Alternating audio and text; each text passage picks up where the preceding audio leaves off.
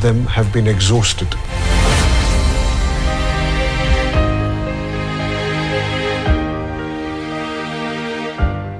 Nikuuliza, after what happened last time, bado umekuja niyo confidence yote hapa? I just want somebody to talk to. So ndo kwa unakuja ukimbilia hapa hivi kwa room yangu sahi? Hakuna mtu nachukia kwa maisha yangu kama wewe. Nilikuamini mpaka nikakutafutia kazi pale kwa Amazon. Ukaamua kuchagua mapenzi dhidi ya kazi. Mama amefanya?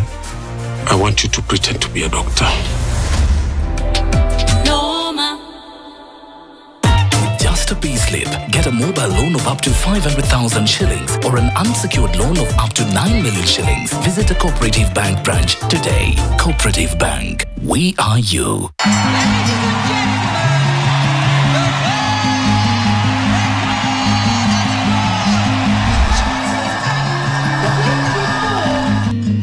Tumekaa tukiombanga.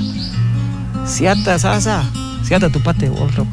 Alipopata hiyo tumwambia Mungu asante. As I am talking now, most of them are ladies, but those who are in this camp change their names to be Chebets.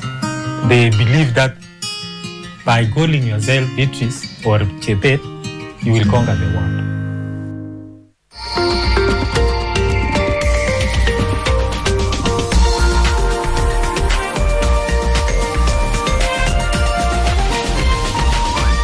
This is NTV.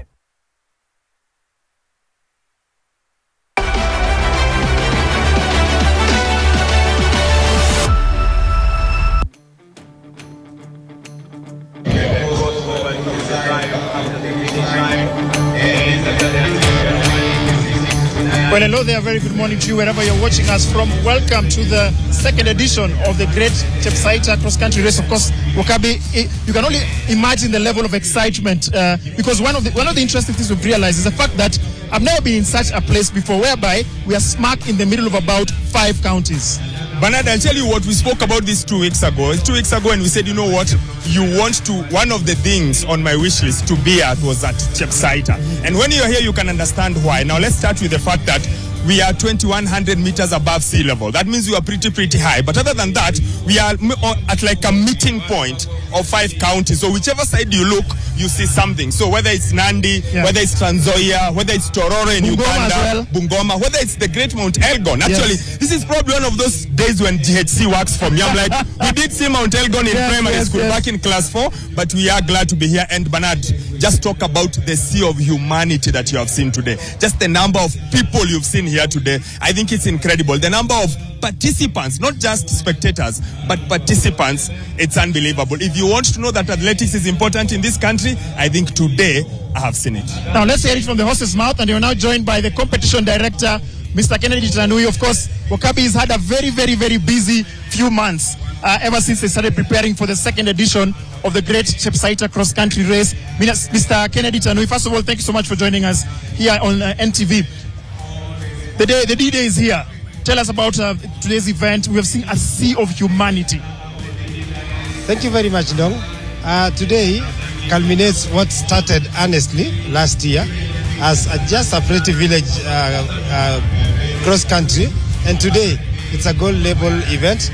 As we talked last week together, it was still a dream, but the pipe dream is already born, and I want to say it's a success per se, in that the number of participants is overwhelming. It's a world record. In any records, it will be ratified later by any other event. And 2, the staging of this event has happened in a very magnificent way. The spectators are very happy with the scenery that are around here, savoring all the way from Kisumu, Kakamega, Bungoma counties, and all the way to Kitale County, seeing Tororo around here, Mount Elgon, one of the best things to do. Well, and Mr. Tanui, when you look at just the turnout, for me what struck me is the turnout. To see so many young kids, young as aged 4, all the way to people who are in their 70s competing. You have managed to cater for everyone. Just tell us a bit about the number of races that have been and why they've been broken up that way. Okay, today we are racing 19 races. 19 races in that the first race was a mixed race that was the patrons race, and it started for the VIP who are here.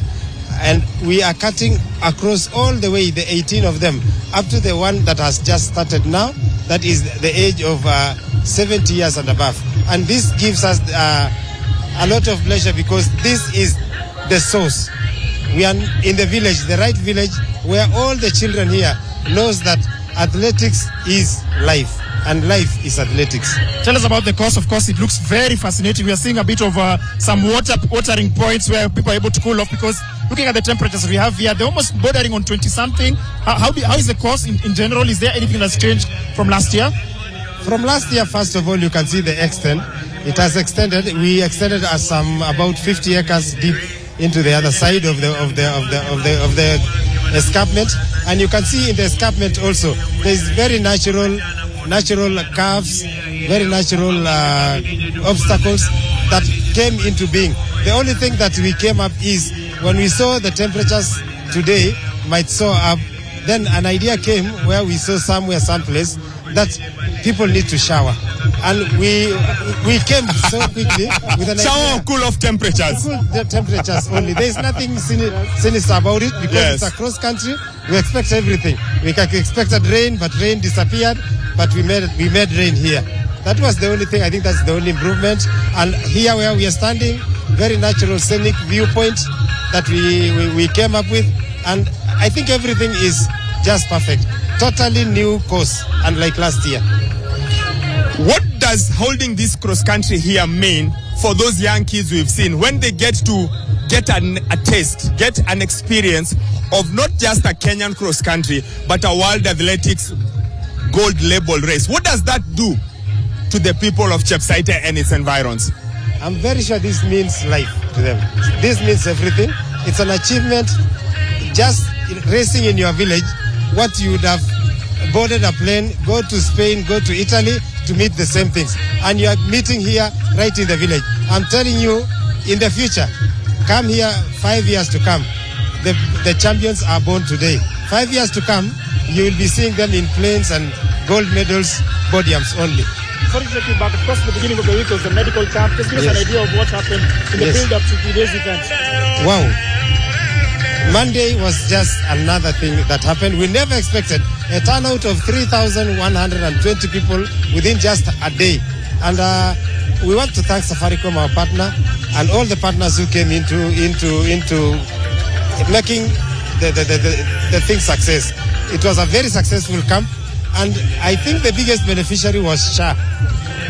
Over 1,000 people registered for SHA on that one day alone, and I think it has made life easy here. They could not access facilities, they could not have funds to go for specialized treatments, and I think the specialists came here. They came down here, there were over 100 doctors alone, and leave alone the other practitioners that were there. Doctors of specialties, dental, general physicians, gyno care, all those things, they were here.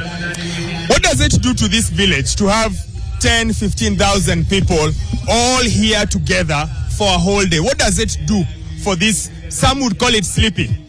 What does it do for this area to have this many people come together from all over the world?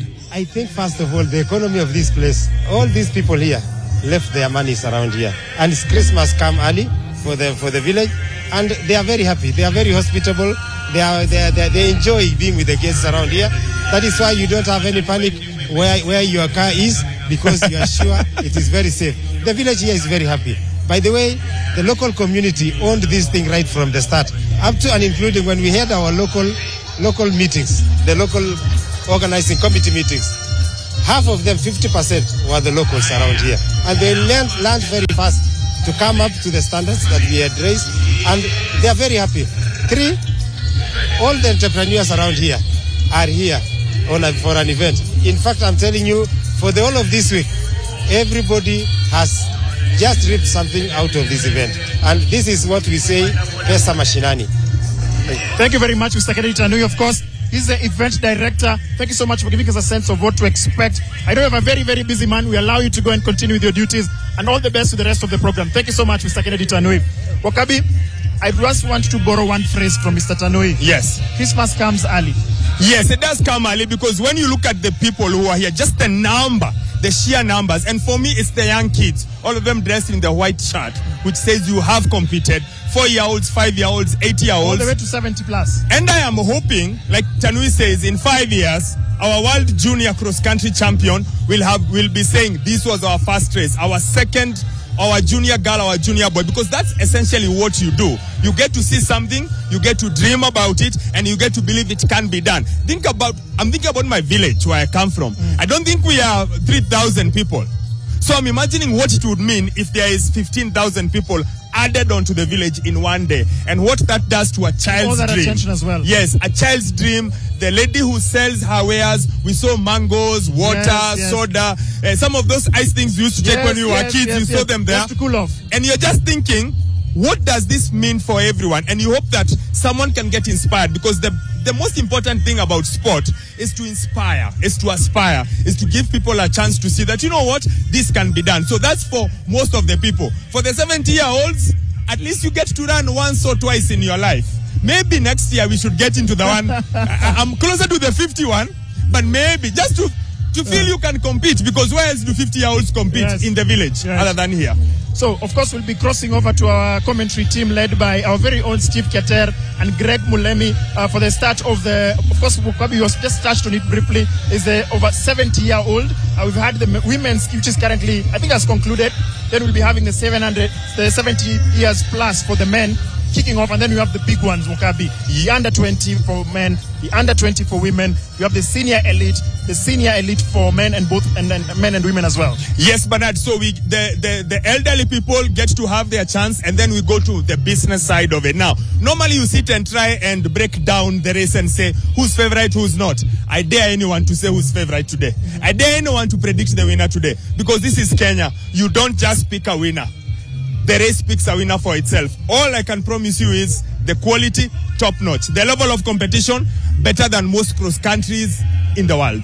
Absolutely. Of course, Wakabi, one interesting thing, as you've touched on, is the fact that when it comes to local championships, especially in Kenya, it's very hard for somebody to defend their title. It's very hard for somebody to say back-to-back, especially in Kenya, because of the pedigree that we have in Kenya in terms of athletics. And if you look at the kind of calendar that we've had, Wakabi, we have several athletes, of course, who have competed in part of the... This is, remember, is a part of a tour, of a cross-country tour. Yes. This is number 11. So we have an under-20 champion who is competing as well in the juniors. He's called Matthew Kipkorir. Yes, who's been very successful. Yes. You can see all that, Bernard, and when you look at it, you really don't know exactly what's going on. That's why I said you cannot quite pick out someone. All you do is watch and wait and see who shows up. You never know. This is Kenyan athletics. Anything can happen. Yes, absolutely. Of course, if you're just joining us, this is the live coverage of the 2024 Great Chepsaita Cross Country. Great, and it's living up to the billing, Wakabi. The caliber of athletes who are participating, the caliber of attention, the caliber of enthusiasm here in Chepsaita, an area, Wakabi, as we've just touched on, that is nestled in the middle of 5 counties. We have which one?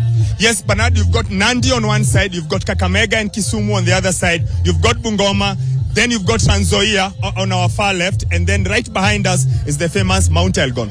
Absolutely. And you can just see the scenic sights of this beautiful. You know, Wakabi, we like using these words, this undulating, rolling. And just nature, because when you turn on one side, you see a bit of Nandi, you see the hills, you're told that is Nandi. You're told if you see beyond that forest, you'll see something. So either way, whichever way you look at it, there is something that you can watch and enjoy. Yes, absolutely. Let's just sink in and soak in on the scenes.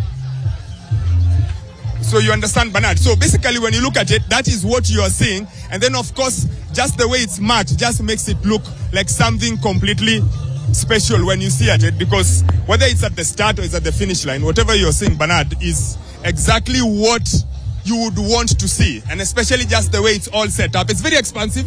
Normally we are used to cross country at Uhuru Gardens, cross country at Ngong Racecourse back in the days. But today, whole different set of cross-country, whole different setup where cross-country is concerned. Absolutely, Wakabi. And if you think about the history of the cross-country race, especially the World Cross-Country Championships, the legends, John Goge, Paul Tergat, Geoffrey Kamworor, You can imagine how important it is cross country is for an athlete, especially in nurturing their skills and endurance, because it's not like your common track. It's not like your common, and there's no level kind of playing field, because it's how you're running, it's how you're able to adapt to the different terrain, but it's very integral in shaping an athlete's career.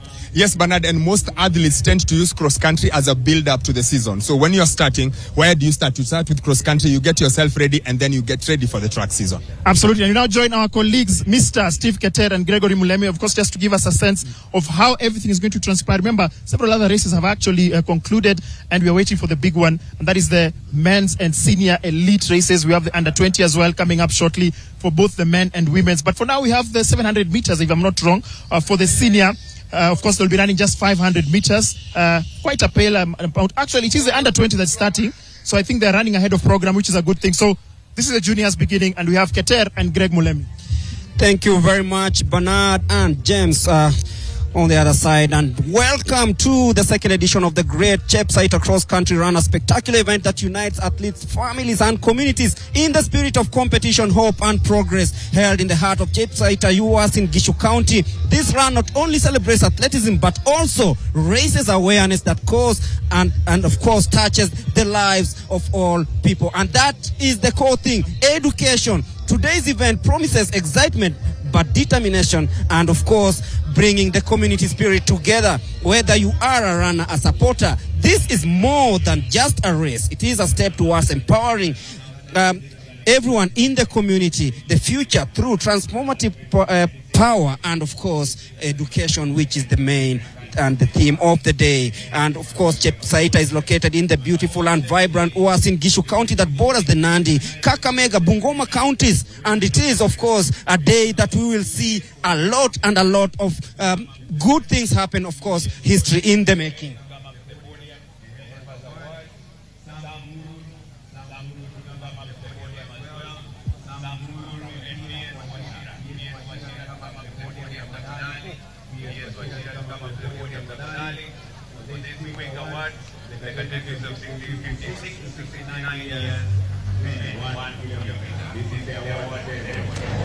That's ongoing right now is under 26 kilometers. These are now the elite international. Alright, standing by, Patricia. And welcome to the day. And welcome on the podium, Wile Francis, number 3. Wapi makofi ya Wile Francis. Asante sana. Giving me bronze medal, Francis Tech. Bronze medal by P.S. Among 6 years with diplomacy, 6 games, and I was take was 11,000 Kenyan shillings. Thank you very much. With number 2, Kipchumba Joshua. Kipchumba Joshua, step up. Asante sana. This will be awarded by Samburu. Samburu award the silver medal to Fadali and the check as well. Makofi kwake tafadhali. Kipchumba Joshua, number 2, 56 to 69 years old men. Asante sana. And the check as well. Thank you very much. And let me call upon the number 1, Kibet Roberts. Kibet Robert to step up to the podium and receive his gold medal. Wapi makofi ya Kibet Robert ambaye ni number 1, 56 to 69 years old category. Hand over the check, please. Let's stand to the side and take quick pictures. Kila mtu ashike check yake vizuri. Tupige picha. Asante sana. In 3, 2, 1. Thank you very much. I'll request all our dignitaries to step down. Have the athletes peke yao. Athletes peke yao muangalie mbele tafadhali na check zenu. Bado muangalie mbele kidogo. Haya, picha ziende. 1, 2, 3. Thank you very much. Twende kazi. DJ Pandisha, asante sana. Thank you so much and congratulations to all our winners. The race that's ongoing now is an international race. Under 26 kilometers, women.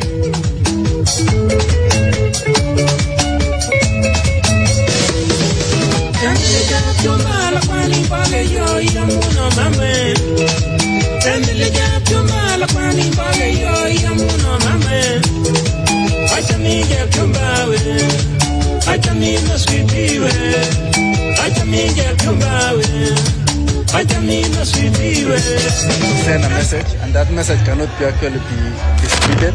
And the only way what has happened today is that we are sending the message of education. We are sending the message of actually getting young talents to pursue sport. We are actually telling people that sport is the only messenger whereby it cannot be criticized at all. And then we mix with education. Education is an equalizer. So we're here today to celebrate the milestones as far as sensitization of education is concerned and talent search. Anyway, each and every boy we have talked to, the only thing they want to become in their life is to be like Eliud Kipchoge. Yes. How do you feel when you see them proud of you, running without shoes, but focusing on the goal? I'm really happy to hear the boys actually want to emulate. I am happy to be a good mentor. I'm happy actually for people to really see me as their hope, because I'm trying to send hope. I'm trying to sell positivity. I'm trying to sell morals and values to the young generation. Okay. Yes. Anyway, maybe it's about Christmas, New Year. What plans do you have for Kenyans? I know you normally say that's a normally obvious question, but what is the next plan of next year? For me, my next plan is that I'm still a student in sport. I still keep on being a student and a good student in class of sport.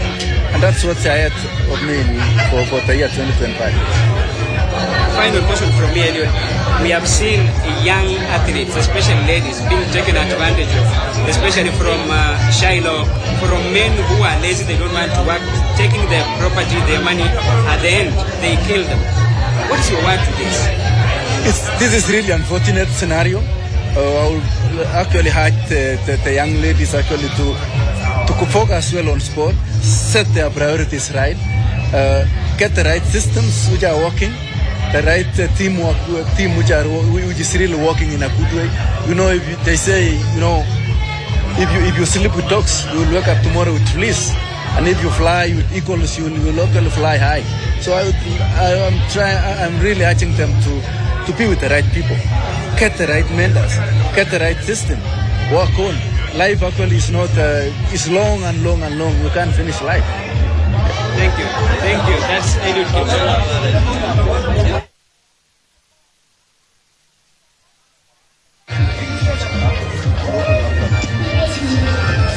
The only man to ever run under 2 hours in a marathon, speaking there. And of course, as we said, we are in Chepsaito in Gishu County, a county that a place that is very, very beautiful. And this place, of course, is borders Nandi, Kakamega, Bungoma counties, and just over 100 kilometers away is the famous, the third tallest mountain in Africa, Mount Elgon in Uganda. And it's a place where you can enjoy all the beauty from the greenery to everything. But for today's story, it's an inspiring journey of course, education, the community coming together, and all good things happening here, bringing all the elite, all the upcoming, all the elderly, and everyone else from this community and abroad, including the government officials. It's the Chepsaita, the Great Chepsaita cross-country run. And of course, as we witness the feat of endurance, I had to remember every step taken today brings us closer to the brighter and more educated tomorrow. The hashtag for today is Chepsaita, of course, great run and education for life. Run for education. And of course, Greg, it is a record-breaking more than 10,000 participants registered across all the 19 categories. So far, we have witnessed all the preliminary categories. Now we are actually underway in the elite category.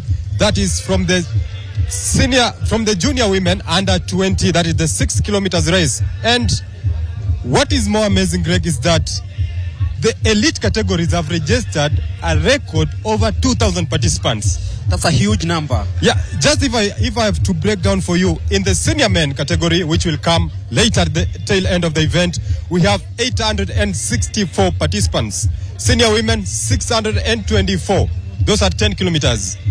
Junior men, 8 kilometers, we have 638 kilometers. 638 participants rather. And the junior women, the event that is ongoing, we have 603 participants. 603 participants in the under 26-kilometer race. Of course, 3 laps of this one. The course is 2 kilometers in 1 lap, and that shows you that everything that has been done here is up to the standards of the World Athletics. And this being a gold label event makes it even more special. Yeah, sure. You remember, this is the only second gold label event. It is actually rated in the World Athletics Cross Country Series. It shows how much when the planning is done well, the organization and then the execution. Last year, remember it's just the second edition. Last year, we started at a bronze level. Only 1 year down the line, it is gold. Of course, talking about it being a gold level event, we have several countries that have sent athletes to participate in this great Chepsaita cross-country run. And of course, it's from Bahrain, Brunei, Burundi, Djibouti, Ethiopia, Kazakhstan, the Netherlands, Qatar, Russia, Sudan, Somalia, Tanzania, Uganda. Our neighbors here have sent athletes to come and participate in this one, and I'm sure most of them will be taking part in the elite events that have begun right now with the 6 kilometers under 20 women race that have begun quite a while ago. We have the under 20 8-kilometer race that comes up just after this race that is currently on your screens, and then you have the 2 main events, the 10-kilometer men and women, both coming up, and of course expect fireworks. Yes, and maybe just to bring you up to speed or to give you a recap of how this event went down in the last edition in last year, we had Pamela Kosgei. You can guess the second name, Kosgei. Pamela Kosgei, of course. This must be a sister to one of the famous names you know. We're talking about Brigid Kosgei. Yes, the former world marathon record holder. The former world marathon record holder, her sister, Pamela Kosgei, was the winner of the last year's edition. She won the under 26 kilometers race. And what is amazing, Pamela is now a freshman at New Mexico University in the United States of America, competing, yes, under athletic scholarship. And it just shows how great things can be achieved when education is blended with the talent. And that's exactly what Chepsaita speaks to. Chepsaita, of course, has brought so many people together from 5 a.m. Guys were already trickling here. The whole place is at a standstill. Everyone wants to witness at least everything that is happening here. And it's been free of charge coming down here. And being also broadcast across the globe makes it even special. And you look at the categories, 19 in total. Yeah, 19 categories, right from kids 5 to 8 years category. That was the youngest, 5 to 8 years. They were running 500 meters. 5-year-olds were on this course, ready to rumble. Sure, it just shows the passion and the urge, and of course, it is all brought about by the big names that are here, who have come just to witness and to inspire these kids. I saw the newest doctor in town, Dr. Faith Kipyegon. Dr. Faith Kipyegon. Yes. Just got her doctorate just over 2 weeks ago from the Eldoret University, and it's something that also inspires the upcoming athletes that they can also attain such feats through athletics, through education, and all these other means that, of course, are being brought up by such initiatives. And of course, the great Chepsaita cross-country run has brought together the community in a manner that has never been seen before. This is one of the largest crowds I've ever seen in one single athletics meet. Yeah. Over 15,000 people are here, just in one village that before this competition, apart from the people who come from around here, no one knew about it. But now, the whole world, the whole of Kenya is looking at this. Remember, this being a gold label event, it has due attention of sports or athletics enthusiasts from across the globe. And of course, if you're joining us, this is the first elite event of the day, the 6 kilometers under 20 women race taking place currently. And of course, this was not a category in the previous races, if I'm not wrong. And of course, last year we had 2 main events, the 8 kilometers, both men and women. And of course, we looked at the winners, Ishmael Rokito winning the 8 kilometers under 20 men's race in a time of 23 minutes 17 seconds, followed by Edwin Kiplangat and Frederick Yeko. In the women category, this was very interesting. The home girl won it. Yes, that is Edina Jebitok. Edina Jebitok comes from a village called Cheptonon, about less than 10 kilometers from here. But it is in another county. It's in Nandi County. Nandi just County, across just from on here. our left from our commentary booth. Yes, and she's coached by Robert Ngisirei, long-time Team Kenya under-20 coach. And of course, she won in a time of 26 minutes, 17 seconds. Cynthia Chepngeno came in second, Janet Chepgetich coming in third. And of course, scholarships are being awarded. You've talked about Pamela Kosgei earning her scholarship to the United States of America. We also have 10 scholarships in 10 schools getting scholarships on this day. Yes, 10 schools getting 1 million each to support 100 students per school. So in total, we have 1,000 students who are going to benefit from this year's race, Run for Education, to empower, so that these kids, as much as they have the talent, they should also pursue education. That is the whole idea behind this. The whole idea behind this is also Run for Education, which is a very, very key thing. And on your screens right now is the 6 kilometers under 20 race that is currently heading towards the home stretch. We'll be telling you more details about this because there are so many athletes that have come here and registered for this event. 603 athletes is not a main feat. And being Kenya, anyone can win. You cannot say you are an elite in Kenya. Everyone can be an elite. People train here. One of the things that normally gives Kenyans an edge when they are competing abroad is maybe the altitude or the endurance that they have from home. But all of them train here. So when you compete at home, you are almost at equal level with anyone, and anyone can win. And the crowd, of course, cheering on these young athletes, the upcoming athletes.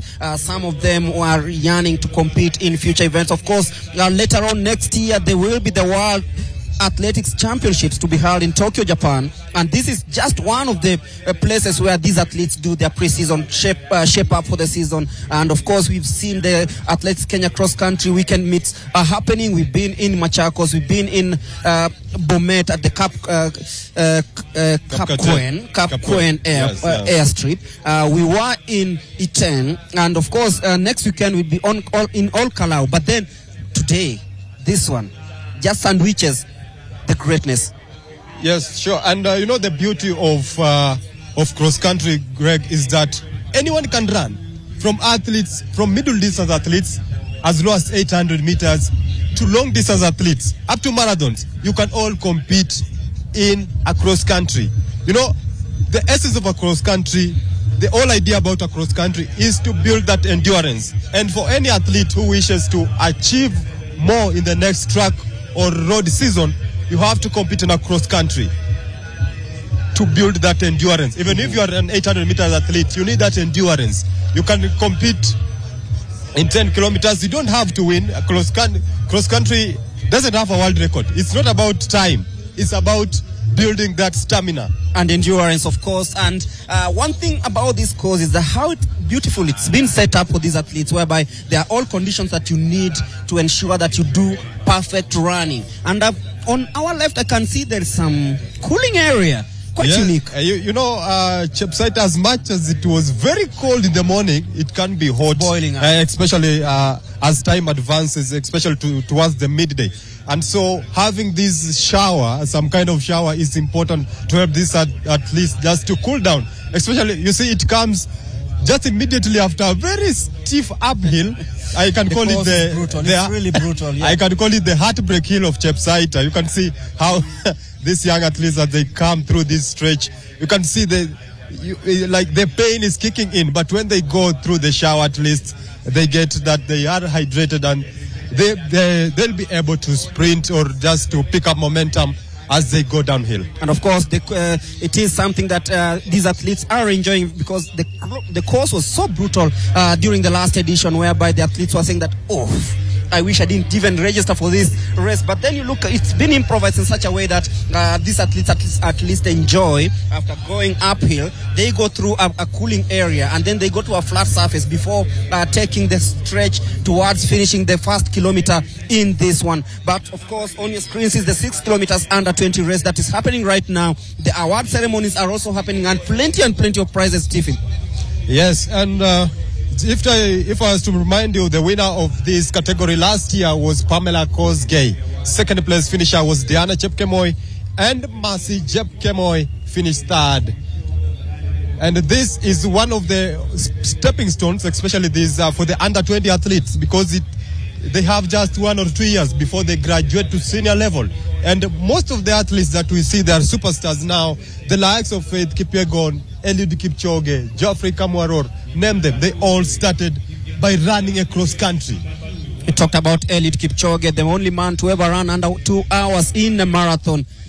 In 2003, he ran in the under 20 category at the World Cross-Country Championships and did really well. And that was the beginning of many great things to come. Yes, you can see more than 20 years down the line. The longevity has been doesn't amazing. need introduction anywhere. Faith Kipyegon, she ran at the World in 2005. Yes. Barefoot. Look at her now. She's a star. She can walk into a Nike shop and pick a pair of shoes. And you can see the crowds they draw when they go outside the country. That shows you that athletics, when it is nurtured, when the talent is nurtured, when the athletes are given the proper guidance, the support they need, especially by being given this local competition. They were not there. I'm happy that nowadays more local competitions are coming up, giving young athletes an opportunity to compete at the top level. Just imagine, it was 10 years ago, it was very hard to find a world-ranked cross-country in Kenya, apart from the national cross-country. Even in Africa. Yeah, even in Africa. But now, in Kenya, we have 2. It serves to inspire the upcoming athletes that, yes, today you are here, but in the next 5 or 10 years, you'll be a global star. As we head towards the end of the 6 kilometers under 20 race, there we go. And we look at the way this race has been executed. All these athletes, of course, there's prize money to be won, there's scholarships to be won, but you look at now. I can see in our screens coming to the finish line. Number 1, the winner of the under 20 women categories. Wow, beautiful race. It's been a beautiful, beautiful race. You look at how they've executed it, and of course, the urge to win on home soil. Most of these athletes, of course, are coming from around this area. Makes it even more competitive. And the 6 kilometers under 20 race is not a race that everybody can just come and run. These athletes are prepared well for this. And credits to our local coaches, especially the grassroots coaches. You can see an athlete under 20, some of them are just as young as 17 years. But the race execution, you see the tactics, and you realize that this is not just a kid who has just woke up and come to run. He or she knows how to run. She knows how to execute the race. You have seen how they take the corners, the bends. They are sharp. They don't lose speed. You see, they know when to accelerate. They know when to kick. They know when to hold, to go slow. They know how to run. So you can see this is one of the ways of making Kenya to maintain its status as a global athletics powerhouse. And of course, plenty and plenty of people here, snakes and snakes of lines with fans here. And of course, we'll have interviews on the other side. I understand the 5-time world cross-country champion will be in the house. And of course, the legend himself, Kip Keino, is in the house. Let's listen to what he has to say. And number 2 to America. So if we take care of our own people, we'll be able to be the best in the athletics. We have the best country. We are living in the best attitude. We need facilities to be able to take care of the youths in the country. And every school should have facilities and coaches, those who have standard to take care of our own athletes. And all sports, not only athletics. We need to take care of all sports in the country. All right, thank you so much, Daktari. Enjoy the rest of the races.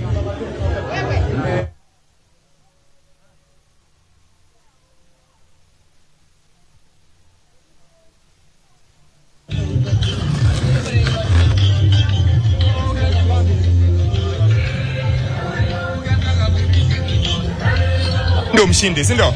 Haya. Cynthia, congratulations kwa ushindi. Mbio ilikuwaje leo? Mbio ilikuwa poa, but there was kulikuwa na challenges.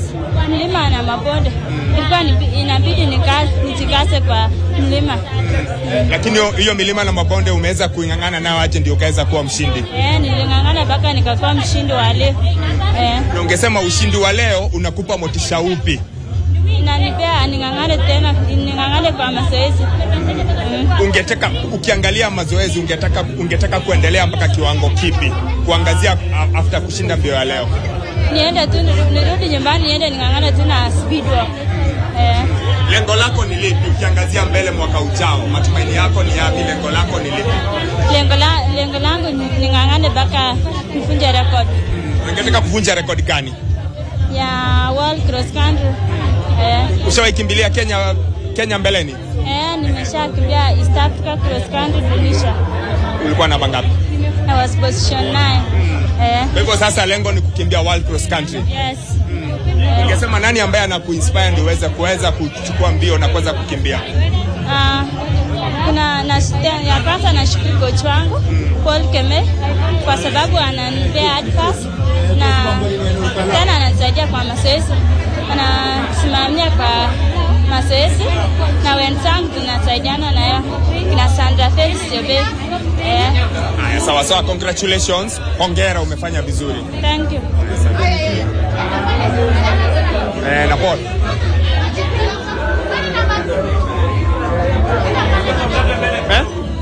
Number 2 ni mgani? Haya, let's go. Okay, number 2. Unaitwa nani? Yvonne Chepchiche. Ushakimbilia Kenya? Haya, sawa. Okay. Yvonne, hongera, umekuwa namba 2 leo. Mbio ilikuwa vipi? Mbio. Hapo.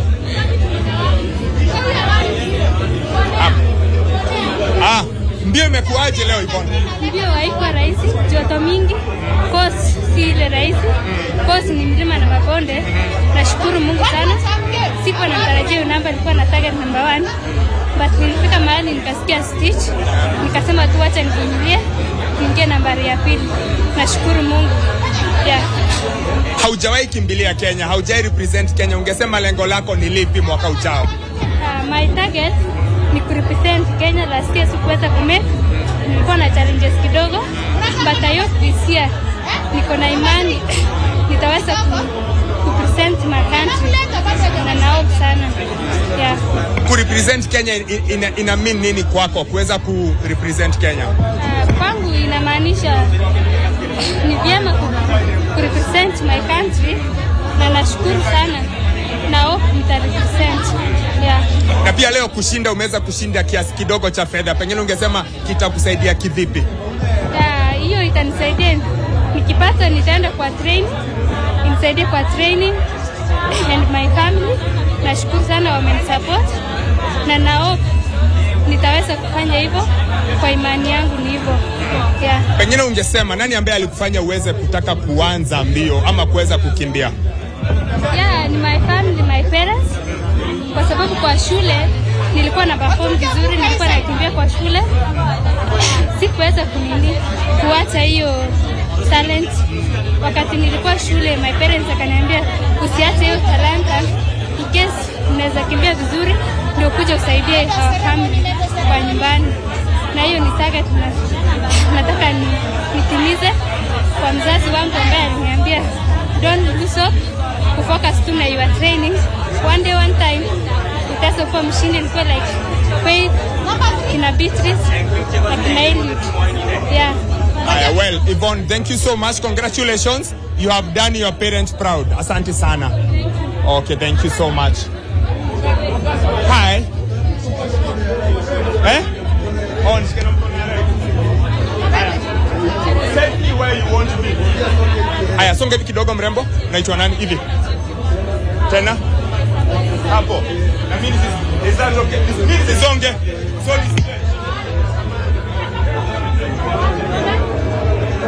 Umekuwa namba ngapi? 3. Naitwa nani? Jailin, congratulations. Umekuwa namba 3, mbio ilikuwa vipi? Ya kwanza ningependa kumshukuru Mwenyezi Mungu kwa ulinzi wake na upendo wake. Jina langu ni Joylin Chepkemoi. Nimeweza kuwa position 3 siku ya leo. Nashukuru coach wangu Robert Ngesire kwa sababu amenisupport kwa mazoezi na kunipa encouragement.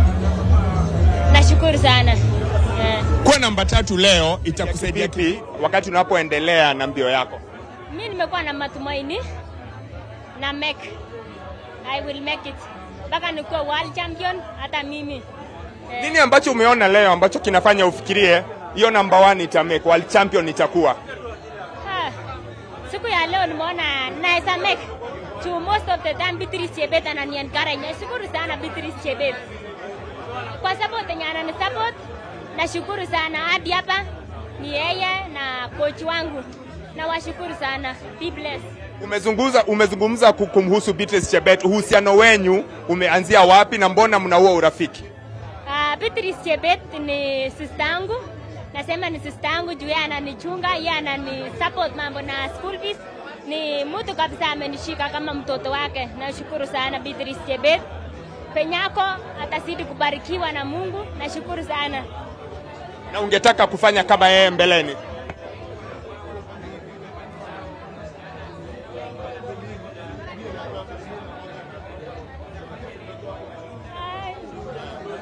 Hapo kwa Beatrice Chebet imenikuza.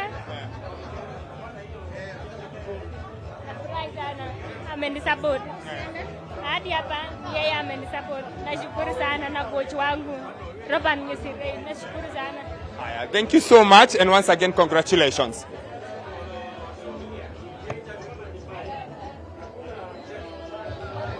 There you go, interviews from the winners and of course the race organizers, the Athletics Kenya Youth Development Director, Mr. Barnaba Korir. Of course, he's happy to see the likes of Cynthia Chepkirui win on home soil. Indeed, it's wonderful, especially knowing that Kenya is an athletics powerhouse and we need such categories, such events to be able to build and ensure and get that reassurance that in future we still have stars, we still have people who can take after Faith Kipyegon after she retires. And these women or girls under 20 category is such races that build future stars. We saw this number 1, Cynthia Chepkirui, number 2, Chepkosgei Yvonne Jepchirchir, and number 3, Chepkemoi Joylin. And I'm quite impressed by what Chepkosgei Yvonne, number 2, said, that she has never represented Kenya. But she now hopes, after her today's victory, that next year she'll get an opportunity to represent the country, to wear that Kenyan colors and carry Kenya's flag in an international stage. And of course, being 18, she knows that she's now ripe to represent the country in whichever category, because she wasn't there during the ISF World Cross Country Championships that were held at the Ngong Racecourse earlier on this year. And she's now here to set her record straight. I know there are a couple of cross-country races coming up, and I'm sure she'll be motivated by this. And of course, the monetary value that comes with this one also gives her hope that everything that is going to happen has a bright future. Of course, we are talking about the 6 kilometers under 20 race that was won by Cynthia Chepkirui in a time of we'll be checking the time in a bit, but she was followed by Yvonne Chepchirchir and Chepkemoi Joylin, who came in third. And this is something that has happened. And of course, we'll be shifting our focus to the under 20 race that will be happening in a bit. And of course, there's some more girls still yet who are yet to finish this race. And you look at them, you're like, yes, they are really trying hard. They say in all the races, there are no winners and losers as long as you finish the race. Absolutely, Greg. I told you that in cross country, time is not that important. What is important is finishing the race. And right now, we are about to witness the under 20 men who are about to start the race. And of course, we'll be handing over to James Okabu, speaking to Paul Tergat, 5-time world cross country champion. Paul, cross country is very special to you. We all knew you because of cross country. What does today mean to you? Thank you very much. Very exciting to be here in Chepsaita, and more importantly, this is now, Chepsaita has been promoted to be a gold level cross country, so will be one of the top cross country in the world. And I believe that, as you have said, Cross country is a passion to me. This is where I started my career. So even winning 5 world cross country 5 times, it wasn't by coincidence. And I'm encouraging most of the young and upcoming sportsmen to start with cross country, because cross country is a natural environment.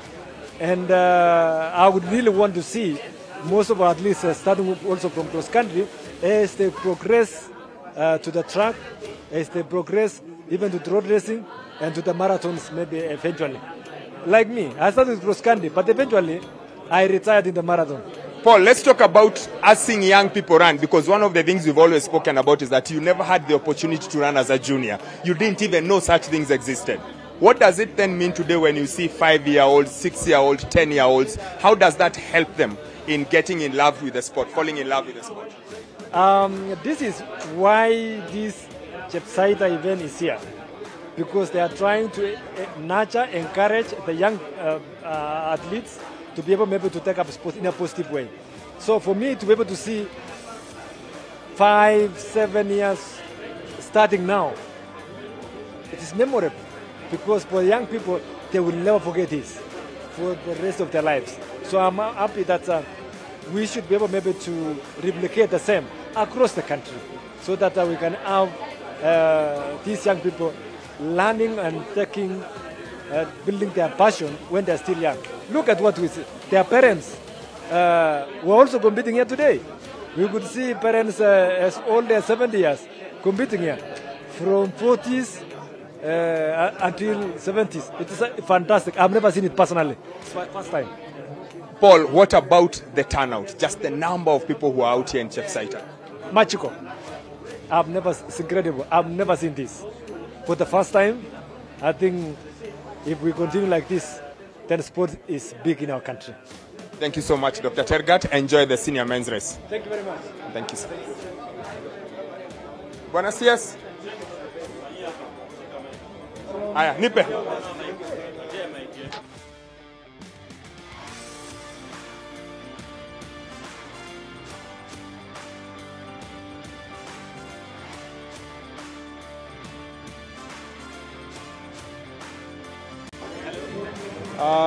This is really great. You cannot imagine that this is the second year of this cross-country event. And as a ministry, we are extremely impressed by the turnout of the athletes, especially because as a ministry, we really focus on the young upcoming talent.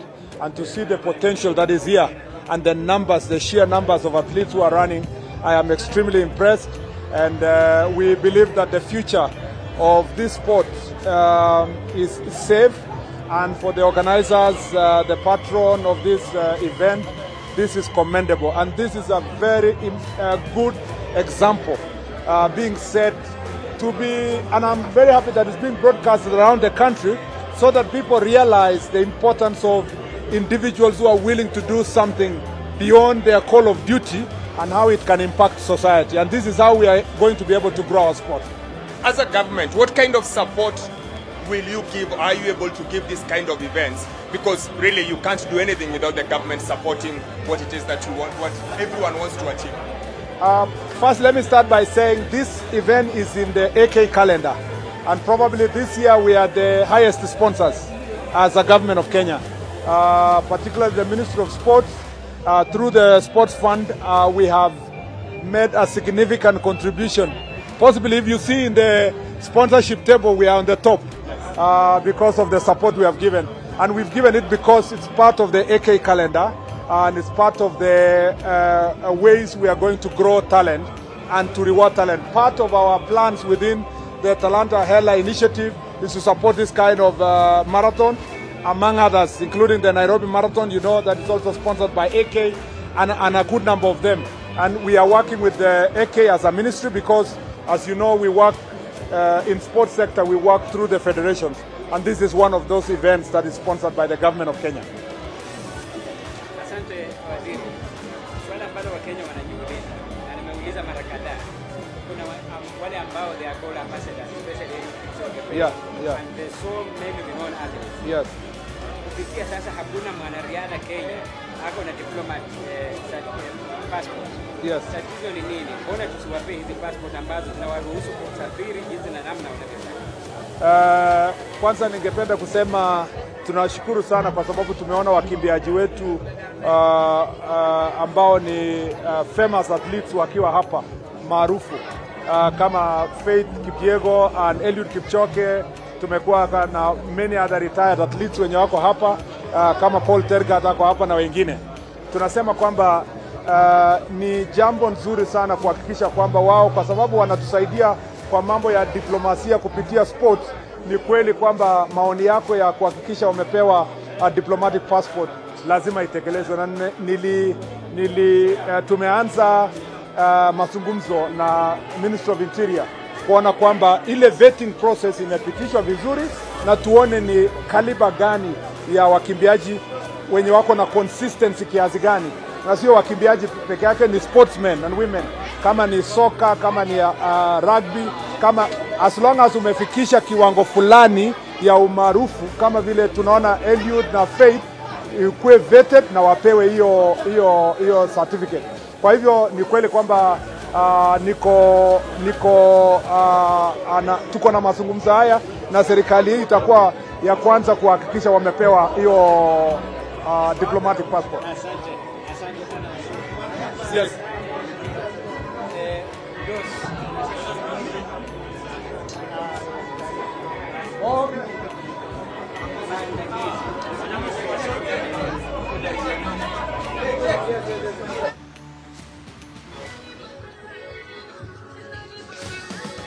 That is the Cabinet Secretary in the Ministry of Sports, Mr. Honorable Kipchumba Murkomen, giving his insights about today. And I know he's really excited, especially looking at the course, the way it is, as the 8 kilometers under 20 men takes place, and a couple of names to look forward to in this race. Yes, Andrew Kipto Alamisi, the 5,000 meters world under 20 gold medalist, is here competing on home soil. To him, we can already say he is an elite and a superstar in the making. And that's just the beauty of having such competition. We have a kid who maybe is in Form 1, 17 years of age, or 15 or 16 years of age, competing with his age mate who has already competed outside the country. It just shows you the inspiration they might be able to get from such an event. Such a great event happening here. And of course, there is Cornelius Kipruto, winner of the second Athletics Kenya cross country weekend meet in Kapsokwony just over a month ago, and he's been there. He was in Iten. He didn't participate in Bomet, but he's one of the names to watch out here. He's here to make a statement because he knows there is a huge chance of him representing the country at the World Athletics Championships next year. Yeah, yes, sure. And you know, these athletes, the reason why he did not maybe participate in Bomet is because he was waiting for today. So let's see if he has taken enough rest, he has recovered enough, and he's ready to take the day. We can see the leading man there.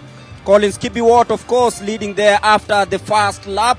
And of course, in second place, Kipchumba Adam, Edwin Sanuita, Stanley Kipchirchir, Ivan Jackson, Kimaru Ian. Those are some of the athletes in the leading pack. Nothing so much to separate them at the moment. You look at how they are running. It's still too close to call because the men always make it very, very competitive, especially in these 8 kilometers under 20. I've seen it a couple of times where it is so difficult to tell who is going to win. Just like the loop races, the 2 kilometer loop races, whereby you find it's a pool of athletes together. And then the only determinant is how you burst on the home stretch.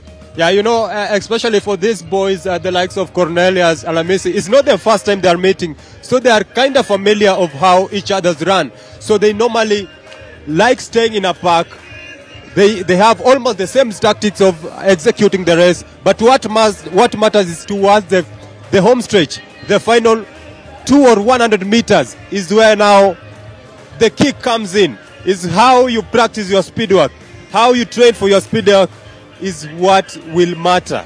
And of course, the athletes, you said after midday, it's really, really hot on this side. You can see the athletes cooling themselves, quenching their thirst as they finish the second lap. Right now, it's Michael Kibet in the lead. After 2 laps, completed the 2 laps in 5 minutes 54 seconds. Is that a good time, bearing the conditions here? Yeah, it is a good time, but I've just seen they have just passed by the our shower, just to cool down as they go towards the last bend, and then they go downhill, and then straight towards the finish line, which will mark their second lap. And yes, in these conditions, going by that time, it is a good time. And remember, cross country is not about time; it's about finishing. It's about finishing and position. So it's just back timing each other. You are not chasing the time, but you are chasing, or you are competing against your colleague. 17-year-old Andrew Alamisi, of course, in the first lap, he was position 139. He's now in 6th. Yeah, that shows the level of competition and the tactics of executing the race. Most athletes will tell you, especially the under 20 now, they are now being coached by professional coaches who teach them how to execute the race. And most coaches will tell you that when you see your competitor kicking, don't kick with him because you don't know what he had planned. So you just wait for your time, and then progressively you know when to accelerate, when to slow down a bit, and when to give the final energy, and especially that normally happens towards the end. And of course it will be a very tactical race between him and Cornelius Kosgei, who is now in 5th place. Yes, sure. And I'm predicting they might be going for a photo finish. I'm not sure, but I'm predicting because anything is possible. Anything is possible, especially the way, you know, they are boys, and sometimes the energy, and you want to show, even if it's your colleague, your training partner, you want to show that today is my day. Of course, if you are joining us, we are live from Chepsaita, and this is the Great Chepsaita Cross Country Run. And of course, the hashtag for today, Run for Education. And it's happening here. This is the second elite event of the day. We've witnessed the 6 kilometers under 20 women race happening. And now the under 20 8-kilometer race now being led by Michael Kibet. Michael, he led after 2 laps. Of course, these are 4 laps because 8 kilometers, this course, one lap is 2 kilometers. So they're halfway done. They're into the third quarter of this race, and Michael Kibet is in the lead, followed by Edwin Sanutia. Kipto Laban is in 3rd. Kibet Anthony, Cornelius Kosgei, as we've spoken, is in 5th, together with Andrew Kipto Alamisi, who is the world champion in the under 20 category in 5,000 meters. So it's still a very close race because you look at the gap between the 1st and the 6th. It's 2 seconds. 2 seconds, and that just tells you that it's going to be a very, very tight finish, especially for the top 8. It will need a sprint. It might need a sprint finish, and you can just see the beautiful landscape of Chepsaita. You can just see at top of the hill, overlooking other 4 counties. We are at the edge of Uasin Gishu counties, and you look at the sea of people. Everyone wants to catch a glimpse of these future stars right now, and this being the core event, the elite event, this is going to be very interesting.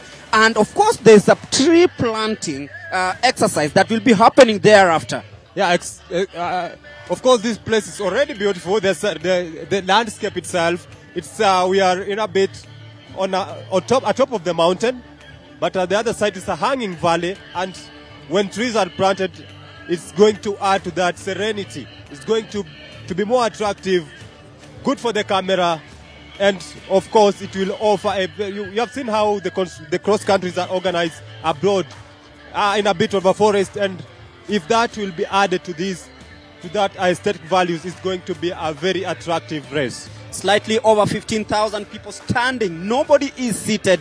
All of them witnessing this, and of course they want to see the likes of Andrew Alamisi as they take that downhill course in this very, very beautiful weather here in Chepsaita. It is the 8 kilometers under 20 men's race that is 3/4 way. We'll be giving the results of this one, and you can see the temperatures are also rising, and everyone wants to cool down because this cooling area seems not to be doing what they really wanted to do. They are taking the drinking water and instead using it for other purposes. Yes, sure. You know, after this cooling area, it's just a little bit of a corner, and then you go downhill. And then as an athlete, you might be tempted to accelerate a bit. I think that's what is making them maybe feel hot, and then they need to cool down as they continue. And the beauty of a cross country is that it involves the fun. Sometimes I imagine that the fans might be as tired as the athletes because they run from corner to corner just to follow the action. Of course, I've witnessed that even in the World Cross Country Championships, where the coaches literally run with the flag, trying to make sure that their athletes are doing the right thing. And you can see the course here at Chepsaita the way it is. It is very telling, of course. It's very grueling. If you're not prepared for this, I guess you'll not even be able to finish one lap of this one. Yeah, sure. It is a very, very, very tough course. And you can say the athletes, they are giving it their all. And here, as I said earlier, race execution is what matters. But another beauty of such an event being organized locally is that we have the athletes. Yes, they are under 20, but they are formally coached. They know how to run. And again, we have the green athletes. They're just upcoming. They're running barefoot. They have never competed formally. But now this is an opportunity for them to compete. And when you bring these two categories of athletes together, we have a very beautiful race at the end of the day. Talking about a beautiful race, changes in the lead right now as we are 3/4 way, and that man you talked about, Andrew Alamisi, now in the lead. Yes, of course, I'm not surprised. Alamisi is the 5,000 meters world under 20 champion. Yes, this is the moment you shine. You show why you are a global medalist. After 3/4 of the race, Andrew Alamisi clocking 12 minutes 42 seconds in that one, and Kibiwot Kevin in second. Cornelius is still in 4th place. At least he's improved from 5th to 4th, which means that there's still so much happening in this race. It's still too early because you look at the distance between the 4th and the 1st is just a mere 5 seconds. That means that everything is happening according to the script. And Andrew Alamisi, as we had predicted, will be trying to ensure that what he did in Lima, Peru, is what he's doing here in Chepsaita, Uasin Gishu County. Yes, of course, and it's promising to be a very tough final. It might go to a photo finish, who knows? But let's see, the boys are giving it their all, going through the barriers, the obstacle, the corners. You can see how they are negotiating the corners, and you know, yes. If you are an amateur, it will be very, very difficult for you to negotiate a corner in top speed, because you look at how they are doing it. They are doing it so seamlessly that you can't even imagine they are in a race. You can think that maybe this is just something else. And I think that's the edge the like of Alamisi have over the other local boys, because for them they have been taught. Their coaches have given them tactics. They say that in corner you don't negotiate just at the edge. You take the wider angle. But now, from the outside. You and me will go for the shortcut. But you end up losing a lot of energy. Reminds me when I was running track, when I was still a young boy, I was like, if you take the inside lane, then the outside lane, then you're likely to finish faster than someone from the inside lane. It's the opposite, I think, because many athletes prefer using the inner lanes because it is like easier for them to navigate through the corners and everything. And we are witnessing here the same tactics being used by the likes of Andrew Alamisi, the likes of Abraham Biwot, who's in 2nd place. Edwin Sanwita has dropped from 2nd to 3rd.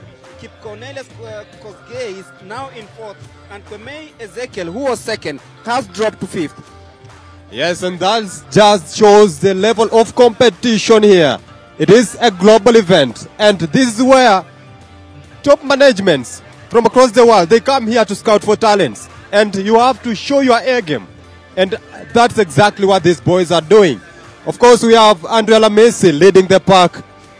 This is the world under 25,000 meters champion. He's showing the world what he got and why he is the champion. Next year, we have the world athletics championships in Tokyo, Japan, and this is the place. This is where you build your endurance. This is where you set that warning to senior athletes that yes, I am an under 20, but I can do this.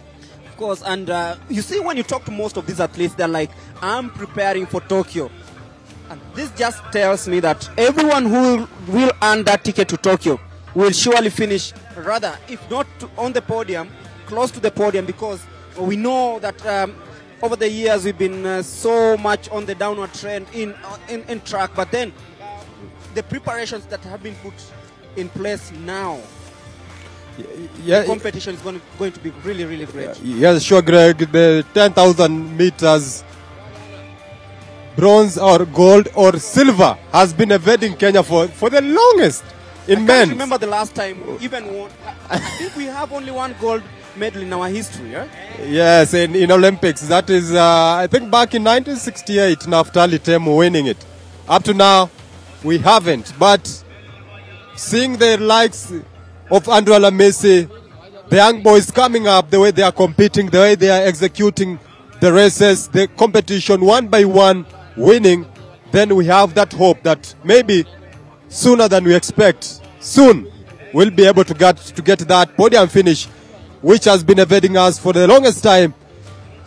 Of course, our neighbors, Uganda and Ethiopia, have been giving us a run for our money for the longest. Joshua Cheptegei, he just comes across here in Mount Elgon. Yeah, and the beautiful thing is that there are some Ugandan athletes competing here in this category. Some Ugandans, of course, some Bahrainians. Our neighbors in Tanzanians, they have two athletes in the 10 kilometers senior men race that will be the last event of the day here. And talk about the interest from athletes from outside the country. It makes this very interesting. I saw an athlete from Afghanistan. Yes, that's very interesting. It just shows the level of this cross country being a gold level in the World Athletics Cross Country Series. It attracts athletes from across the globe, because first is the prize money. That's because they are in the business of running. They are here to make money. Yeah, sure. You're talking about business. I was talking to some athletes a couple of weeks ago who said that now that there's more monetary value in athletics in the country, it makes it even easier for them to come and compete on the highest level, and that shows you that there's always something that one is looking for. Yeah, sure. Having in cross country now, we have two gold level events, Sirikwa and now the Great Chepsaita. In track, we have the Kipkeino Classic. That shows, and these are world-class events that they pay good money.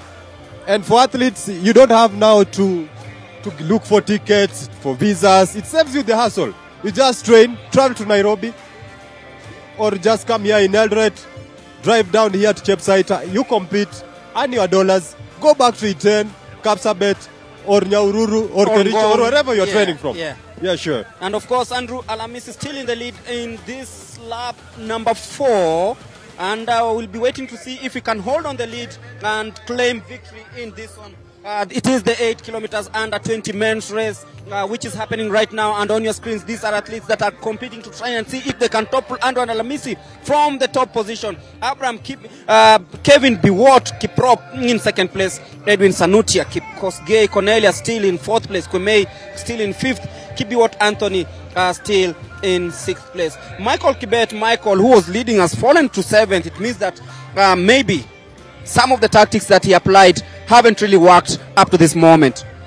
Or it is tactical for him to retreat, maybe, so that his competitors will not see him as a threat at this moment. You need to show them that you are a threat when it matters. Maybe he was just testing the pace. Especially these athletes, when you interview them after the race and ask them, why did you kick at a certain point and then you retreated?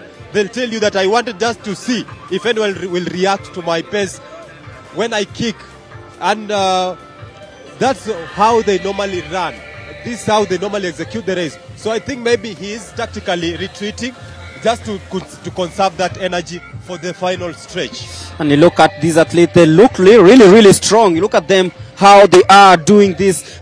Most of them know that they have what it takes to finish this business, and they know that even if they don't win today, they still have better preparations coming into the first athletics season that begins, that has already begun, of course. The track events, of course, beginning later on in January. We'll have, of course, other events coming up. We'll have the Sirikwa Classic, we'll have the Kipkeino Classic, we'll have the trials for the World Athletics Championships, we'll have the National Championships. So many events coming up in the coming year, and it will be a great great year for athletics and the preparations. You've talked about the monetary value. You've talked about all these things. The under-20s want to graduate into the senior team, and that shows you that this is going to be a great season of athletics. We've witnessed the likes of Emmanuel Wanyonyi doing wonders in the Olympics, and it's something that just shows you that this is a very interesting season of athletics. Ladies and gentlemen, if you're joining us, it is the under-20 8-kilometer race, the second elite event of the day here at the Chepsaita, the Great Chepsaita cross-country run happening here in Uasin Gishu. And you said this place has some history. Yes, it has some history because you can just see the landscape. It is overlooking 3 counties. We are at the edge of Uasin Gishu County, and we are overlooking Bungoma, Kapsabet, and Nandi counties. And here is where the action is taking place.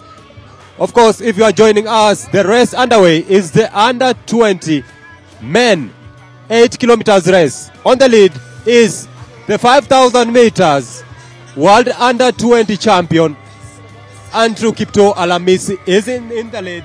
In the second position is Kiprop Biwot in the second position, and the third is Edwin Samitai. They are just pretty close to each other, and it might go down to a sprint finish.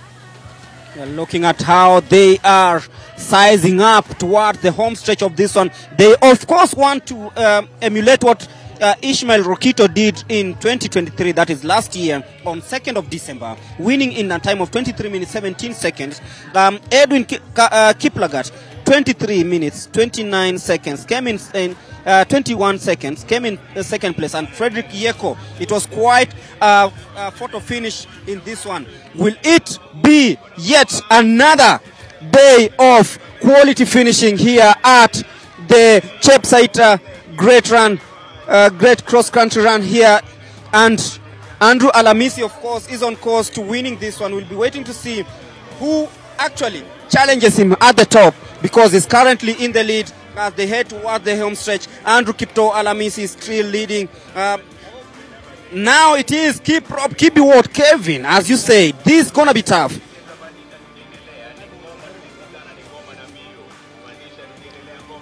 Kibiwot right now in the lead. Andrew Kipto Alamisi falling in second, and it's something that we can say we really predicted here. Stephen said that it was bound to happen. A photo finish was bound to happen, and of course the winner, Kiprop Biwot Kevin, just needed a sprint in the last meters just to win the under-20 men 8 kilometers race. Now the Great Chepsaita cross country has a new champion in the under-20 men 8 kilometers race. Kiprop Biwot Kevin, of course, beating Andrew Kipto Alamisi and Edwin Samutai. Of course, Kiprop, a 16-year-old, winning that one. Andrew Kipto Alamisi, 17 years old, coming in second. Edwin Sanutai in third.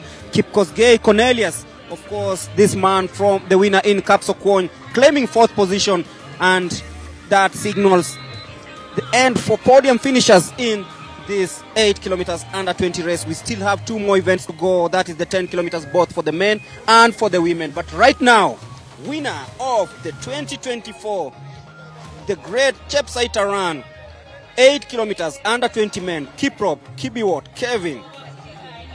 In second place, Andrew Kipto Alamisi and Edwin Sanutai claiming third position. It has been a very competitive race, and at the end, in the end, it was tactics that pengine ungesema ushindi wa leo unakupa motisha upi? Unanipea motisha, niliweza kukimbia vizuri. Sikuwa natarajia naweza chukua nambari wa kwanza, lakini niliweza kuchukua nambari wa kwanza siku ya leo. Pengine ungesema nini ambacho kimekusaidia ndio ukaweza kuchukua namba ya kwanza? Kilisaidia, niliweza kupiga kick, nikamaintain ndio nikaweza kutoka kwa kick. Na tukiangazia mwaka ujao, mipango yako ni ipi? Lengo lako ni lipi mwaka ujao? Nataka ndio nipige under 20 vizuri, niweze nitrainia vizuri, niweze nikimbie vizuri. Ungesema ushindi huu unakusaidia kivipi, kwa sababu pia umeshinda fedha kidogo, pengine ungesema zitakusaidia kivipi kwenda mbele? Inanisaidia niweze nitrain vizuri, niweze nichungie mwili hiyo, niweze nitrain vizuri ya next year. So thank you so much and congratulations.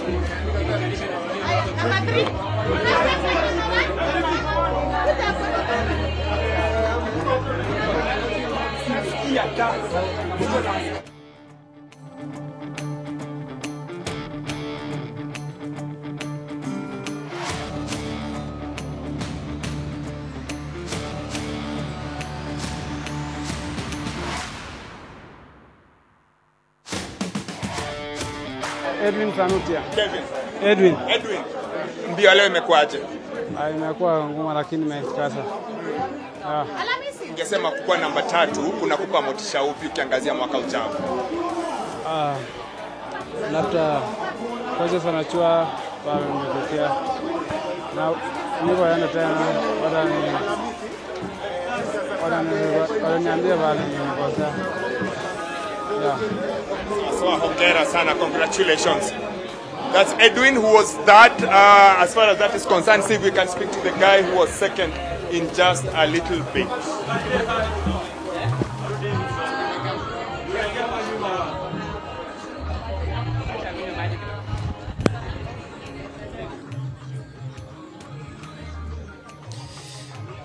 Andrew Alamisi and Kibi Ward speaking there after claiming top honors in the under 28 kilometer race, and we'll be digesting a few things they said about this race. And on my right is yet another race, the 10 kilometer senior women race. This time round, this is a new category. Last time out, it was the 8 kilometer race that was won by the home girl, Edina Jebitok. But this time round, it is a very new category, and of course, standard category that also, of course, brings together elite athletes from different parts of the world coming to compete in this one. It's the 10 kilometer senior women's race that will begin here in just a bit, and it's a race that expects to be very, very competitive, and it's a race that many of these athletes will be trying to see if they can actually claim the top prize of 300,000 Kenya shillings.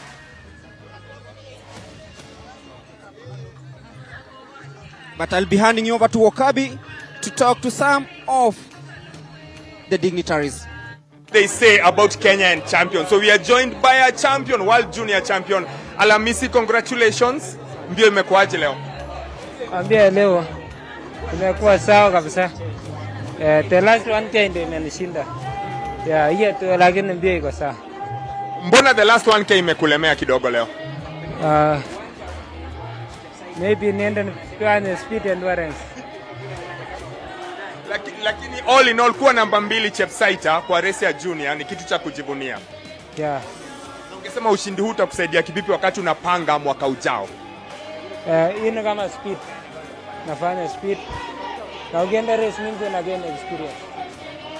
So leo pia umegain experience kidogo wakati unaendelea na mbio yako. Yeah. Na umekuwa na mwaka mzuri sana. Wewe ni bingwa wa dunia kwa mbio watu wasiozidi miaka 20. Pengine ungesema mwaka huu nini ambacho kimekusaidia ukaweza kukimbia vizuri vile ambavyo umekimbia? Hii mwaka imekuwa sawa. Maybe ni prepare next year.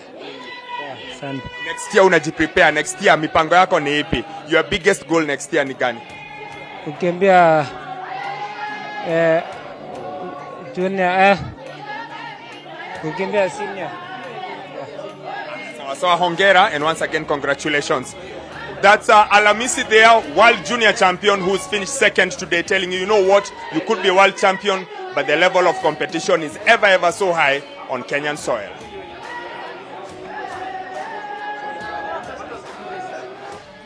Thank you, James Okabi there, speaking to some of the top performers here after the under 28 kilometer race. What did you pick from some of the athletes talking about how the race was? Yes, Greg. What is key to all of them is that preparation, build up for the next season. Remember, the next season, the track season starts early next year, about February thereabout, as the cross-country season goes to an end, the track season picks up. And cross country is a race that is normally used by track athletes and road athletes to build up and to prepare their bodies, especially in terms of endurance, to take up the upcoming season. And for them, the big fish is the World Athletics Championships in Tokyo, Japan, around, is it September? Yes, September next year. That's 2025. Yes, that's what they are preparing for. And this is a perfect stage for them. For the juniors, the under 20 especially, it is about gaining that experience of competing at a high level so that you don't have that fright. You know, we have the stage fright for normal people, but for athletes, you know, when you're competing against big names, you have that, you feel like, am I going to win? But when you win against them, compete against them, especially in such events that don't have a lot of pressure, you are not carrying Kenya's flag. Here it's just you and looking at the money, nothing else, and maybe your coach and your family. But going to represent the country is something else, and you need to build up from experiences such as this, so that when that time comes, when you're called upon to carry your country, to carry Kenya's flag, you are ready for it. Of course, and we are getting ready for the senior women 10-kilometer race. So many entries in this one, and the likes of Abigail Chepkoech, Ahono Gertrude. I'm trying to look at other nationalities. Chepkumoi Lois from Uganda. We have Fuenda Kaskoni Evelyn from Kenya. Hamida Nasoro Musa from Tanzania. Different countries sent their athletes here to try and compete, and the huge number of course is from Kenya. We're trying to see if we can see athletes from of course we've seen a Ugandan, a Tanzanian, 366 athletes waiting to compete in the 10-kilometer race, and it is a race that of course will be bringing fireworks. You look at it, you're like, this is what. Yes, and it will be the person who wins here becomes the first ever winner of the 10-kilometer women race in Chepsaita. Yes, remember last year this race was competed as an 8 kilometers race because the course was a bit tough than last year. Last year was a bit tough than this year. This year, at least the organizers, with the support of World Athletics, this being a gold label event, they were able to adjust a bit to reduce the areas that were considered so tough and maybe dangerous for athletes, especially that this race being used by most athletes to build endurance and for build-up for next season to avoid injuries. I remember cross country is normally set in a natural environment, but it is still supposed to be safe for athletes, and so this course was adjusted, and this year it is being executed. The 10 kilometers as a 10 kilometers. Last year it was 8 kilometers, which was won by Edina Jebitok. She'll not be competing in this year's event, and so we are about to see a new winner for the second edition of the Great Chepsaita Cross Country. The women 10 kilometers race is about to start. Of course, Edina Jebitok winning last year the 8-kilometer category in a time of 26 minutes 17 seconds. She was followed by Cynthia Chepngeno in a time of 26 minutes 21 seconds. Janet Chepngetich came in third, 26 minutes 58 seconds. Today we're gonna realize that it is the 10-kilometer race, not the 8-kilometer race as it was last year. And on your screens right now is of course the finishing line. And some of the athletes who've been taking part in the 8-kilometer race were finishing, but right now those are the elite athletes to participate in the 10-kilometer race, a race that starts in a bit, and they're just undergoing the last rituals before the beginning of this race. Too many entries, but of course a few winners. Yes, and you can see the blend there. We have some who are competing in the white Chepsaita t-shirts, and we have others who are competing in their sponsor t-shirt. And this shows you that these athletes, not all of them have already been given, are already lucky to get a sponsor or a management. But competing in a race just like this one, like Chepsaita, you finish even top 50. just after you have just crossed the finish line, you see someone approaching you. And who knows, you might get a contract from there. Athletes warming up, ensuring that they are ready for this race, the 10-kilometer senior women's race. And you look at the environment, the beautiful, beautiful environment here in Chepsaita. And we talked about everything that you need to know about Chepsaita. On our right is Mount Elgon, which is in Uganda, of course. Yonder, you go to Tororo, you go to Jinja, you go to Kampala, you go to Kabalagala, all those areas. On our left, of course, it is Trans Nzoia County. We have Bungoma County, we have Kakamega, we have Nandi, and of course, now it is time for the 10 kilometers senior women's race. It is going to be a race of all races. More than 600 participants fighting for top honors. Here, it is your training, your endurance, and of course your prayers. In every competition, of course, you gotta have prayers because you look at how things are happening. There we go, the beginning of the 10-kilometer senior women's race. What do you expect from this race? Forget the ones in the Chepsaita t-shirts, the elite runners. Yeah, the elite runners, for them, this is another opportunity to add into their paycheck. I remember, you know, there's most of this management, they normally pay after 1 year or maybe quarterly, and maybe it's about payday. So if you bag the 300,000 prize money here at Chepsaita, Christmas comes early for them, and you can see the leader has already, of course, being such a huge crowd for arena, you need to sprint fast to get away from the crowd. Then you can be able to settle in and execute the race according to your plans, Greg. Look at how things have happened here before. We expect some top competition from these athletes. And of course, you've talked about the prize money, which is something that is very, very crucial for anybody. Yes, as I said, race competition is a business. And for these athletes, this is where they earn their living. And as you can see, thousands of locals, athletics enthusiasts from across the country have converged here just to watch this spectacle, the greatest sporting extravaganza of this weekend here in Kenya. I don't think there's a biggest competition going on like this one now. Of course, none is happening apart from the normal competition. This is not just a normal competition, it's extraordinary because you look at it, it is a competition that brings together over 12 countries coming down here to compete and of course see if they can shape themselves up for the upcoming track and field season. And a total of Kenya shillings 6 million in prize money is expected to be dished out today for the 5 and 7 year olds.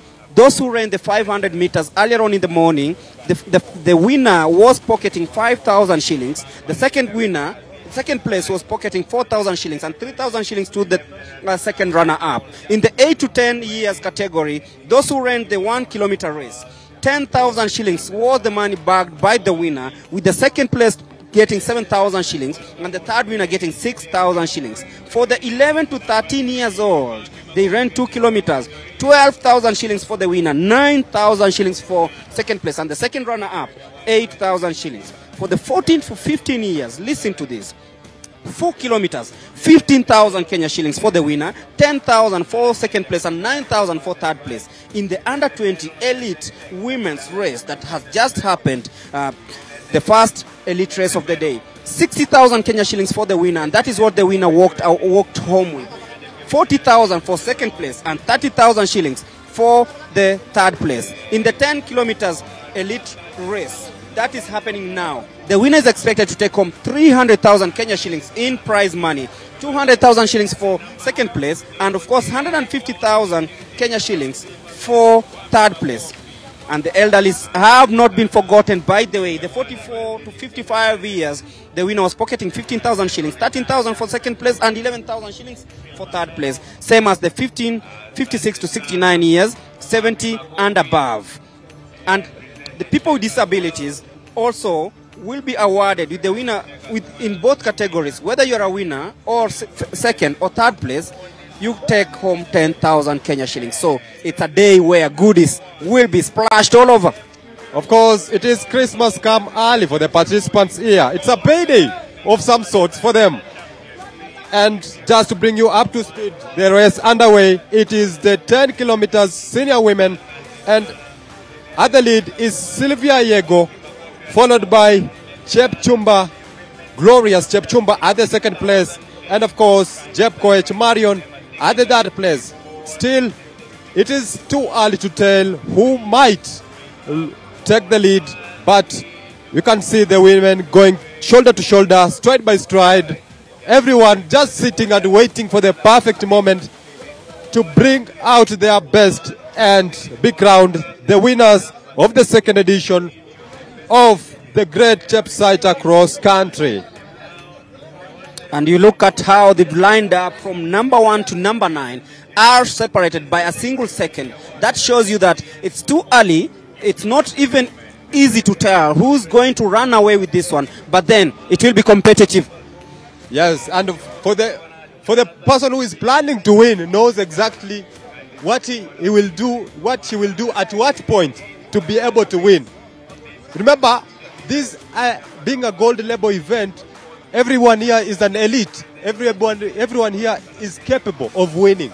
So you have to get that slight advantage over your competitor to be able to be declared or to cut the tape ahead of them. And in between the Kenyans, in 13th place is Hamida Nasoro Musa of Tanzania, who's now in 13th place, and she's not really far off. If she maintains her tempo, she might just finish in the top 10, but then the Kenyans have sandwiched her, and the highest ranked Ugandan is in 29th place. That is Chepkemoi Lois, who also is she's trying to see if she can finish in a good position. Now imagine if Hamida Nasoro Musa of Tanzania will win this race. Just imagine. I can imagine beating Kenyans on home soil. That will be not only historic, but it can create pandemonium here. Guys will be like, our brothers and sisters from Tanzania are coming to dominate us on home turf. It's not an easy thing. How did it happen? How did it happen? But they are coming up well, you can see. Maintaining first lap, that is 2 kilometers, and being in 13th place, anything can happen. We said anything can happen. It's not too far. In fact, from the winner, she's about how many seconds? She's just a second ahead of them. Just a second. So it's not too far. And we can see the winners, the ladies there, just stride by stride, taking the race by their own pace. As at now, and I can see from far, I can see Naomi Korir. She's an 800 meters athlete, but she's taking part in the women's 10 kilometers race, and she's an 800 meters athlete. Glorious Jepchumba, she's participated in a couple of the Athletics Kenya cross country meets. She was in Iten, and she was also in Bomet. That shows you that she's just trying to shape up herself for this coming season. And currently she's in second place. Yes, sure. And as we said that cross-country races are normally used by most athletes as a way of build-up for the next season. Just getting that endurance, sharpening your tactics, and knowing when to improve when time comes to compete in your race. And any athlete, right from 800 meters athletes to marathon athletes, can compete in a cross country. Cross country for seniors, it's normally 10 kilometers. So if you are an 800 meters athlete, you can use this to build that endurance. And if you are a marathon athlete, you can also use this to build that stamina. You know, marathon running 42 kilometers on tarmac road, it needs some kind of stamina. And there's no better place to get that one apart from competing in a cross country such as this one. And guess what?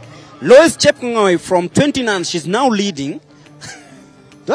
And in second place, you don't want just to hear about this. Mola Mekises Shimeles from Ethiopia. Our arch rivals have decided to bring the battle in our own doorsteps. After 2 laps, the Ugandan and the Ethiopian are leading Nevin Jepkemoi of Kenya, and currently Chepkemoi Louis, 18 years of age, after 2 laps, finishes, she's leading in a time of 7 minutes and 26 seconds. Of course, it's still going on, 3 laps to go. But then Mola Mekides Chimez, she wasn't in the picture, but now she's in second. Ethiopia coming again to rule us in our very own turf. That shows you the level of competition here, and we are going to see more changes as they progress into the race. Now there are about 3 kilometers, 7 more kilometers to go. I can see 2 Ugandans going past the shower just across down there. When you see a big banner of Run for Education, the Ugandans have just 2 Ugandans running side by side, maybe giving each other motivation. You know, sometimes in a race, you need company. That's why Eliud Kipchoge normally says that you run from your head. You start by winning from your head, because it reaches a time when your body wants to shut down, and you need something to keep you going. Naomi Korir, winner of the 10 kilometers women race in Kapkoen in Bomet. She's currently in 6th place, but then the Tanzanian has maintained in the 13th position currently. But then I didn't see the Ethiopian, to be honest. I can always say they have a pedigree in this one, but then she just burst from nowhere, because after the first lap, nobody was talking about her. But right now, we are talking about a very, very, very talented Nola Mekides Chimez, who is now in 2nd place. Our neighbor who just crossed over from the Mount Elgon to here, Lois Chepchirchir, now in 1st place.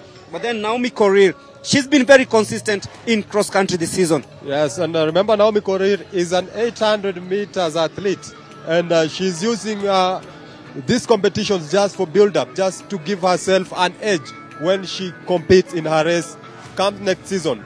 I said, for most athletes, the big fish is the World Athletics Championships in Tokyo, Japan. And you're talking about Tokyo, Japan. Margaret Chacha Gatti. She is a race walker and currently occupying 10th place in this race. Yes, that's why cross country is unique. It's a very unique race, very unique. Anyone you can just come. I'm yet to see a sprinter competing. Maybe they can try, but I normally see Wanyonyi especially when he was still running 400 meters. You could see him trying to run Actually, he did it in 10, winning the 2 kilometer loop race for men. Yes, for them it helps them, apart from giving them that endurance, so that you have that final sprint, that final kick. Especially for races like 800 meters, they have become so competitive that if you don't run 142, there is high chance that you might miss a podium. Yeah. Gone are the days when people used to win with 144 in major championships. Nowadays, you need to win with 142 or 141. And what a better place to get that final kick, that endurance, to condition your body to be able to take that punishment of sprinting and be able to win in short races. And of course, the crowd here looking at and cheering on these athletes as they go towards the 3rd lap of this one. Some athletes there just trying out to see if they can. You know, sometimes you come to races to keep fit, and that's what most people have done, because it's not about competing, it's about having fun, and of course, the course of the day that is Run for Education. Something that brings the uniqueness in this gold level, great Chepsaita cross-country run. Yes, sure, Greg, and just by the terrain of Chepsaita, if you walk like 2 times up and down the hill, coming to other side, if you are maybe chasing your favorite athlete or trying to get the best views, by the end of the day, you might have covered the same distance as the athletes you are trying to cheer. If 1 lap of the course is 2 kilometers, then it means that you have to really work hard to ensure that you've complete even half of this. Because we've seen guys being carried on on stretchers, not able to complete a 1 kilometer race. So it's not easy. That's why you salute all these athletes who endure all these obstacles, the hilly side, the lower side, the muddy part, of course, the gravel part of it, to just come and compete and see if they can at least get something to help themselves, because you said this is a Christmas period. Yeah. This is a Christmas period. Of course, you can just come and enjoy. You'll not be late if you decide to come now, because what the race that is ongoing is the 10 kilometers senior women, which is the second last event of the day. From here, we'll be having the 10 kilometers senior men, which will come at the tail end of today's race, today's competition here at the second edition of the Great Chepsait Cycle Cross Country. Beautiful scenes. You can see some athletes. They have just run and now they have decided to walk. That shows the toughness of this course. It's what we've been talking about, where you think it's easy until you try it out. And you realize that going 1 kilometer is not as easy as it may sound.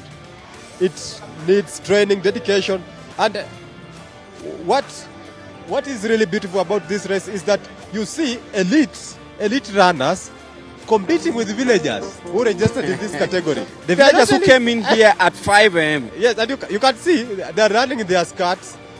They are running in their in Chepsaita t-shirt, competing against the elite. Of course, they don't stand a chance of winning. They're enjoying this. Yeah, they don't stand a chance of winning. They know. Yeah. But at least they have a story to tell. Yeah, they competed against an elite athlete. And you look at how things are panning out. It's still a battle between Uganda and Ethiopia for 1 and 2. Chepkemoi Lois currently leading after 3 laps of this one. Mola Mekides Shimeles of Ethiopia in second place. And then the top Kenyan is Abigail Chepkoech after 3 laps. She is in third place. Dasila Jerono in fourth place. Neville Chepkemoi. Naomi Korir has dropped to 8th position, and Hamida Nasoro Musa of Tanzania is now in 12th. Yes, you know, for Naomi, being a middle distance athlete and 800 meters runner, now the endurance now is slipping out of her, because now she's way beyond her normal competition distance, and that's why you might see her maybe dropping back a bit. That's the leading pack in this 10-kilometer senior women's race. Still 2 laps to go. Do you expect any surprises? Because now Uganda and Ethiopia have set the pace. Yes, being a high-level competition, knowing the quality that Kenyan athletes have, and of course not underrating the quality of the Ethiopians and the Ugandans, is going to boil down to maybe in the last kilometer or 500 meters is when we could be able to tell who exactly might win, because I know most of these athletes are just sitting down, just sitting pretty, waiting. They are just patient. You just mark timing your competitor, seeing how they are doing, and then you are reserving your energy. And when you see the finish line, within vicinity, maybe 200 meters, 500 meters, you can be able to kick and win. Look at Chepkemoi Lois. She completed the second lap in a time of 6 minutes 43 seconds. In the third lap, she completed in a time of 6 minutes 41 seconds, which is faster than the second lap. But then Mola Mekides, in the second lap, she completed in a time of 6 minutes 44 seconds, and then 7 minutes in lap number 3. Yes, about 10 seconds gap between leader Chepkemoi of Uganda and Kenya's Abigail Chepkoech. But that it's not too big. It's not too big, especially for such a distance. But it's not also too small. But it depends. It depends on who will get tired first, whose lactic acid will kick in first. But we wait and see. There are plans. But knowing Ethiopia and Uganda, especially Uganda, where they train, the areas of training, maybe the areas of Kapchorwa, that's a very hilly place. Actually, it's just behind Mount Elgon on the other side of Uganda. And an athlete who has trained in such condition Kapchorwa is an altitude of about 2,000 and other places about 1,800 meters. And Chepsaita is 2,200. 2,100, 2,200. Yes. So for them, it's not so strange. So their body is well accustomed to this. It's not a shock to their body. That's why you've seen they have settled in well, and they are able to give Kenyans a run for their money. And it is the second last event of the day, the 10-kilometer senior women's race that is happening here. And currently, it is the Ugandan Chekwemoi Lois in the lead after 3 laps. And there we go. Some of the athletes having a jig. And just having a light moment. A light moment and here. That's the beauty of across country. It's not just about competition. It's just having fun, enjoying yourself, interacting with the fans in just close proximity. And the culture itself. You just warm up as you dance. I've seen several groups of traditional dancers who are strategically placed at corners and other places where they can be able to entertain the viewers, the audience, the fans who are here to watch the race, and also to entertain the athletes. You know, sometimes when the race becomes so tough, but they are able to see the fans cheering them, they might be able to just summon that little energy that is remaining for them to kick. And the unique thing about this area, the Mursik, of course. Of course, they call it Enachaisa in this area. It's all happening here at the Chepsaita course. This is the great Chepsaita cross-country run happening here. And this is the second last event of the day, the 10-kilometer women's race that is happening right now. Chekwemoi Lois of Uganda still leading the way. Mola Mekides Shimeles of Ethiopia after 3 laps. She's still in second place. There's still a couple of laps to go in this one. This is the 10 kilometers, and we see the athletes trying really hard to ensure that they stay on course to, let's say, create history, because this is the first time the 10-kilometer race is being run on this course. This is the first time we're seeing ladies participating in such an event here, and we've seen a huge number of athletes from other countries coming to Kenya, making this the second gold label race in the World Athletics calendar. And of course, Greg, on the other side, you can just see the men 10 kilometers participants who will be just taking the stage right after the women finish their race. They're just warming up. You can see the anxiety in some of their faces.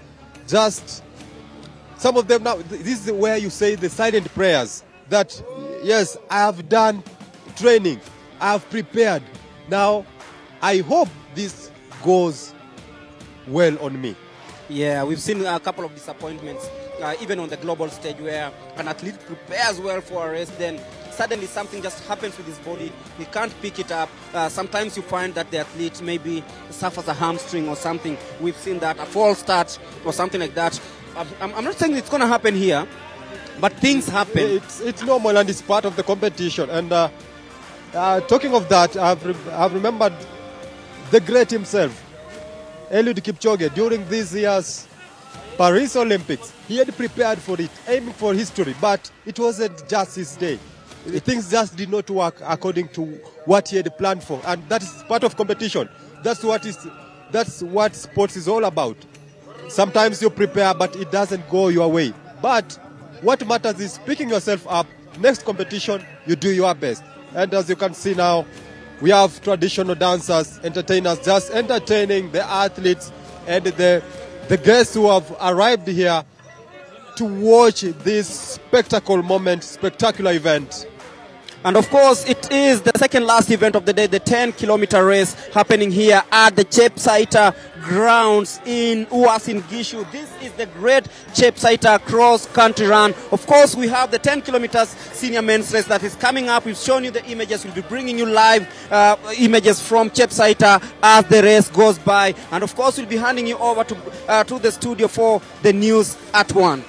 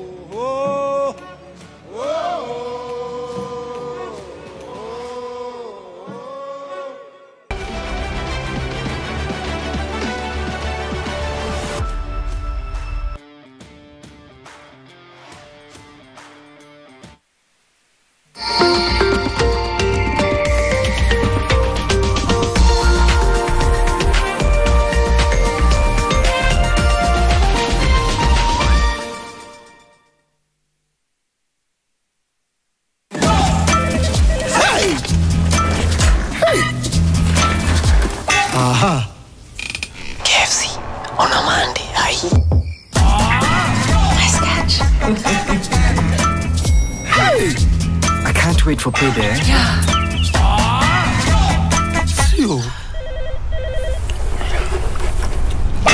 Make the day taste better with a new Streetwise Pasua for only 490 shillings. Monday. I wanna wish you a Merry Christmas. This festive season, crossover in collaboration with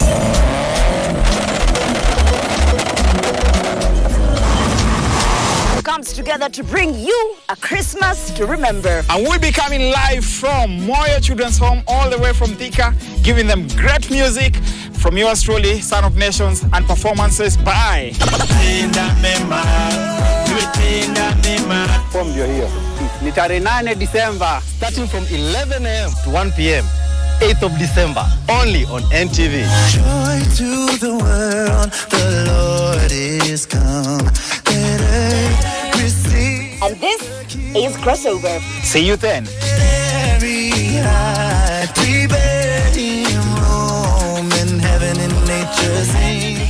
With just a payslip, get a mobile loan of up to 500,000 shillings or an unsecured loan of up to 9 million shillings. Visit a Cooperative Bank branch today. Cooperative Bank. We are you. As a student, you can start building professional networks early by attending corporate functions related to your career path. At Park University, we provide holistic training to our students by integrating theoretical knowledge with the requisite practical skills through online and in-person teaching mode. Join us today. Park University, where leaders are made. Najua nyama hiyo inaonekana laini, lakini pengine si hivyo wakati unakiungulia. Unakumbuka kilichofanyika wakati uliopita? Unajijaribu mwenyewe. Nilijaribu kukujali. Acha tuone umbali utakaofika. Unaona sasa kiungulia kinakupelekaje? Ona sasa kinakuchoma. Usiugue katika hali yoyote. Ino inafanya kazi haraka kuondoa dalili 6 za kiungulia. You do know you said all of that out loud, right? Maumivu yakizidi, pata ushauri wa daktari.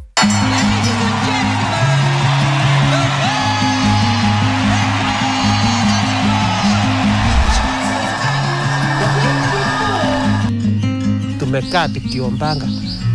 Si hata tupate World Cup. Alipopata hiyo, tumwambia Mungu asante.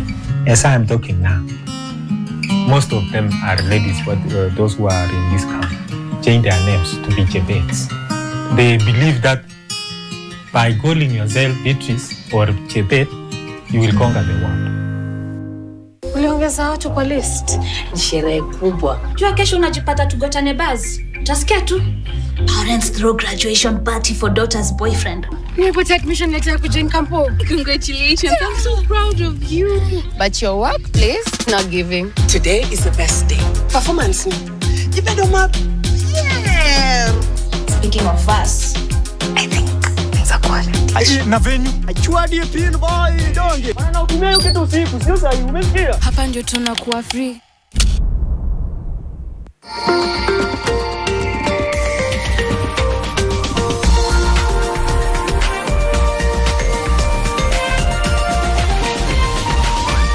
This is NTV.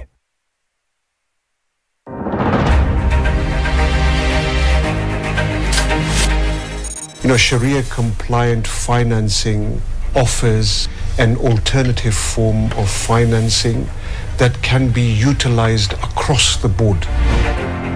But when you look at tokenization of real assets, this is where we see the future in terms of funds and collective investment schemes going over the next few decades. Global assets within the IF industry are more than $5 trillion. The sovereign needs to diversify its income streams. Some of them have been exhausted.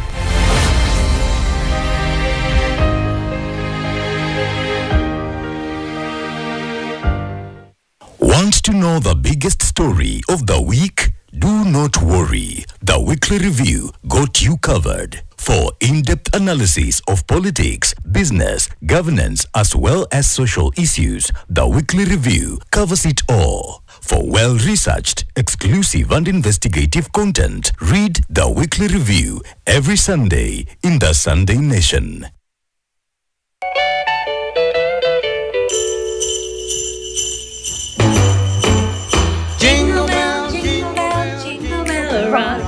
Jingle bells swing. Our healthy eating plan for everybody is a diabetic diet. This very special episode of Health Diary together with Pishi Bomba. Yes, and this season we want you to make healthier choices. In this case, we're talking about diabetics today, and we're showing you healthy ways that you can prepare their meals.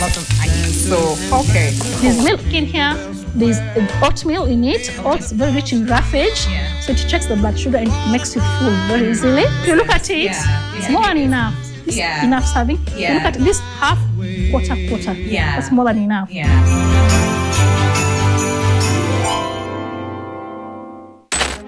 Hi, my name is Helen Shikanda. I'm a health and science reporter from the Nation Media Group. I was one of the recipients of the June L. Beigler Prize for Cancer Journalism that is given annually by the American Association for Cancer Research. And I was also the first journalist from an African-based media house to get this award. The story that gave me this award is a sad story and fulfilling at the same time. Basically, the story is about a new cancer drug whose clinical trials were being done in Aga Khan University Hospital. And he was a Ugandan, and he had traveled to different places and finally came to Kenya, where the clinical trials were happening at the Aga Khan University Hospital. So narrating that story, breaking it down in simpler ways, speaking to the scientist who was working on the clinical trial made me get the award that I got from ASER. My experience covering that story, basically it was a very complex scientific story, and I had to read a lot. And even before just the reading, just getting access to information from the patient. After the story went up, of course, it was something momentous for Africa, the first ever clinical trial for that specific drug. And the goal was to get as many people who have that gene. It's called the KRAS gene, which is a bit complex at this point to talk about it, but to get as many people to be part of the clinical trials so that we can get the drug to be used for cancer patients in Africa. After the story went up, so many people reached out, so many people showed up for the clinical trials. So unfortunately, few people were selected to be part of the clinical trial, but generally, at least many people showed up and were willing to take part in the clinical trial.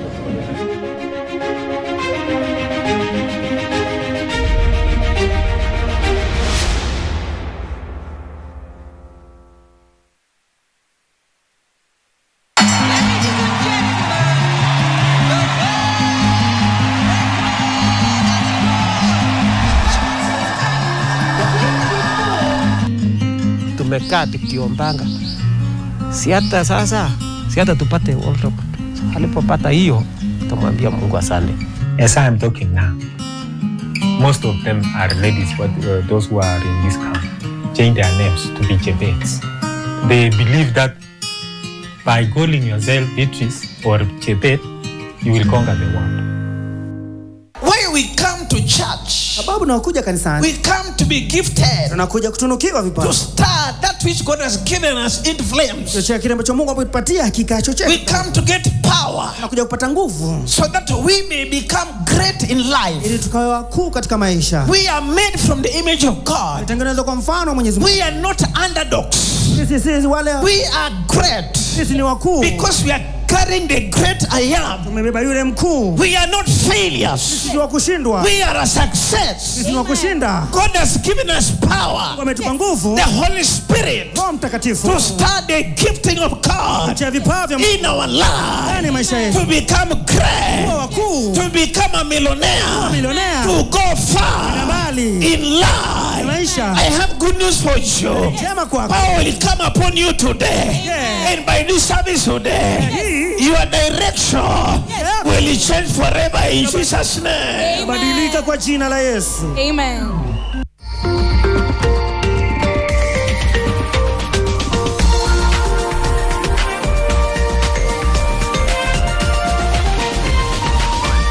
This is NTV.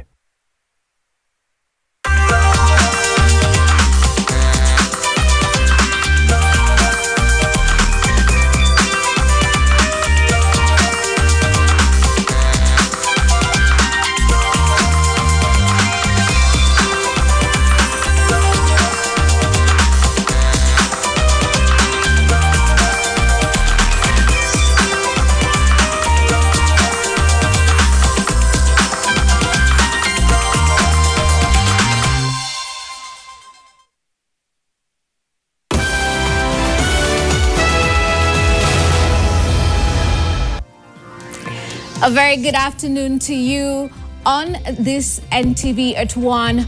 My name is Helen Aura and welcome to the broadcast. The second edition of the Great Chepsaito Cross Country is currently underway in Uasin Gishu County, with more than 10,000 athletes having participated in the gold label event. We're currently at the tail end of the cross country race with elite athletes about to compete in the 10,000 kilometer race.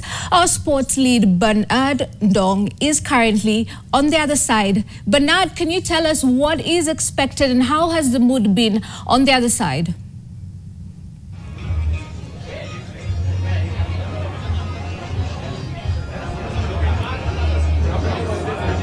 Well, thank you very much. Of course, back there in Nairobi, we are here at the chip site, cross country, where, of course, there's a lot of activity happening here in the background. I'm stationed specifically at the mix zone, where the athletes who have performed in the different races make their way here, where they get the sense of just understanding how the individual races were for the respective athletes. Just to give you a sense of, in terms of the results, remember, we had several categories being held here at the Great Chip Site across country, the second edition of the 2024 edition, because one thing you need to understand is the fact that we had athletes from 5 years old all the way until 70 years old, and obviously the big one was the under 20 men's and women's, and as well as the senior men's and women's. And in the background there you can see that is the athlete who has won the women's competition, and we are able to also just get a sense and see whether we can be able to just get the immediate sentiments, because I can tell you for a fact it's been very punishing, it's been very interesting. And we have an athlete here who finished at this year's Great Chip Site cross country. She finished in number 3. She's the third athlete.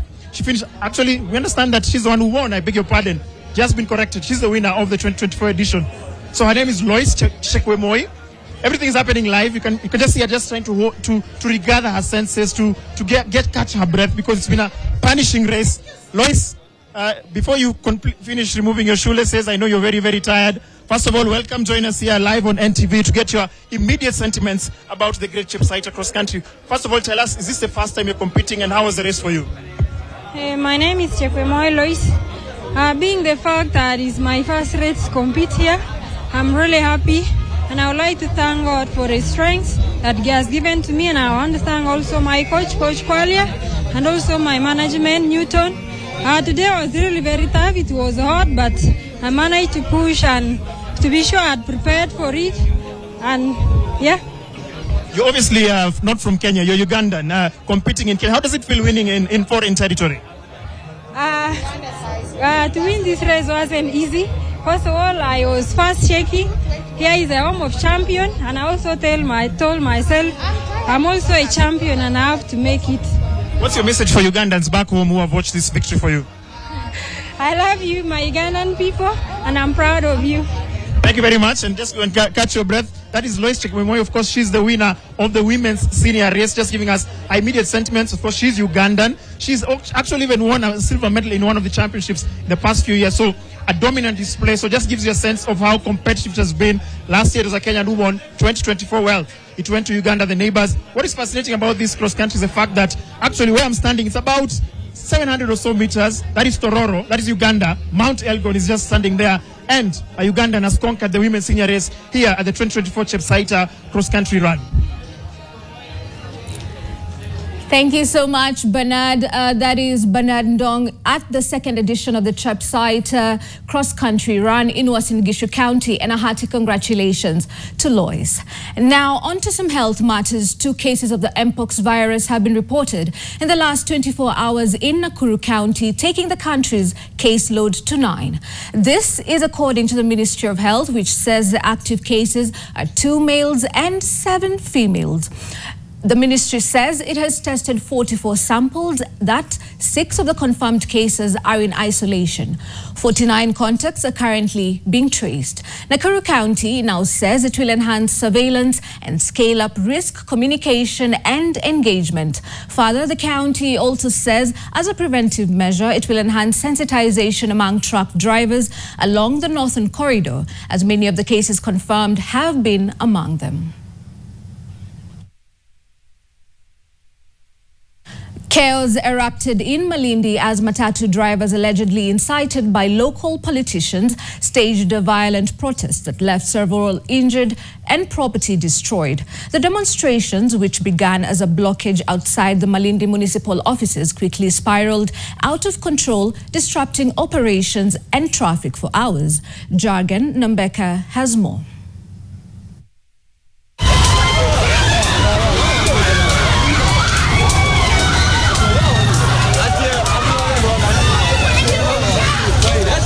Erupted outside Malindi municipal offices as Matatu drivers blocked entrances and roads to the offices for hours.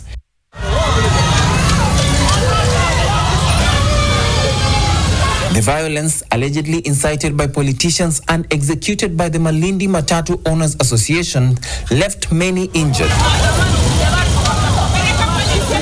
Hell broke loose when unidentified youth engaged the drivers for blocking services, a move that turned violent, leaving behind casualties.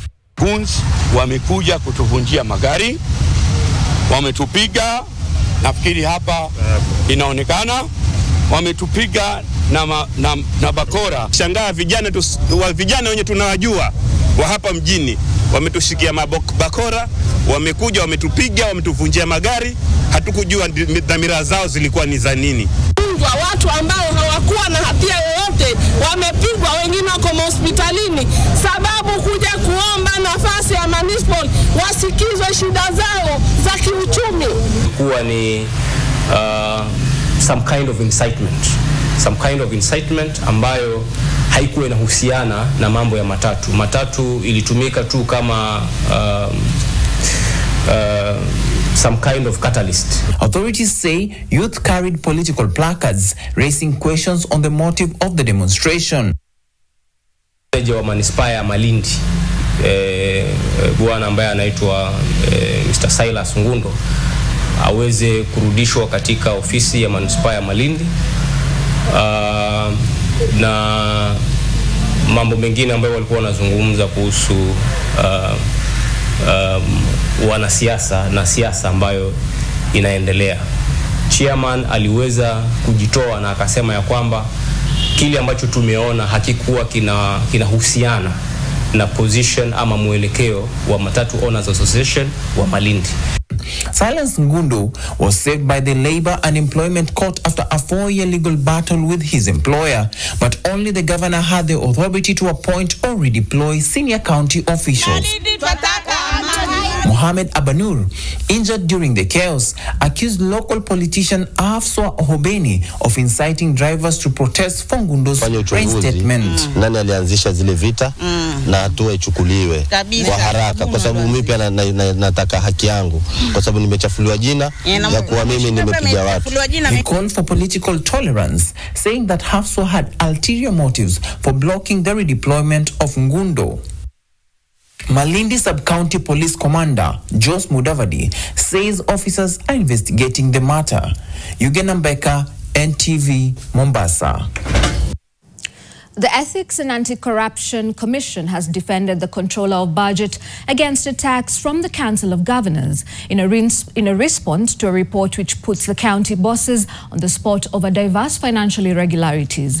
Controller of Budget Margaret Nyakango had raised alarm over the counties maintaining several bank accounts which may be difficult to track. EACC believes this is an avenue for theft for public resources and is vowing to investigate all issues raised by Nyakango. You cannot justify why a county government needs to maintain over 300 bank accounts. The only reason why a county government would maintain such a huge number of bank accounts is to facilitate theft of public funds. And that is why the Controller of Budget called out county governments and required them to reform. And therefore, it is not expected that governors will defend the status quo, challenge the controller of government, and that is challenge the controller of budget and try to explain why status quo should be maintained. That is not right, and EACC will continue to investigate. The issues that have been raised are violations of the law, and the Commission will always take over. The government says it has empowered the Kenya Seed Company to meet its maize seed production targets following a surging demand by farmers ahead of the planting season. This is according to the head of public service, Felix Koskei, who says plans are underway to increase production land if the country is to fulfill its food security agenda. Judith Charono has more. The government has assured maize farmers of high-quality seeds and fertilizers ahead of the new planting season. This is according to the head of public service, Felix Kosgei, who also says 70% of the fertilizer required for the new season has been procured. 15 million has been processed and ready to be dispatched. We have another 13 million which is under process. In the second season, we are anticipating to harvest to get about 8 million kilos. So in total, we are going to have 36 million kilos. The government says these are among interventions to ensure that there are no fake seeds circulated by non-certified suppliers. Fake seed is a threat to food security. The moment fake seed leaks to the market, and especially having unscrupulous businessmen, the farmer will not differentiate the fake seed from the real one. Kosgei also revealed that Kenya Seed Company is working on an expansion strategy to acquire more land for production to ensure increased food production and therefore food safety. Supporting them in every way to get more and affordable land to lease. Like now, as I said, they are collaborating with ADC so that they can also get affordable land to lease. All this put together, it is now expected naturally and organically for the prices to stabilize. In order to cushion maize farmers from this menace, the KEFIS is under strict instructions to ensure that all seeds coming into the country are certified and legitimate.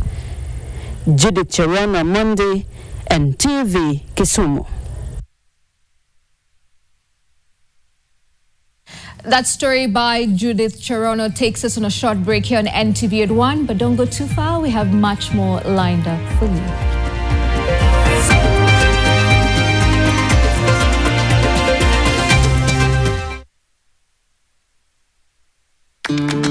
I'll have the usual on the rocks, double. Your profile says you don't drink. How? And I miss out on the silky refreshing test? For real? For real. Well, in that case, I'll have whatever he's having. I drink responsibly. Knock knock. Who's there? Del. Del who? Del Monte. Real recognize real. No added sugar, no preservatives. 100% real fruit.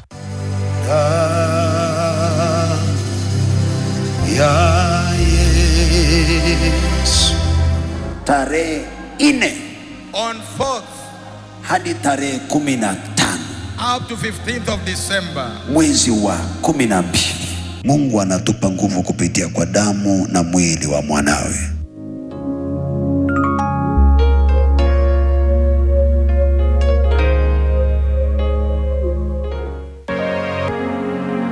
In the book of Isaiah 60, and I read, "Arise, shine, for the light has come, and the glory of the Lord rises upon you." God is calling you and I to assemble and to give him all the glory.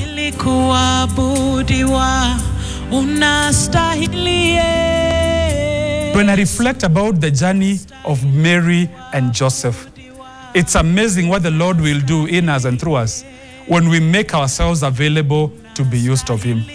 It's so important for you and I that we are open and available to the purposes of God in our lives.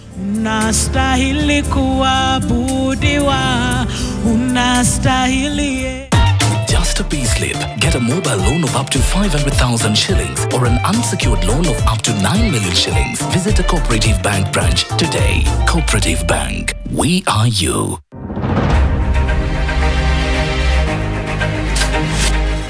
You know, Sharia-compliant financing offers an alternative form of financing that can be utilized across the board.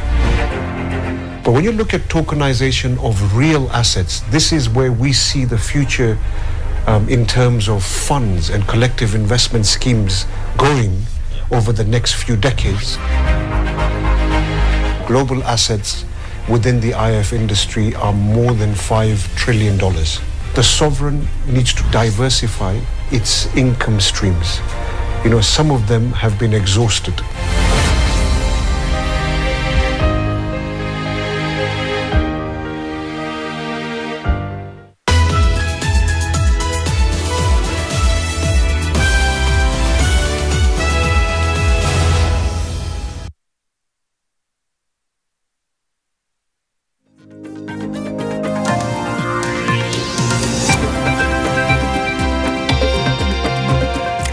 Welcome back to NTV at 1 with me, Helen Aura.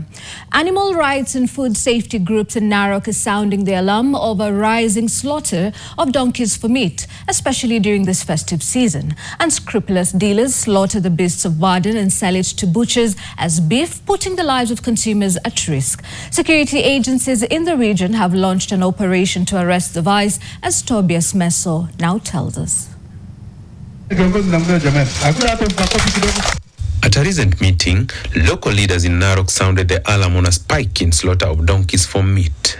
Narok County Commissioner Kipkech Lotiatia announcing a ban on transportation of donkeys without a permit. He's also urging the public to report any suspicious activity. Kule Narok, tangu mwezi wa 5 tumeshika punda. Tumenasa punda 154 ambao walikuwa wanasafirishwa kwa barabarani wakipelekwa kijinjio sijua Nairobi ama wapi. Na tunaendelea tangu siku hiyo, sisi tunaona kama imepungua. Bado tunaeleza watu wetu tushirikiane, mkiona mripoti kwa security, tunasi hawa kwa sababu inatia sisi wote kama wadau wote kuhakikisha hii biashara na hii tabia mpya ambayo ni mbaya imekomeshwa kabisa. Animal welfare groups are concerned about the health risk of consuming donkey meat, especially when slaughtered in remote areas. Unregulated slaughter could lead to the spread of zoonotic diseases like anthrax and rabies, they say. It's a festive season. We know in Kenya meat is a delicacy, and also we have actually to appreciate the fact that donkeys still being slaughtered in the bushes. So we urge the public to make sure whenever you are going to buy meat, please use butcheries that are actually certified. We know that meat that is inspected as a roller stamp. We know that meat that is inspected comes from a certified abattoir or a slaughterhouse. Kenya's donkey population rapidly declining, experts are urging stronger enforcement and public awareness to protect these vital animals. Na advice yenye wanatumia punda vibaya, so za zingine wanatumia punda hizi, wanatumia mpaka jioni waipumziki punda, wanaipiga punda vile wanaitaka kuiteza hivi, na hiyo si mzuri. Na punda imenisaidia juu nikibeba maji kibarua, hiyo pesa naitumia kununua hata kuku, kununua mbuzi na imehitaji mingi ya nyumba. Na kuna mali pengine tena tumesikia wanachukua punda wanaenda wichinja na wanaichukua. Authorities say they are stepping up efforts to curb illegal slaughter and ensure safety of both the donkeys and the public. Toby Meso, NTV, Narok. The Cabinet Secretary for Environment and Forestry, Aden Duale, has weighed in on the raging debate on the rise of femicide cases in the country, calling on parents to bring up their children in a religious manner and avoid future crimes. The CS spoke while presiding over the closure of an international Quran competition, where he said religious institutions must support the government by cultivating moral values. Security people deal with criminals and social problems. I think each and every parent, regardless of the religion you profess in, you must take your parental guidance very, very serious. And I want to assure the people of Kenya, we the Muslims will take the lead. Our religious leaders are here. They will teach us the moral values of a family. If your moral values, your family values, the way you bring up your children are not based on the religion that you profess, then you become a problem to the society. And we keep on blaming the police. The clergy and healthcare stakeholders are now calling on the national government to ensure mandatory inclusion of persons living with special needs on all government programs as well as state appointments. They have also urged the Ministry of Health to consider making amendments in the Taifa Care to include therapy services in the new nation's health cover. Amendments are given by God. Caregivers sometimes are neglected. They go through overwhelming time. They need to be empowered so that they can help these children realize the assignment or their purpose on earth. You know, you have maybe a child with special need, but you cannot go to the hospital without SHA and maybe get help. You cannot go to the hospital, maybe get therapy, because it won't cater. So I'm calling out the government to include the services that can help these people. NCBA Bank is this year's overall winner of the Fire Awards and the best banking in the best in banking category. The award, that is in its 23rd edition, received thousands of entries, among them non-profit organizations, as non-financial reporting and sustainability at its core. Institutions of higher learning too were feted on Friday night as ISPAC pushes and continues to support accountability at time universities and colleges face mounting accountability issues. Within the university category, we have come top as a university college in financial reporting, financial management, and more importantly, a demonstration of good governance in our way of managing our financial resources within the university. And for us, it's a big thing as a university. It's a big thing in an age where most universities are facing financial challenges. Some of them are facing governance issues, and we are here.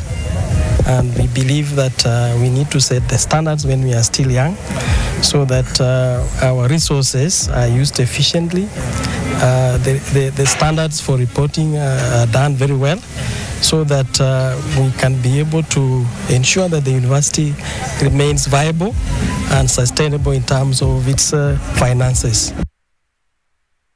Players in the business sector have urged the government to regulate taxation for small and medium-sized enterprises to thrive and spur economic growth.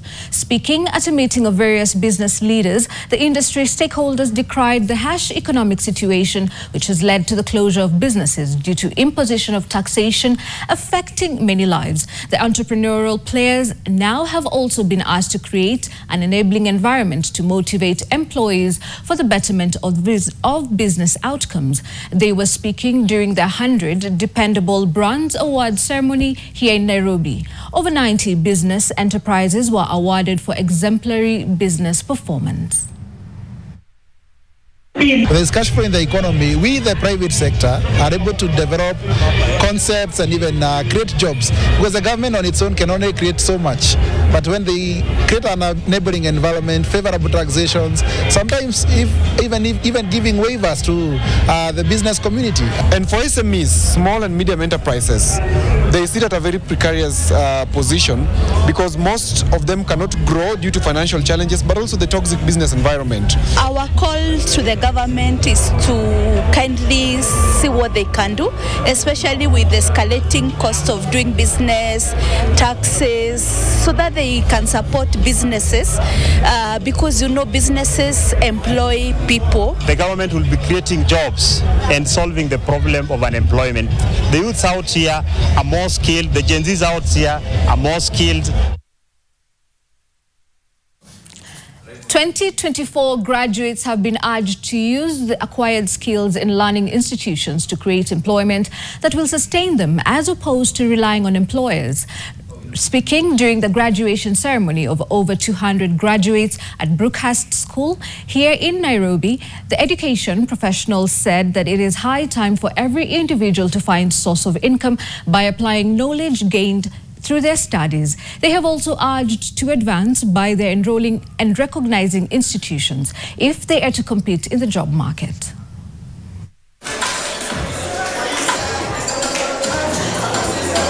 These learners have had their experiences when they were here, but the role of an institution is to guide learners to be able to cope with these challenges and prepare them that even after they are done with their education, they'll get to a position where they'll be dealing with issues out there and solving them conclusively. Our alumni students, some are working, some are in business. They came in large numbers. I think that's a great sign that this could give them good service and they always feel at home to come back to Lucas International School. For me, it was really, really exciting to see them and even just to hear their stories of what they have been able to accomplish. It's a place where the child is listened to, is given a voice.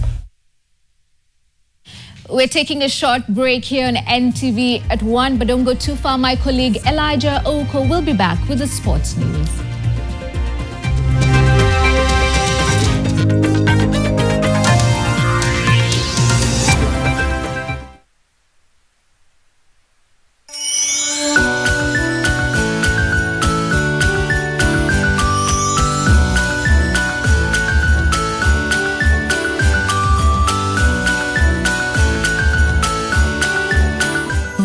Any 2 80-gram Cadbury Dairy Milk Packs ama Cadbury Drinking Chocolate. Visit Cadbury.Africa uandikie someone special your heartfelt message ya kumshow thanks. T's and C's apply. Cadbury, there's a glass and a half in everyone. Uliongeza watu kwa list. Sherehe kubwa. Jua kesho unajipata tugotane buzz. Utasikia tu. Parents throw graduation party for daughter's boyfriend. You put admission letter to join campo. Congratulations, I'm so proud of you. But your workplace not giving. Today is the best day. Performance. You better map. Yeah. Speaking of us, I think things are quality. Na venue. Achua die pin boy donge. Bana utumie ukitu usiku, sio sahi umesikia. Hapa ndio tunakuwa free. Kuna mbomu 15 pounds. Nachukua mbomu. Zinakwenda. Nahitaji diaper. Kimeumana. 39. 40,000 shillings. Namba 3. King Kong. Oh, bana kuka. 50,000 Kenya shillings.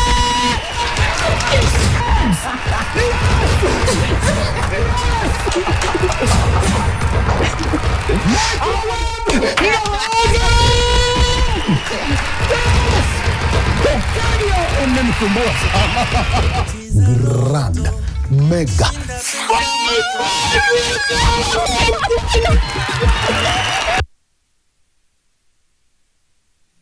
sijui kama alikuwa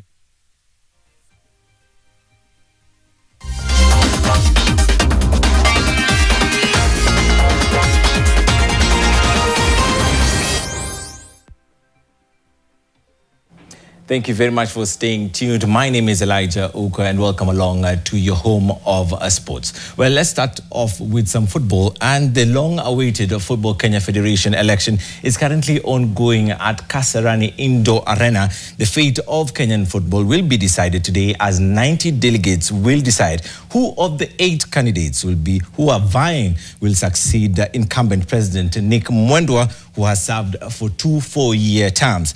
We now cross over to Kasarani to link up with our latest sports reporter, Gladys Midecha. Gladys, is there any update you can give us? Well, a very good afternoon to you, Elijah Uko. We are coming to you live from the Kasarani Indoor Gymnasium, and this is where the FKF elections are currently underway. So as you can see, the election to, of course, the election to select the 10 delegates, national delegates, are currently ongoing right now. Those are the various chairmen who were elected earlier on last month. They are currently on the ballot to select their National Executive Committee members. And Elijah, it has been a lot. There's been a lot of drama that has been going on here earlier on. There were cases and allegations that delegates were being compromised, and there was a little bit of tension going around, and that was, of course, well handled by the FKF Electoral Board. And after the election of the NEC members, then we are going to see the 90 delegates elect the new FKF president. The election is just not about leadership. It is also a contest of influence and legacy in the Kenyan football. One thing I can tell you, Elijah, for sure is that this election is going to be a defining moment for Kenyan football. football. Remember, the incumbent, Nick Mwendwa, has already served 2 4-year terms and is currently seeking to be elected again, but as the vice president of the FKF under Doris Petra. So it has been interesting. It's going to be 8 of course, candidates vying for that top seat. But before then, we are going to be knowing who are going to be representing the various regions. So it's going to be a game of wait. And trust you me, we're going to be camping here just to make sure that we give you all that is happening in this election and in our subsequent bulletins that is going to be coming to you at 7 and 9 p.m. Elijah. Thank you very much, Gladys, for that comprehensive report. Well, Gladys has mentioned that it's going to be a pivotal election simply because Kenya will be hosting AFCON 2027 and CHAN 2025 next year. Well, let's cross over to the FKF PL, and Tusker FC will be looking to continue their resurgence in the Football Kenya Federation Premier League when they take on Mathare United from 3 p.m. at the Sports Pesa Arena.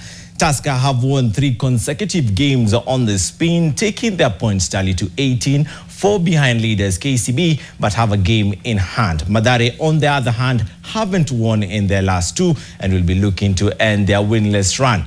In the early kickoff, Kenya Police FC will be locking horns with newbies Mara Sugar, who have had a commendable start to the season and are currently 5th, with the game currently underway at the Machakos Stadium. Kakamega Homeboys will welcome AFC Leopards at the Mumias Sports Complex from 2 p.m. in the Ingo Derby. Sofapaka take on Ulinzi at Dandora at 3 p.m. as Nairobi City Stars clash with Murang'a Seal in the last game of the day from 4 p.m. in Machakos Stadium. Kupush kwa games na kuja next, although tuko na game in hand, but tunafaa catch up na pesa ya ligi ndio second leg tukianza isikuwe noma. So everyone is positive. A win away in our last match was a great motivation for us, and most importantly, winning 3 matches in a row. So that is something that is very encouraging to the team. Everybody is fighting for the championship. So for us, Tusker also this is a winning club. So every match we treat it as a final for us. Well, thank you very much for staying tuned. Well, I just want to give you an update with regards to the English Premier League. The early kickoff between Liverpool and Everton that was set to be played at Goodison Park has been called off. It's been postponed due to adverse weather. Well, that's all we had for you. As of now, I want to hand you over back to Helen Aura. Thank you so much, Elijah Oko from the sports team. Now let's cross over to Kilifi County, where NTV on the road this weekend is with stories surrounding the Kilifi International Investment Conference. We're joined live by reporter Margaret Kimathi from there. Margaret, what more can you tell us from Kilifi County and what should we expect? Yes, Helen, more than 100 golfers have gathered here at Vipingo Ridge for a full-day golf tournament and prize giving. And of course, this is a culmination of the Kilifi County Investment Conference that began on 4th December, which was the county's commitment to investing in some of the key sectors, that is tourism and also agriculture, and also we have manufacturing. And that is a conference that attracted more than 200 industries. That is, there is a likely to offer to create employment, to create 50,000 employment. And I'm not here alone. We'll be joined by Lofty and Frida. But right now, I'd love to speak to some of the organizers of this tournament, because I can see most of the players have tee off. And of course, you can tell us, you can begin by introducing yourself and also tell us what is the aim of today's tournament. Thank you very much. My name is Charles Kamau. I look after partnerships of the county government of Kilifi. And the aim of the tournament today, the Kilifi County International Investment Conference Golf Tournament, is to culminate conversations that we've been having over the last 3 days. And these conversations are being geared towards making sure that the entire world and the entire region knows that Kilifi County is investor ready. The leadership of the county government of Kilifi, led by His Excellency Gideon Mung'aro, has not only made a political will to attract investors. It has made a political choice. And over the last 3 days, like you've said, over 1,300 people have gathered here looking at various thematic areas. We had a very packed session. We had 11 plenary sessions that were looking at various areas, including blue economy, renewable energy, given that we enjoy a lot of solar, agriculture, energy, digital transformation, and these are the conversations that are ongoing right now in the golf course. Like you've said, 103 golfers are going around the PGA-rated golf course of Vipingo, and we are hoping that the aftercare now starts for the conversations that have started on the investment. But most importantly is to tell the world out there that Kilifi County is ready for investment. We are willing and more than ready to have conversations that unlock the economic growth of the people of Kilifi County. Thank you. Thank you so much. Maybe we can talk to you, Alex. Maybe you can come close. You can tell us, how do you feel hosting this tournament, and also what do you hope to achieve? Okay, thank you very much. So I'm Alex Orsi. I'm the CEO here at Vipingo Ridge, the beautiful venue that we can see for the golf tournament today. So our primary aim here is to support the county. The county has been a great partner for us, so supporting them in realising what they need to achieve with this golf tournament. So we've had the Kilifi International Investment Conference held just over here onto my right, and the end point with the golf tournament is a really excellent way for the people who have been discussing, who have been meeting over the last 3 days to get together in a slightly more informal setting, to get together, to have some time to really work out some of the details. The delegates who we've had coming here today have been real decision makers in industry, decision makers in government. So the opportunity for them to get together now and be able to do some deals and really promote Kilifi as a county. So we've been in Kilifi for nearly 20 years now. We're really proud of how proactive they've been with us and what we can do to help them, and we will. Maybe what are some of the prizes that you are likely to award the winners of the tournament?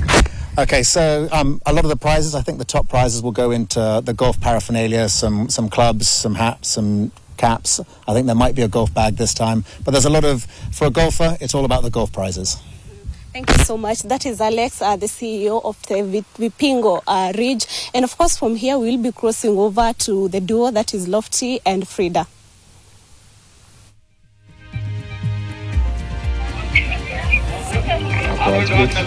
And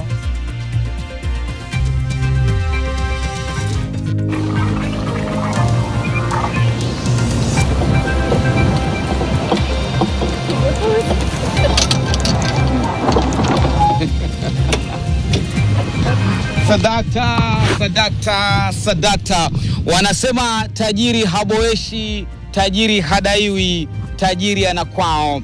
Na ndio maana tuko tayari na mchezo wetu wa golf hapa, lakini wasilolijua pacha wangu ni kwamba watu wote wa kawaida wanaweza fika katika uga huu wa gofu wa Vipingo Ridge na waucheze mchezo wa gofu. Na bila shaka basi kila mtu ni tajiri. Mtu asijione kana kwamba haezi akafika hapa Vipingo Ridge aweze kucheza mchezo huu wa gofu. Kama pacha wangu alifika, basi pia wewe unaweza fika. Lakini cha msingi zaidi ni kwamba kikosi kizima cha NTV kimefika hapa ndani ya Vipingo Ridge. Labda tu tuambie karibu nyumbani. Tunajivunia kuwa nyumbani sisi kama Arnold, tumkaribishe nyumbani. Arnold, karibu nyumbani, mwelekezi wetu, msimamizi wa kikosi. Kazo Ndundi pia karibu nyumbani. Kikosi kizima cha Gumzo la Sato kiko hapa. Watarajie nini wapenzi watazamaji wa NTV? Wacha tumsikie Arnold anasema nini. Labda ni mara yake ya kwanza kufika Kilifi, kufika pia Vipingo. Unajihisi vipi nyumbani? Ni mara ya kwanza kufika Vipingo. Watazamaji wasubirie mbwembwe. Wanasema tuko ground. Tunafanya Gumzo la Sato. Kwa hivyo wakae papo hapo, wasubiri Gumzo la Sato. Tutarudi saa 1 na saa 3 bado. Kwanza leo Gumzo la Sato tunawapatia saa 12 na bado saa ngapi? Saa 1:30. Toka mwanzo kutazama kipindi cha Gumzo la Sato, hamjamuona nyanya amevalia hivi. Mtajuaje jamani amefika Vipingo Ridge? Mmemzoea na madera. Shangazi, karibu sana. Shukran. Mambo mazuri siku zote hayataki haraka. Kwa hivyo wewe ambaye unatutazama saa hii usichoke. Paka saa 12 mpaka saa 3. Lakini usikose gumzo la Sato. Pacha wangu ni nyumbani, tujuze mengi. Na bila shaka ni hafla ambayo imefanyika na sasa tumejitosa ndani kuweza kuleta tathmini hafla hii ya kongamano la kimataifa la uwekezaji ukipenda KCIIC 2024 tournament.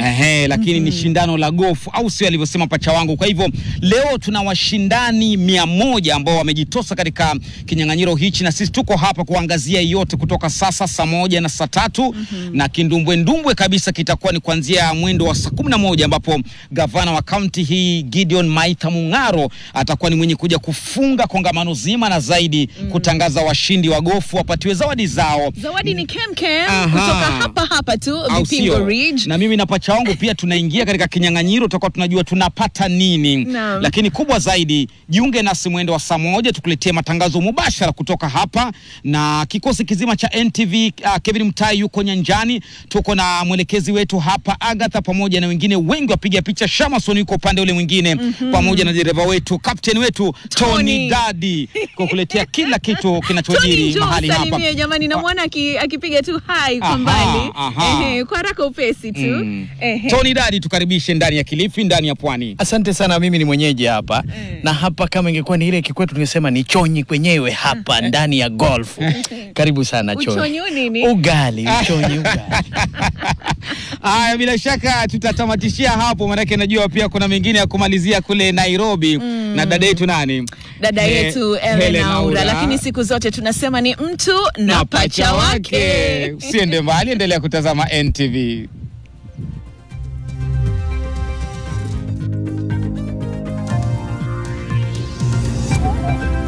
Thank you. Asante sana, Frida. Thank you so much, Frida Mwaka and Lofty Matambo from Kilifi County at the Kilifi Investment Conference.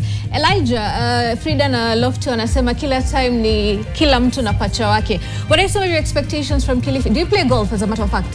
I don't want to answer that question, but maybe I do play some golf. Okay. But yeah, I mean, we're expecting some good golf. Of course, we won't be having the pros there, but it's always good to see golf at Vipingo. It's a fantastic golf course. Yes, it is. One of the best. Yeah, that's very true. The other thing actually that caught my attention today was Lois was the winner for the women's race at the Chepsaita cross-country marathon today. And her not being a Kenyan, because I know there were so many expectations of a Kenyan to actually take that lead. So as a sports journalist, what is your take on that? Is it that maybe Kenyan athletes now, was the race too competitive and for once even a foreigner taking that cup? I mean, it was shocking, to be honest, because this is our own backyard and Uasin Gishu is the city of champions. Yes. So you wonder why would a foreigner come and beat us at our own home? That is unheard of. And of course, the most difficult places to race for any athlete, especially for the elite athletes, is in Eldoret, because everyone is just looking to beat the best of the best. And to find a Ugandan doing that, she must be really good. She must be exceptional, to be honest. All right. And don't you think some of the loopholes, or rather, I can't say they're necessarily loopholes, but Kenya has the best training weather, and especially a lot of athletes do come to Kenya to train.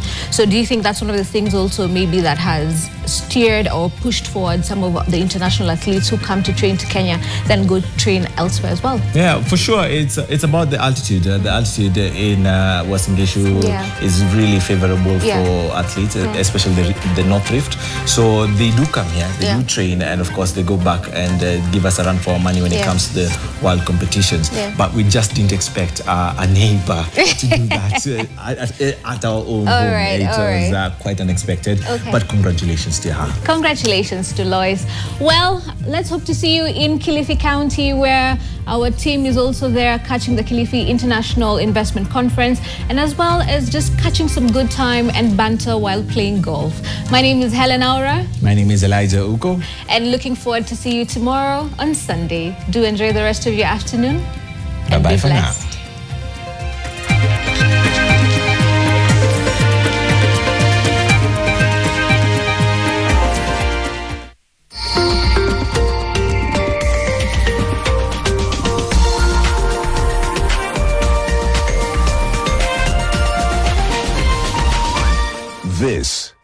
is NTV.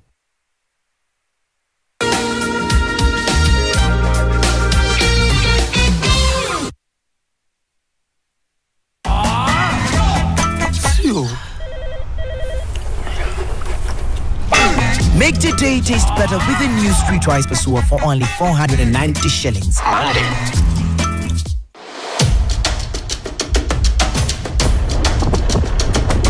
This week on your most loved show, I go trekking deep in the Aberdare Ranges. I'm still following royalty. I get to see where Queen Elizabeth had her first breakfast as queen. The late Queen Elizabeth came here. Yeah. She had breakfast, and then it got the second name, Queenscape. Also, just because Ali have breakfast, I ikaitwa Queenscape. Yeah. I get to experience the longest, tallest, and greatest waterfall in East Africa, and the second longest in Africa.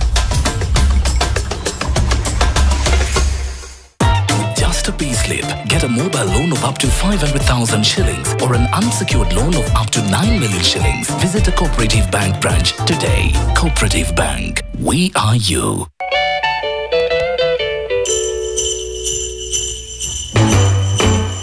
Jingle bell, jingle bell, jingle bell rocks. Jingle bell swing. Our healthy eating plan for everybody is a diabetic diet. This very special episode of Health Diary together with Pishi Bomba. Yes, and this season we want you to make healthier choices. In this case, we're talking about diabetics today, and we're showing you healthy ways that you can prepare their meals. Lots of onions. So, okay. There's milk in here. There's oatmeal in it. Oats very rich in graphage, so it checks the blood sugar and it makes you full very easily. If you look at it, it's more than enough. It's enough serving. If you look at this half, quarter. That's more than enough.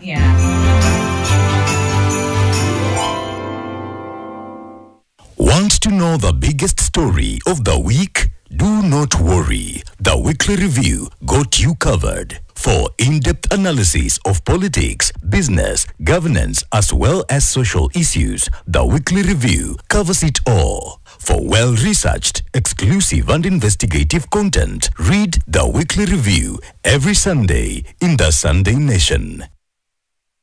Uliongeza watu kwa list.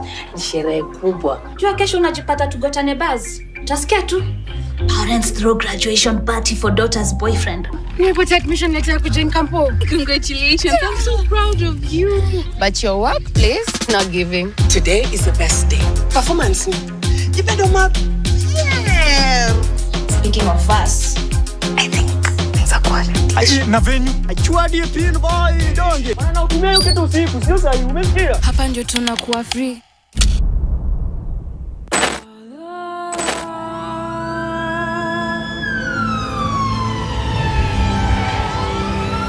So mimi nimepita kwenye matatizo makubwa ambapo nimefanya operations zaidi ya 4 kwa ajili ya matatizo ya afya ya uzazi. Lakini still niko kazini na endelea kufanya kazi zangu vizuri.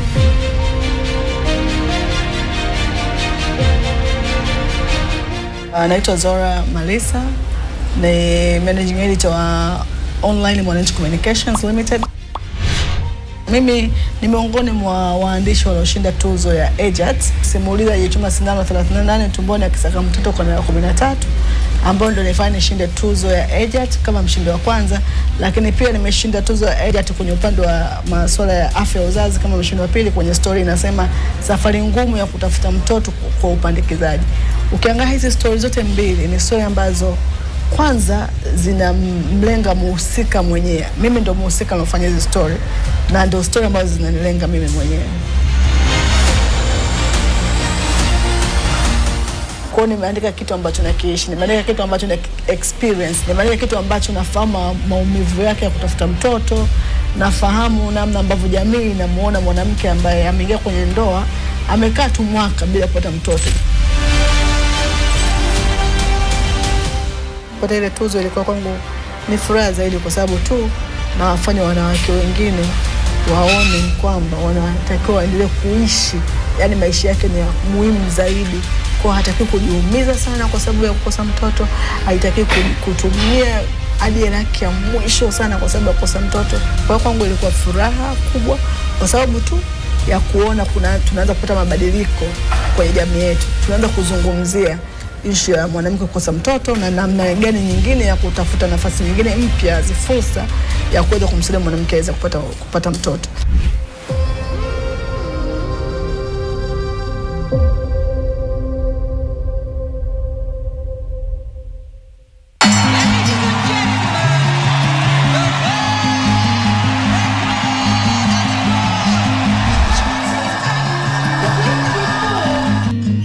Tumekaa tukiombanga, si hata tupate World Cup. Alipopata hiyo tumwambia Mungu asante. As I am talking now, most of them are ladies, but those who are in this camp change their names to be Chebets. They believe that by calling yourself Beatrice or Chebet, you will conquer the world.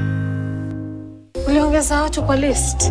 Ni sherehe kubwa. Jua kesho unajipata tugotane buzz. Utasikia tu. Parents throw graduation party for daughter's boyfriend. Nimepata admission letter ya kujoin campo. Congratulations. I'm so proud of you. But your workplace not giving. Today is the best day. Performance. You better map. Yeah. Speaking of us, I think things are quality. Na venue. Achua die pin boy donge. Bana utumie hiyo kitu usiku, sio sasa umesikia? Hapa ndio tunakuwa free. Why we come to church? Sababu tunakuja kanisani. We come to be gifted. Tunakuja kutunukiwa vipawa. To start that which God has given us in flames. Chochea kile ambacho Mungu ametupatia hakika chochea. We come to get power. Tunakuja kupata nguvu. So that we may become great in life. Ili tukawe wakuu katika maisha. We are made from the image of God. Tumetengenezwa kwa mfano wa Mwenyezi Mungu. We are not underdogs. Sisi wale. We are great. Sisi ni wakuu. Because we are carrying the great I am. Tumebeba yule mkuu. We are not failures. Sisi ni wakushindwa. We are a success. Sisi ni wakushinda. God has given us power. Ametupa nguvu. The Holy Spirit. Roho Mtakatifu. To start the gifting of God. In our life. To become great.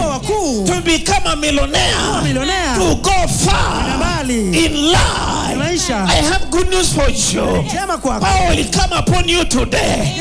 And by this service today, your direction will change forever in Jesus' name. Badilika kwa jina la Yesu. Amen.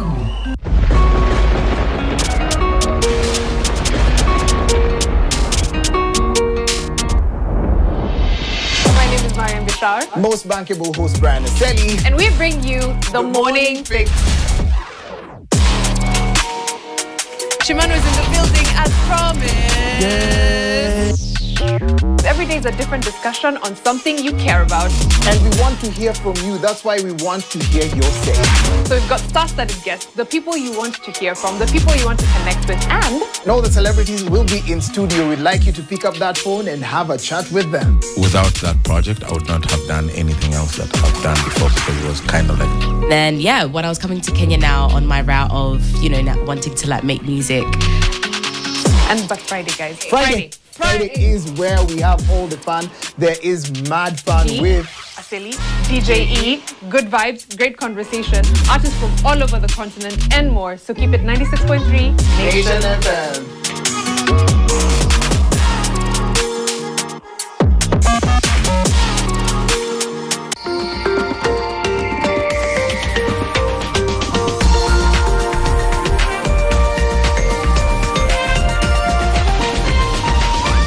NTV, turning on your world. The following program has been rated GE. It is therefore suitable for general family viewing.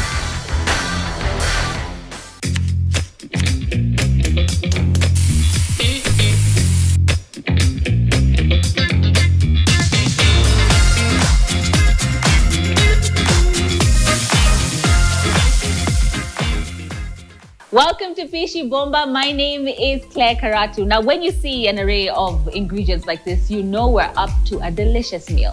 That's what we do here on this show. We call you into the pneumatic kitchen and teach you step by step on how to prepare any meal you would like to learn how to make. All you have to do is WhatsApp us on the WhatsApp number at the bottom of the screen or simply inbox all our social media pages.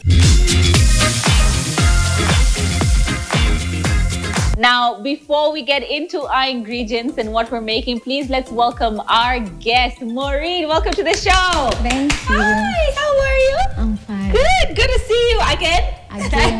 Thank you. Now, I want to know first, please tell our viewers who you are, and then I'd like to know if you ended up making the meal that we showed you how to make on this show. Okay, so my name is Maureen Nganga. Yes. Last time I was here, I made chicken cashew nuts. Okay. And I tried them countless times. Yeah. And it was perfect the way we did it here. Wonderful, well done. Okay, Maureen, I'm going to ask you to please wash your hands. We're just from having Maureen wash her hands, and what I'm going to do is I'm going to hand you an apron. Please go ahead, put that halfway. There you go, turn it around like that. And I will also adorn myself in one. Now, as we have it, we are in the kitchen. So my wonderful producer insisted that I look like a cafeteria lady of late, right? And so we've got to our net on there. And I'm going to be washing my hands as well, and then I'll be right back with the rest of the ingredients.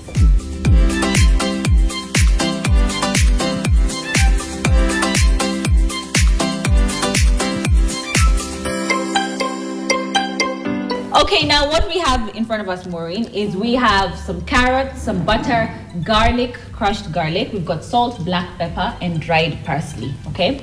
An egg, some peas. We've got oil, white onions. We have some fresh rosemary, some cream, which is double cream. We've got some mushrooms, and then we have some stock, which I've just basically made from hot water and chicken cube, which I'll warm again. And then we've got chicken breast and chicken thighs. I like using chicken thighs because of the fact that they have a moist texture to it, whereas chicken breasts have the dry sort of bite to it. So then mixing them, you get a little bit of both in your bite. And then of course we've got our puff pastry as well. This is store-bought, but you can also make puff pastry at home, okay? We're gonna start with our chicken, and I'm going to line my tray with foil. This is a very easy way to be able to make that chicken nice and juicy and flavorful. If you have the chicken, the rotisserie chicken, right, then you can use that, just shred it apart and use it. But because we don't have that, we're going to make ours from scratch. The first thing I like to do is to line my tray with some rosemary, okay? This, we will remove the rosemary after. I don't like the bite of rosemary, just to enhance the flavor, okay? Now for starters, I'm gonna ask you to please season our chicken. It's very simple seasoning for this. Please add salt, lots of salt.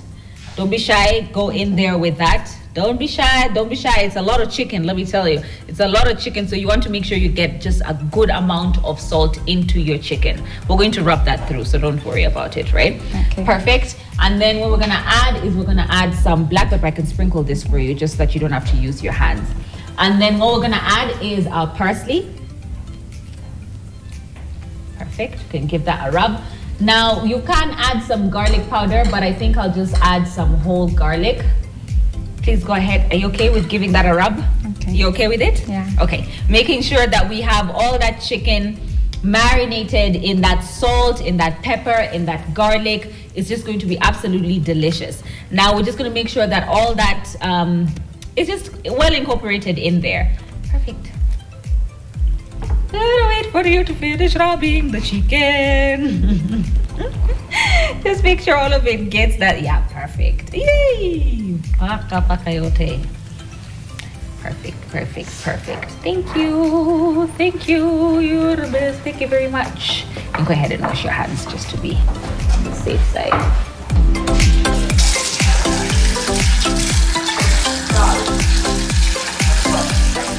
Okay, now what we're gonna do is onto our rosemary. Okay. We're just gonna line up. I know you've washed your hands, so I'll just do this for you. Yeah. We're going to line our tray with that chicken, just making sure that we've got each piece on our rosemary, just to make sure that we have some of that flavor going on in there. And as you can see, we've got our chicken breasts, we've got our chicken thighs, lovely cuts of meat. And at this point is where I want to come in with my butter. And what we're gonna do is we're just gonna smear good knobs of butter on there, okay? Now this is just to make sure that we don't dry out our chicken. because you see we're cooking in the oven, and the chicken breast tends to cook different from the chicken thighs. So just to make sure we smear a good amount of butter on there. All right. Okay. Now this will go into the oven at 180 degrees until cooked through. How many minutes? Give or take around 10 to 15 minutes. It's pretty fast. I just wanted to wipe my hands so I can pop it in the oven, then I'll wash. Excusez-moi. We're popping it into the oven. 180 for just 15 minutes.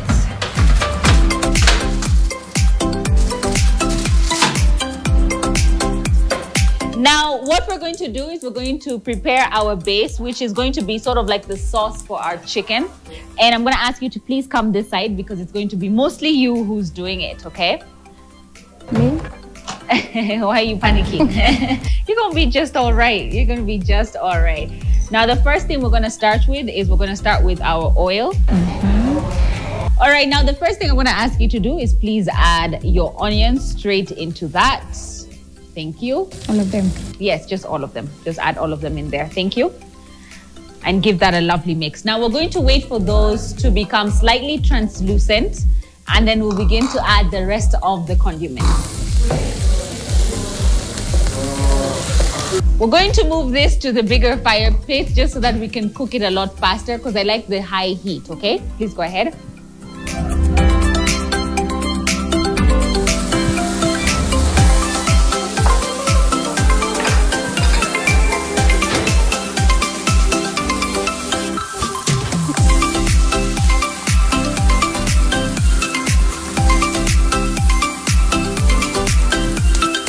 How are we going there, madam? It's going pretty good, no? Zinafaa zitan color? Oh. Just translucent. I don't get that unless you're making biryani, that browning thing.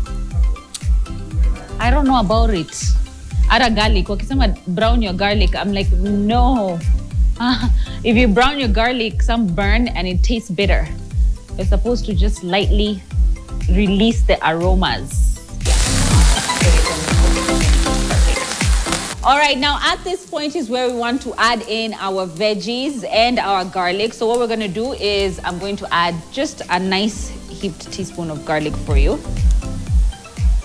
Straight in there. You can give that a mix, perfect. And then of course, we're going to add in our carrots. Please, actually now you can go ahead and add in your carrots. Straight in there, just all of them is fine. I don't like too much peas in our pies, so I'll just add in just a few for a nice pop of color, yeah? Not too many, just 3 handfuls should be enough. Give that a mix. And then of course, we're gonna add in our mushrooms, right? Straight in there. At this point, you want to make sure that you add in a good amount of salt. Please go ahead and add in a good amount of salt. Go ahead and add in a little bit more. Keep going, yes, perfect. Give that a good mix. And then of course we go in with our black pepper, just a sprinkle, not too much, straight in there as well.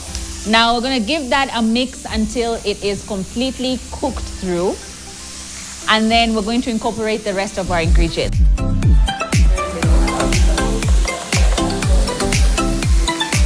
All right, now as that's going, we're gonna take out our chicken from the oven.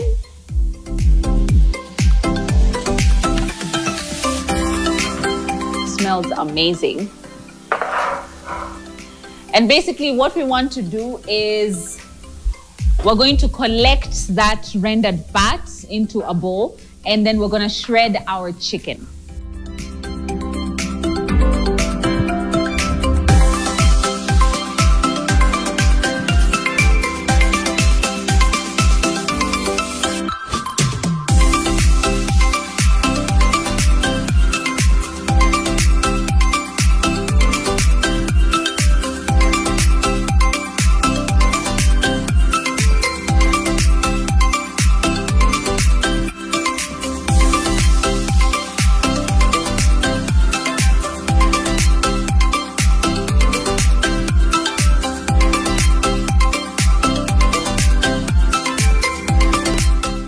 Now we have our chicken nicely sliced. She has really worked that to make sure that it doesn't burn.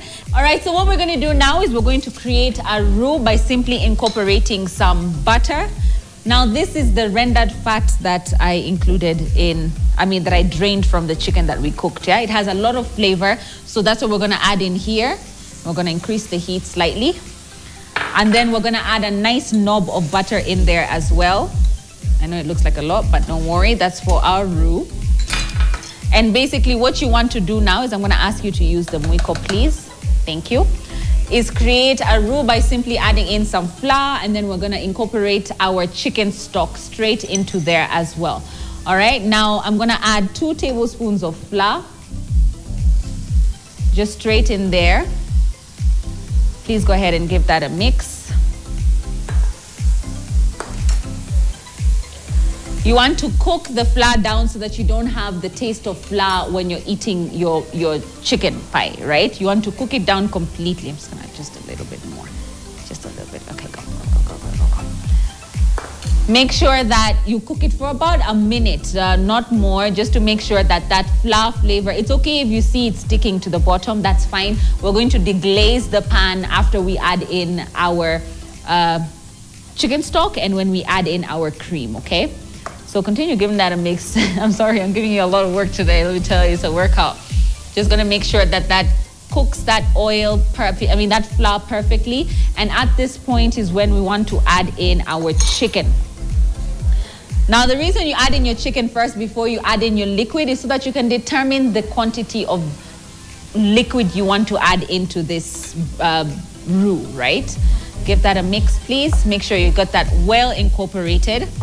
And like I said, what we're gonna do is we're gonna deglaze our pan, just making sure that we get all that flour from the bottom of the pan, adding in our chicken stock. Go ahead and give that a mix. Make sure that you get, now you see that flour begins to slightly come out from the bottom of the pan as it thickens, okay? I'm gonna add a little bit more, give that a lovely mix. Now at this point, it doesn't look as appealing because of the fact that we're just making the stuffing of our pies. So we're gonna let that cook through just to make sure that we have reduced the liquid completely. We don't want too much liquid because at the end of the day, you don't want to drain your liquid. So what we're gonna do is we're gonna continue to mix this up. Now, please remember that you can be able to WhatsApp us some of the recipes that you've been able to recreate from Pishi Bomba by simply sending your pictures on the WhatsApp number at the bottom of the screen or letting us know what you would like to cook, and we will have you on this very set. All right, now our chicken is nicely cooking. We've made sure that we've gotten the flour at the bottom of that. And at this point, what we want to do is we're going to add in our cream. Now, this is almost the last bit. I'm gonna add in just a pinch of black pepper. Remember, your chicken stock is also seasoned, so you don't want to add more salt into this. Your chicken is seasoned, and we seasoned our vegetables as well at the beginning, remember? So we want to make sure that we don't over season, and this is what's gonna cut through that. We're gonna add in our double cream. Your heat should be very, very high. Give that a good go, please. Mix that completely.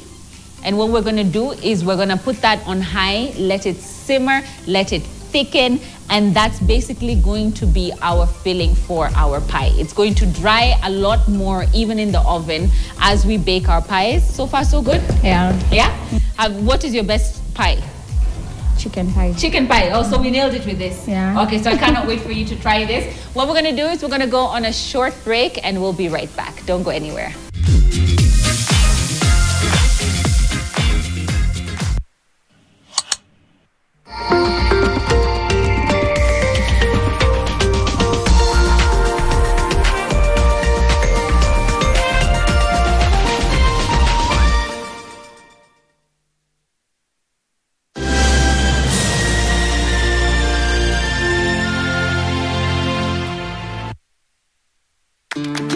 I'll have the usual on the rocks, double.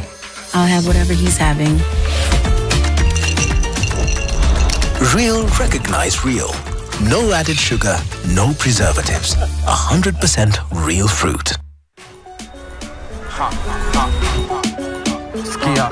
Ni juicy. Flavor zote tamu tena fruity. Yummy, na flow kama maji, juu ni tamu kama sali. Ni juicy. Are you bored? Kuna vitu zinakuudhi. Usijali my bro, hebu kama taka juicy juni.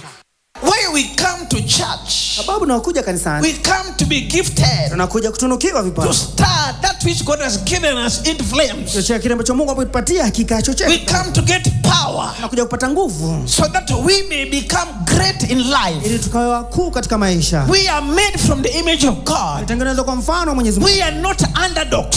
Sisi wale. We are great. Sisi ni wakuu. Because we are carrying the great I am. Tumebeba yule mkuu. We are not failures. Sisi ni wa kushindwa. We are a success. Sisi ni wa kushinda. God has given us power. Ametupa nguvu. The Holy Spirit. Roho Mtakatifu. To start the gifting of God. Cha vipawa vya in our life. Ndani maisha yetu. To become great. Kuwa wakuu. To become a millionaire. Millionaire. To go far. Mbali. In life. Maisha. I have good news for you. Jema kwako. Power will come upon you today. Yeah. And by this service today, your direction will change forever in Jesus' name. Badilika kwa jina la Yesu. Amen. Uliongeza watu kwa list. Ni sherehe kubwa. Jua kesho unajipata tugotane buzz. Utasikia tu. Parents throw graduation party for daughter's boyfriend. Nimepata admission letter ya kujoin campo. Congratulations. I'm so proud of you. But your workplace not giving. Today is the best day. Performance. You better map. Yeah. Speaking of us, I think things are quality. Na venue. Achuadi pin boy donge. Bana utumie hiyo kitu usiku, sio sahi, umesikia? Hapa ndio tunakuwa free. For fast relief of strong pain, like headache, toothache, and muscle pain. And I am finally released from pain and ready to be there for those who need me. Try Panadol Extra for fast and effective relief from strong pain. Kuna mbomu 15 pounds. nachukua mbomu. Zinakwenda. Nahitaji diaper. Kimeumana. 39. 40,000 shillings. Namba 3. King Kong Kang. Bana kuka.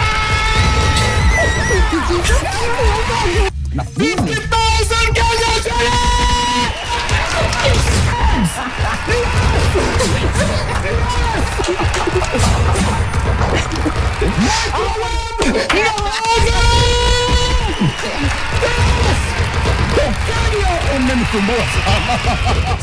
Grand Mega.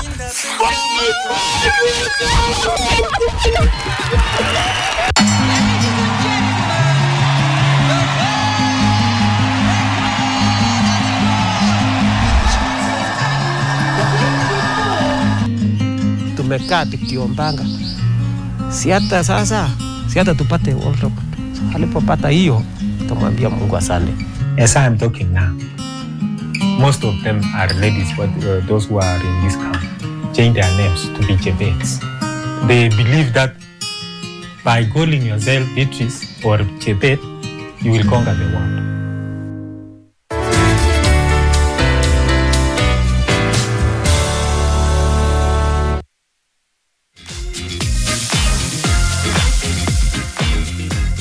Welcome back to Pishi Bomba. If you're just joining us, and we have been in the kitchen with Maureen. Maureen, what have we done so far? Okay, we started by marinating our chicken. That's right. The chicken breast and the chicken thighs. The thighs. Yes. The chicken breast and the chicken thighs. And then we made an underline for the rosemaries. We kept it in our oven. It cooked for about 10 to 15 minutes. That's right. After that, we brought them back here. We shredded them into small pieces. But before that, as the chicken was cooking, we started cooking our veggies. Right. And after our veggies were cooked, now we added our chicken.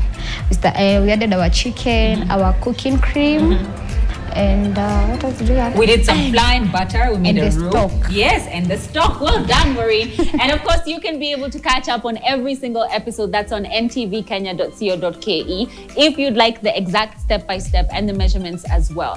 But welcome to Pishi Bomba. We are in the final stages of making some chicken pie, which Maureen had requested that we show how to make. And so far, we have finished with the chicken. Now, our cameraman were saying that they've never seen a chicken pie, as well as Maureen, with veggies in them. But I just want to show you how much they've disappeared. You can barely see them. So the majority of what you get there is a chunks of chicken, right? All right, now we have done a basic egg wash, which is basically I just added some milk or cream and 1 egg and beaten that, which is what we're gonna egg wash our puff pastry in. And what we have here is some store-bought puff pastry, which I'm just gonna grab. Now the essence of this, you can go ahead and roll it or cut it into cubes. Do you want those pies that you just eat, or would you like the tin ones? The ones that you just eat. The ones that you just eat. The ones that you just eat, okay. The ones that we just eat are very simple to make. Therefore, what we'll do is cut that into a rectangle. Rectangle? I'm trying to figure out how many pies we're gonna have if we cut it into a rectangle. Yeah, we can just go ahead and cut it. I like them circle. Sorry guys, we're deciding how we want our pies here. So we're just gonna go ahead and cut some. But I think what I will also do, I'm just gonna stretch this very slightly so that we can have a nice amount of, when we fold, it's gonna go over like that. So we're gonna have a very nice big pie, okay? I'll just place it this way. And what we're gonna do is we're gonna begin to fill our pies. Now I had brought a tin, which you can use, but because she's requested that we do the ones that you just can be able to hold that, I'm gonna put the tins away, all right? Sorry.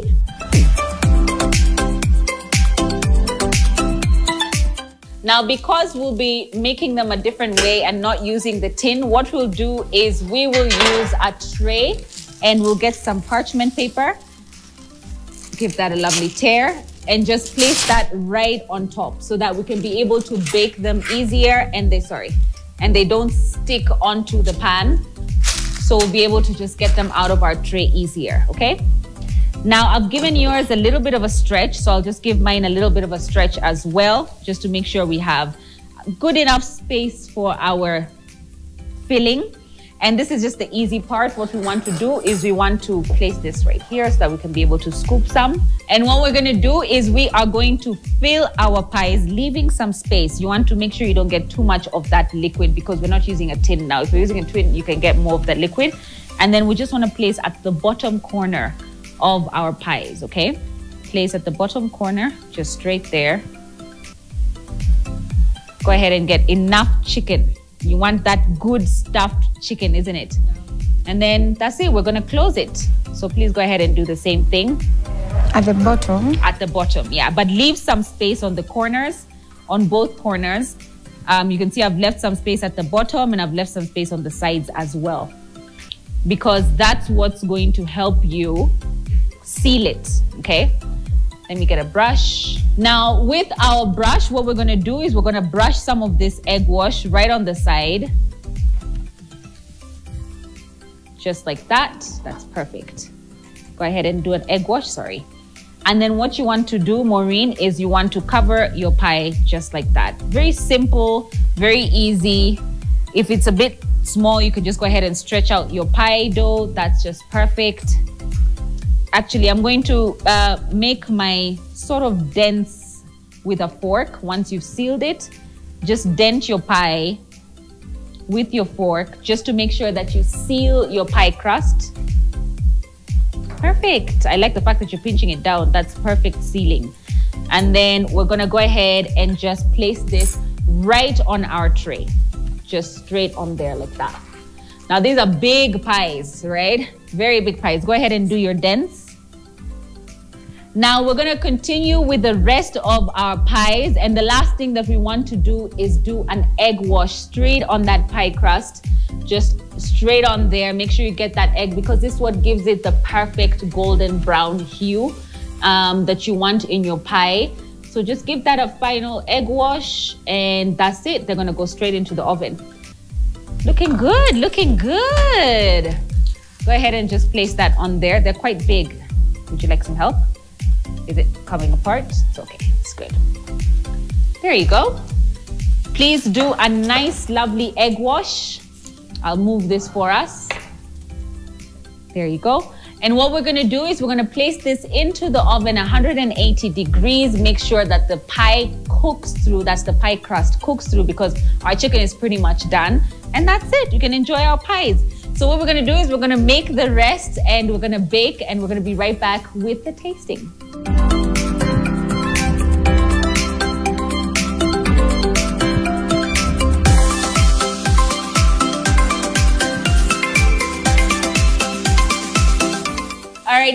pies are ready. Maureen, well done. Look at them. Woo! Look at those beauties. Aren't they just beautiful? Now, I had put it on top, so I'll just take this out. Take this out. There you go.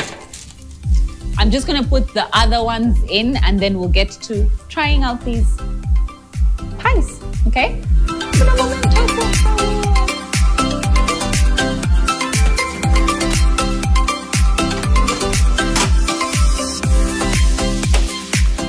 So what I'll do is I will just take them off of the tray, just so that we can plate them. Which one should we start with? We can start with this one. It's much larger. Now, you had asked me if it's ready at the bottom. See that? Perfectly browned. Once you see it brown at the top, depending on where you placed it in the oven, then it's just going to be just browned as well.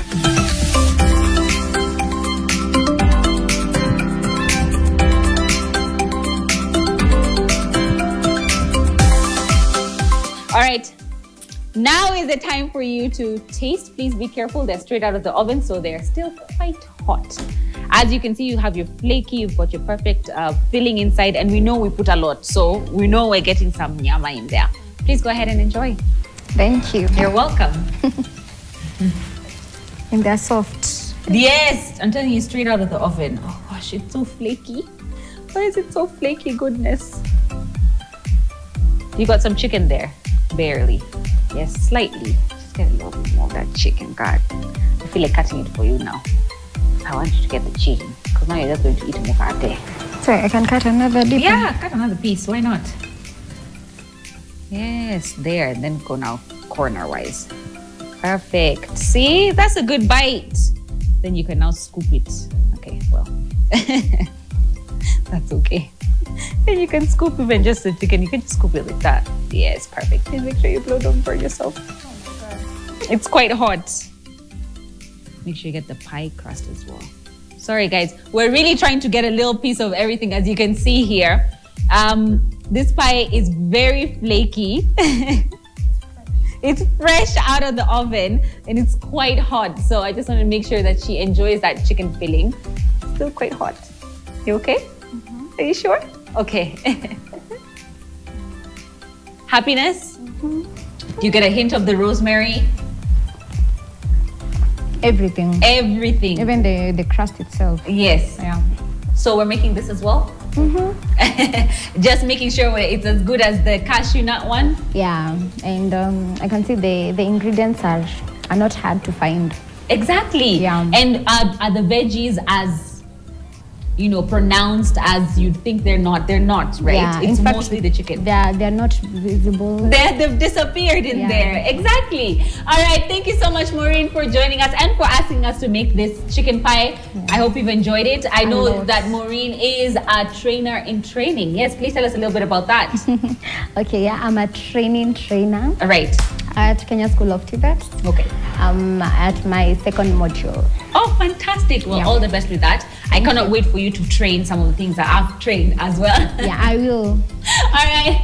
For you at home, we hope you do enjoy making these chicken pies. And in case you'd like to catch on the step-by-step, all you have to do is go to ntvkenya.co.ke, see some of the recipes that we've done there before. And of course, inbox us on our WhatsApp number at the bottom of the screen. Happy cooking from us here on Pishi Bomba. It's been fantastic having you here. This is me, Claire, signing out. Happy cooking and thank you, Pneumatic Kitchen.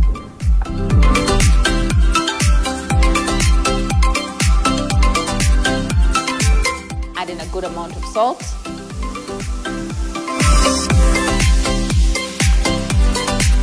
Your initial kukupono, the one for the, what is it called?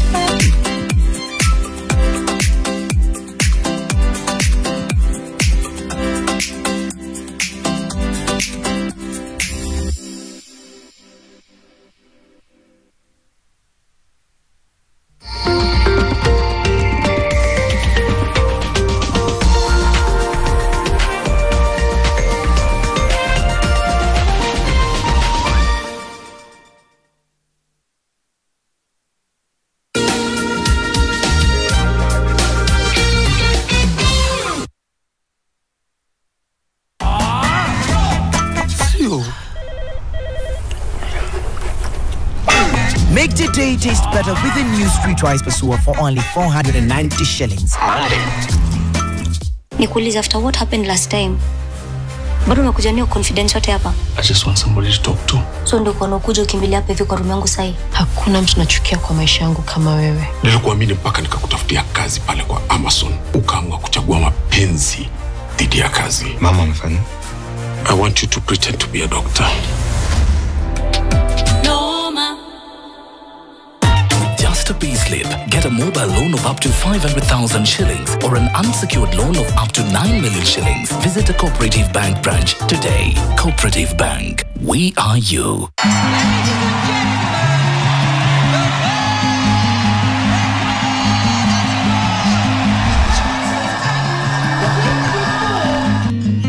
Tumekaa tukiombanga. Si hata tupate World Cup. Alipopata hiyo tumwambia Mungu asante. As I am talking now, most of them are ladies, but those who are in this camp change their names to be Chebets. They believe that by calling yourself Beatrice or Chebet, you will conquer the world. Uliongeza watu kwa list. Ni sherehe kubwa. Jua kesho unajipata tugotane buzz. Utasikia tu. Parents throw graduation party for daughter's boyfriend. Nimepata admission letter to join campo. Congratulations. I'm so proud of you. But your workplace not giving. Today is the best day. Performance. You better map. Yeah. Speaking of us, I think things are quality. Na venue. Achua die pin boy donge. Bana utumie kitu usiku, sio sahi umesikia? Hapa ndio tunakuwa free.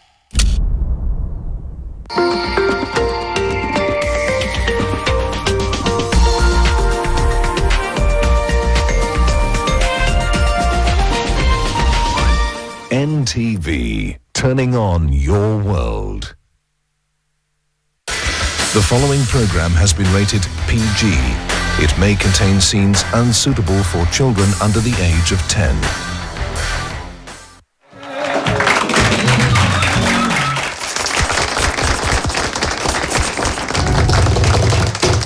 Welcome back to the weekend edition. I'm your host, Dr. Kingori Shonzito sana kama kawaida. Guests wetu wa leo ni some of the finest talent in Kenyan comedy and business. My youngsters doing business and taking it to a whole new level. I'm so happy finally tumepata njaro ya kuleta Butita on the show. First of all, Eddie Butita is in the house. Wazi. Also, our friend Doug Mutai alishindwa na maisha ya Canada. He's back with us. We are suffering together. Doug Mutai is in the house. This episode itakuwa moto because Canada meets Kariobangi on set. Isn't that good vibes? We president ni best yako. Hujamwambia watu wanapiga nduru hapa nje? Because kwanza unangi news. Kwanza alichoma alisema nimemshinda na do. Ani 2 million pekee. Yani hata sengine. Yani atu watu wanapiga manduru. Wewe mimi watu niambiaga hivyo kila time. Ni mnakuaga na rais amumwambiagi ache hiyo fala. Wewe uko na rais. Rais wacha hiyo fala. Unajua at the end of the day mimi semaga hizi information watu hutumana kwa gava inazionanga by the way. Na mimi semaga hata vidi kazipeleka huko. Already wanajua hiyo kitu. Hiyo kitu yenye nasema. Hiyo kitu ya nduru najua tu wanajua. Leo tu waone tutaachaje kupiga nduru. Juu ile nduru inapigwa nataka kuniambia ifiki kila mahali. Na after your time has anything changed? Ukiingia Kariobangi unaitwa mheshimiwa? Mwesh. Si mimi ni mwesh. Vile president alisema Butita kwa maziwa kuna ili change dynamics ya vitu mob sana. Biashara tunafanyanga nini vile tuna relate na wasee hata kuna business zenye mnapewa juu mtu anatamani tu siku moja uambie rais juu yake. Subconsciously people start believing in your trade. Unapata in video tu nimeka nikikunywa chai sasa iko na 200,000 views. On the other hand, it's one thing we need, validation of what we do, because me I'm a victim of that. What's your most interesting experience your life when you return into humor but it was painful when it happened? Oh, painful when it happened. Hii Nairobi niliibiwa laptop. Kwa hii walinivunjia hapa like last year or something. That's one of the most recent. Kuna kadhaa walikuibia laptop. Yeah. But it was a very ilinipea tu a new way. Unajua Kenya huyu jamaa alifanya ni alivunja dirisha ya gari na akaichukua. Okay, ni ujinga in the first place why it was left there, but no si ujinga. Yeah, of course it's mine, right? Ingefai kunini. But sasa huyu jamaa alivunja, na kitu ilinisumbua sana na hiyo ni the professionalism. Wewe kama wewe ni mwizi, kazi yako ni mwizi, mbona hujifunza kutumia kipini ku-unlock gari? Hiyo unaweza pata YouTube, unaweza pata Google. Mimi mwenyewe hata nikisahau kifunguo kwa gari najua vile kutumia kipini kutoa. Lakini hii ni ulezi ambayo sikufurahia. Nikaona huyu jamaa amekuja akavunja dirisha. Sasa niende kweli garage na ni juu mtu anataka kufanya job yake. Unajua ushachukua lapi uenda nayo, sawa, nimekubali. Enda nayo, sawa. Everyday Kariobangi tungesikia tata. Yaani kuna either kuna mwizi anakimbizwa, kuna nini, hata pia kuna mapolisi kupiga kipindi ndio wezi wadhani wako patrol. Unajua kuna mapolisi fanya tu hivyo. Usiku wanachapa tu juu mbili ndio wezi wajue kuna mapolisi area ndio waende walale. So ni kitu kwa nimezoea mpaka siku moja naona watu wameshtuka nikiwa Pangani nasikia bunduki, watu wameshtuka ati niko buda. Sasa maisha itaendelea, kuna bunduki. Ati wewe unajua labda kuna watu wanatakiwa ndio na gundo haya. By the way ni scenario, hii kitu dangerous. So me as a kid I was exposed to danger. Kusikia Gagan daily mara moja kuonanga tu vitu zikifanyika hivyo. Kumbe hizo vitu ni dangerous. Una manage relationship because uko place also una kupretend wewe ni romantic. Najitrain juu kuna soft spot ilipotezwa. Maisha ilipoteza. Kwa nini unapata mtoi wa mtoi wa 4 years ana tabia za mtu mbigi hadi achezi na toys? In fact wanaendesha taeju, that's the closest wako kwa gari. Unaona? Umesema hiyo kitu kanikumbusha, nimeenda na katoi kangu hata akajajua kutembea kwa umsi. So tumechill kama maboy, alafu unajua of course diaper. Alafu mtu mmoja vile ananiambia na muache kupea watoto food za watu wazima. Huyu jamaa anaanga pisi. Huyu ni mchokozi tena. Kuna kitu nikasema hivyo ndani yangu. Kuna kitu umetrigger ndani yangu. Your soft spot. Me as the one danger tunafanyia watu hii kwa mtaa. Bazee wako exposed to vitu mbaya mpaka wana lose part flani ya life yao, and it becomes difficult even in the business world because ukiangalia mse yote ametoka mtaa, there is assumption that haezi cooperate. Ni kichwa ngumu, ni mse anaweza toroka hata na anaweza iba tu kitu. Yani by default you are a thief until proven not. Unacheki? Sasa unapata hata hizi areas zingine za biashara kuna mababi waligrow pamoja. Kuna like wako kwa kampuni corporate, CEO alikuwa classmate ya nani, yani walianza kuongea kizungu wakiwa nursery ile, walivalishwa gown wakiwa baby class. Yani kuna kitu tu life wanazoea. So wewe unakuja, wewe ni mtu wa mtaa. Wewe Dagu ulitolewa tu Bomet Canada. As in au hata na ka middle ground ka kunini kidogo Bomet Canada. Hiyo ni safer. No, ati hiyo ni safer. Hiyo ni safer. Watu waocha. Ocha ni kuzuri. That ghetto. Nitana ghetto ujui brother umseni nani. Unaweza finywa jioni, anaweza futwa na wewe usirudi kesho. For real? No, I think mimi naonanga tu, so najua tu Ocha is the quality of life iko poa kidogo. At least food unakula nini hizi ziko hapo. Vitu zenye usumbuani nayo, like kuna vitu ukiambia nanga ati Marelo kaambia ati Nairobi unalipia, I make sense. I making it to sense, yani ati tunalipa nyumba hivyo, like hizo vitu zote, vitu kaya zenye unalipia, hata food huko unabai, huko ni kwenda kwa shamba unachukua una pluck una nini. Every now and then ukitaka kanini kanyama una nini kuku hapo. So I think, but nilizunguka a lot though. Sikukaa place moja. Butita haamini. Umesema ati ukiwa home ukisikia njaa kuku una nini hapo. Like special occasions. Special occasions ndio hata mlikuwa na board meeting mnakubali hii jogo inaenda hii these next few weeks. Mnaanza hata kuilisha, si ndio? Unaona quality ya life anasema. Sasa mimi kama mimi najua ghetto kuna quality life. Unaweza get quality ya life na duko nayo. Kama uko Kariobangi tuko na Orenge kuku spare part. Sasa unaonanga makuku zikienda kwa super, sasa kuna vitu hazina kwa missing. Sasa zule tu huko sasa. Sasa orenge unatoa ka 30 bob, unafungiwa vichwa 5. Ama 10 ama 20 unafungiwa mguu 5.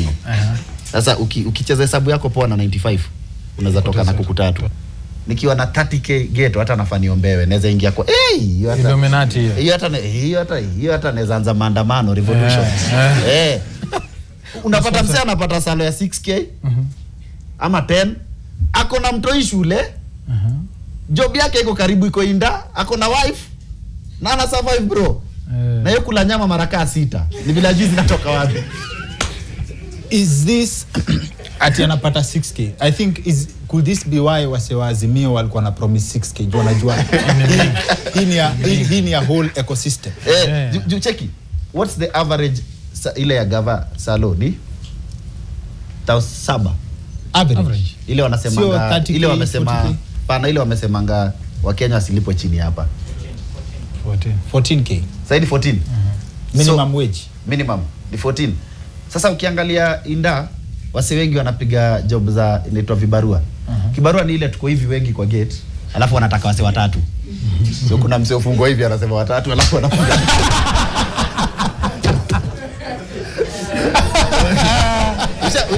Ushapiga kibaruch. But see hiyo very extreme. Ndio inakuwa inda umeenda inda. Like even ndio iko.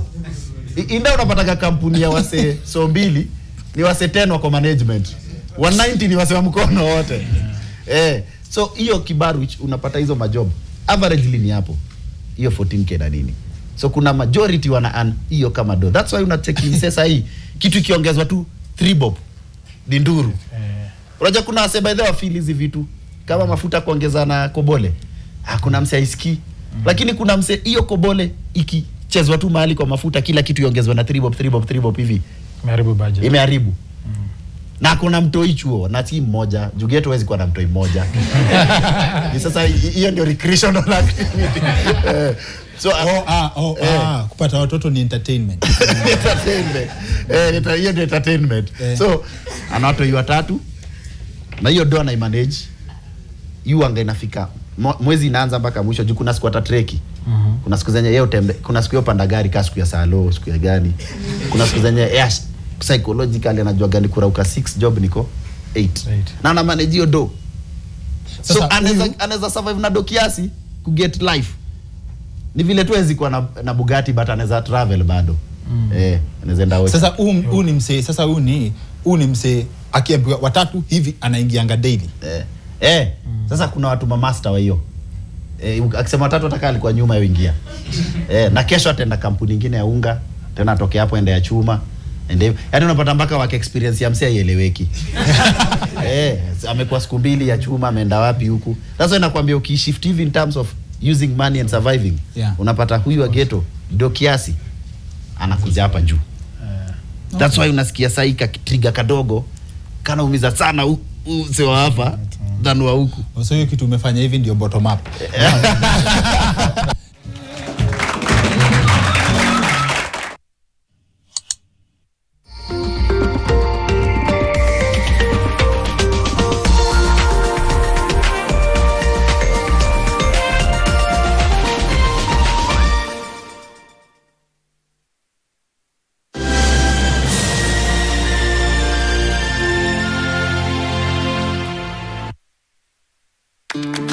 I'll have the usual on the rocks, double. I'll have whatever he's having. Real recognize real. No added sugar, no preservatives. 100% real fruit. I wanna wish you a Merry Christmas. This festive season, crossover in collaboration with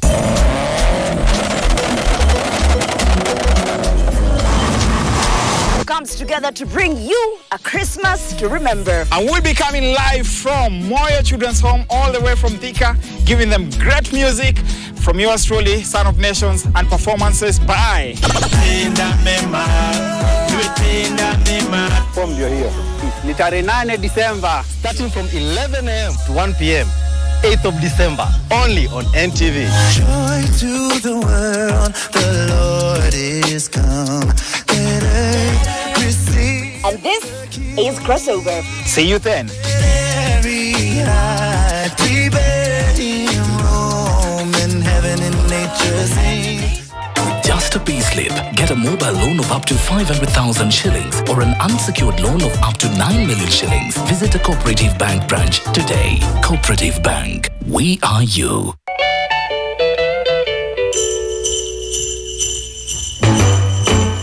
Jingle bell, jingle bell, jingle bell rocks.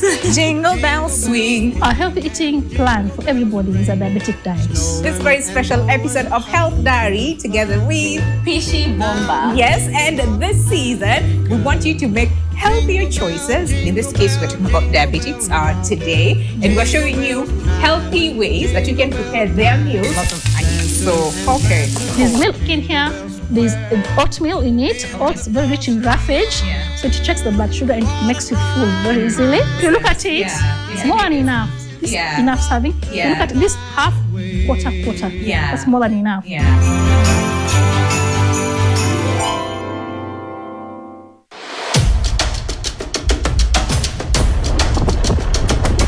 This week on your most loved show, I go trekking deep in the Aberdare Ranges. I'm still following royalty. I get to see where Queen Elizabeth had her first breakfast as queen. The late Queen Elizabeth came here. Yeah.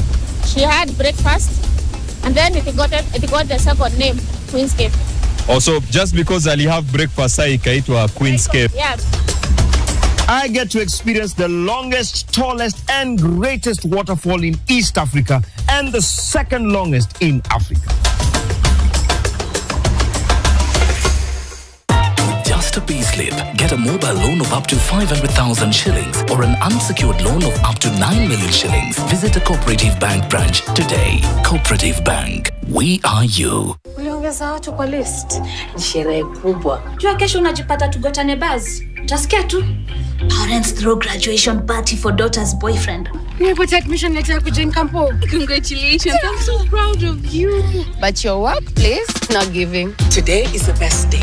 Performance. You better map. Yeah.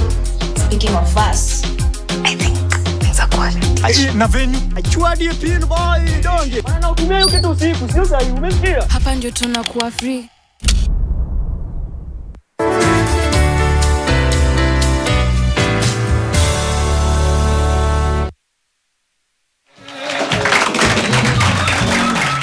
Welcome back to the Wicked Edition. I'm Dr. Kingori. Asanteni sana for joining us for this episode. Maze, story yetu ya leo ina involve gun safety, gun response na mambo yote ya vile mtu anafaa kurespond kwa ngori ikihappen. Na guest wetu wa leo is a very decorated gentleman.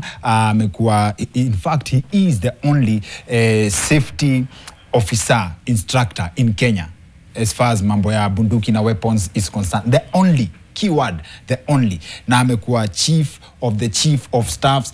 Yani, acha tu niwaambie, profile yake nikianza kusema sahi, tutamaliza show yote hapa. In fact, I thought to myself, tunafaa to prepare another episode specifically ya kudiscuss vitu wamefanya kwa hii maisha. Sami Onyango, ladies and gentlemen, karibu sana. Asante sana. Karibu sana kwa show yetu. Cheers, asante. Umesema vizuri sana wewe upendi mbio ni nini? Ukiwa pale nyumbani Christmas, unaweza ngangana na kuku kukimbiza na wewe ni sharpshooter. As in, can you do that for fun? Like you can never use any component of anything in the line of firearms for fun. The only part we can call fun is when you're using a firearm for sporting activities. But the fun part does not anywhere meet with matters to do with safety. Safety is held 100% and it's paramount, and there is no room for excusing this. Na unajua nimetumia example ya kuku specifically before tuende kwa sports. Nimetumia example ya kuku specifically because eventually you will kill it. Yes. Unaona? So badala ya hiyo pressure yote ya kukatana shingo, slow death, na umemaliza. Huwezi. Hata na license. Huwezi. Kwa sababu nikuulize ile kuku mwanzo tuanze kusema. Ile kuku mwanzo tuanze kusema utaipiga risasi. Ukichukua internal ballistics, ile risasi kiingia kwa ile kuku itatoka na nyama yote itapoteza kwa msitu. Kwa sababu ile entry point itakuwa ni kidogo. Lakini mahali itatoka ikiwa na nyama yote kuanzia tu. Ya pili, mahali ile risasi itapita itaishia wapi? Inaweza ikapiga chini karikoshe, ikaenda juu, ikaenda kagonga mtu mwingine kule na kamuua. Si ungesema tu basi huwezi piga kuku risasi juu unataka kusave gizzard. Madem ni wa deadly kwa bunduki kuliko machali. Madem unajua wako a little bit more flexible. Okay. Unajua kuna vitu wanafanyaga kwa vidole zao, kwa mwili zao. Yes. Ni mtu ambaye ana flexibility yao iko afadhali. Yes. Mwanaume ni mtu ambaye ako rigid kidogo. Okay. Sasa ile bunduki pia ku deal na ile trigger, kuna vile lazima utaikaresi. Yes. Kuna vile unaibembeleza ndio ina smooth pull. Unajua smooth pull. Sio lazima uwe romantic na bunduki kidogo. Kuna vile iko na heshima yake. Si ati ulibamba. Ati wale mavijana wanapiga hivi. Unaona kama ule kijana ukimwona wakati amepigwa na yule, wakati amegeuka, yeye kidole yake ilikuwa yes. Na hiyo kufanya hakuwa anafanya ati kwa sababu anajua anafanya nini. Yes. Ile inaitwa adrenaline dump ama adrenaline rush. Okay. Adrenaline rush mwili ikikuingia, yes, because your system binadamu, defense system ya binadamu imeundwa hivyo. Yes. Ukiona danger, mwili yako automatically inaanza kusecrete some hormones, yes, ambazo zinaanza kuproduce more oxygen, inatuma signal kwa akili section moja, inatuma kwa section nyingine, inakwambia hapa kuna balaa. Ukishaona hiyo balaa, wengine wanaanza kutingika. Kuna mwingine anatoka mbio. Kuna mwingine anaingia kwa vita. Yes. Badala ya kutoroka ataingia kwa vita. It's called flight or fight. Yes. Because of adrenaline rush or adrenaline dump. And that's what separates the pros from the... Yes, when you can know how to control it, yes, to your advantage. Na ukienda surgery utolewe adrenaline, wewe sasa ni changamanya. Ukienda mnitoe adrenaline, hakuna kitu unaogopa.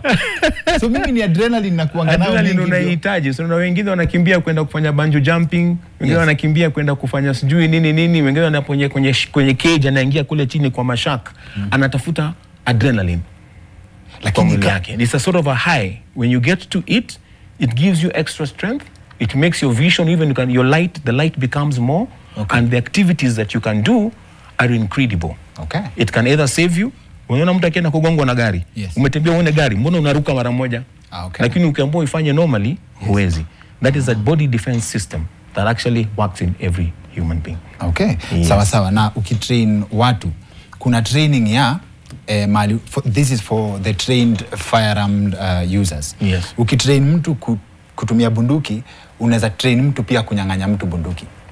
Sasa hizo ni extra skills ambazo lazima utakuja kutrain. Lazima trainee wangu sana kwa wale watu ambao wamechukua classes za vitu kama Krav Maga, kuna Krav Maga ambaye ni hand to hand combat. Kuna mtu ambaye ametrainiwa something called force on force, ile scenario ambaye unapigana na mtu ambaye unamuona akona bunduki pale na wewe kuna bunduki hapa, na ikifikia mahali ambaye sasa nimekukaribia na mimi yangu imeisha risasi, nitafanya nini? Sitabidi nijue technique ya kuitoa kwa mkono yako. So hizo techniques pia ni vitu ambazo mtu anatrainiwa. They are more or less a specialized training. Sio kitu ambaye kama kuna moja unaweza demonstrate tu. It's a little bit on the low it is a little bit on the low because ubaya yake, yes, ya hiyo demonstration utaweza ukainsight mtu mwingine akadhania ni kitu ambaye unaweza kufanya. Na akienda kufanya atapatana na shida. Kwa sababu kwa sinema ukiona mtu ambaye akona kama mimi ni mkufunzi, I am an instructor. Yes. So being an instructor, I'm allowed to have what we call training aids. Yes. And with the training aids, I can show you one here. Itakuwa poa sana. So with what we call as a training aid, yes, a training aid is what I use to simulate when I'm training, so that the person who is using this or when I'm demonstrating, yes, I do not end up creating a disaster, yes, with actually using a live firearm, okay, which is one thing that you're not supposed to do. Okay. You're not supposed to use a live firearm when you're doing some training to the beginners or to certain levels of training. Okay. So this is a simulated firearm. And as you can see, it looks like it has all the necessary features which are there. That's and like a real gun. It is more or less like. Yes. And it is not supposed to be used with the public. Na sio kitu ya kukua nayo nyumbani kama toy. Yes. Hii tunatumia tu kwa ishara ya kupewa ruksa ya wewe kuwa mkufunzi ndio uweze kuitumia kwa darasa wakati unafundisha watu mambo ya safety. So mtu kama mimi mwenye ni muoga, niseme, nataka hii tu, nataka nipewe license ya hii ya kuambia mwizi weka hiyo TV chini. As in, si ya kufanya kitu ni ndio hata mimi nisikuwe na riski ya sijui risasi imeenda wapi. Unajua naye wewe kesho hatujui na wewe utaenda ukule majani aina gani na wewe pia ukule kichwa. Enda na wewe uanze vituko. Lakini hiyo sio kwangu kwa kusema, but najua ukiuliza kama Firearm Licensing Board, ukienda waulize ni njia gani naweza nikapata, wataweza kukuelekezea. Ndio najua chances zako zitakuwa very very slim. Ni kama utafaulu. Mwanzo ushani rule out na labda uko kwa board. Sasa unaona hii bunduki ukimwangalia yule mtu kama yule jamaa alikuwa ameishika kwa jinsi fulani, alikuwa shaingiza kidole yake hapa ndani. So the reaction of pulling this trigger for you to get around to go out is a split second. It's a very very short split second. So the things that you see in the movies, that mtu amekuja akaangalia umeishika hivi akaichezesha against the force of your hand, because ukivurudisha na pande hii, so unajua bado mkono wangu umeshika. Lakini nikishika pande hii nikipeleka pande hii vidole yezi. So I can snatch it on the opposite side of my hand, isn't it? But I will tell you, unless you've been trained to a skill level where you can afford to do that, it would not be something which I would encourage anyone to do. Because the split of that trigger going, it means the life has been taken. Okay. Yes. Na mimi naweza ishi kama fingerprints zangu zitaniletea shida. Unajua sasa kwa fingerprints zako siwezi nikakwambia itakuwa zitaleta shida kwa sababu already kwa immunized, lakini kwa sababu ya corona kwa sasa hivi nikishika nikikupatia itakuwa shida, si ndio? Hii corona inafanya mpaka watu wananyimwa bunduki. Siwezi nikakupatia ushike kwa sababu nimeishika mikono mitupu na nikikushikisha ndakuwa nakushikisha ugonjwa ambaye haifai kama niko naye pengine. Tell us more about the African Championship. African Championship is a very big thing because you see in Kenya today we are actually the only other country in Africa that has been given the opportunity to host it. Kenya ni nchi ya maajabu. Juzi umeona tumetoka Safari Rally. Kesho kutwa ndio tunaanza under 20 Olympics. Olympics ama ni athletics under 20. Tuko pia na African Champions which is shooting. It is the first time ever it's coming into Kenya. It has never happened outside South Africa. It has always been held in South Africa for two reasons. There's never been another nation in Africa that has had safety officers competent enough to run a safe shoot for something known as a Tier 4. Tier 4 is level 4. There are only 5 levels of shooting in competition shooting, which is the highest is Tier 5. That only happens in the US. Tier 4 is now happens in all over the world, but in Africa imekuwa ikifanyika South Africa peke yake. Sasa wakati huu tumeweza kupawa kama Kenya. One of the saddest things tulisikia tukiongea na Richard Mwema ni what happened after vile walitoka hapo nje ya shop. It's in the full length video, tutakia wase waone. Na one of the things ni Wakenya walikuja kuwa surround, hakuna mtu anajua kuwatch nini, but watu wana marvel at vile mtu amepigwa risasi anakaa. Unajua it's sort of like a sight. Una get? But kuna first aid zenye zinaweza saidia mtu akifanyikiwa na kitu kama hiyo. What are the first things zenye mtu wa kawaida akiwatch anaweza saidia mtu amepigwa risasi anahitaji help? If I may just go directly to bullet wounds. If you get a bullet wound, if you're shot, say nikipigwa risasi mkononi ama nikipigwa risasi pande moja kwa limbs, tuseme example ni limbs. Our first reaction huwa ni kukata damu ambaye ina travel kwa veins zako kutoka juu kurudisha chini, kwa sababu circulation inapanda ikiteremsha.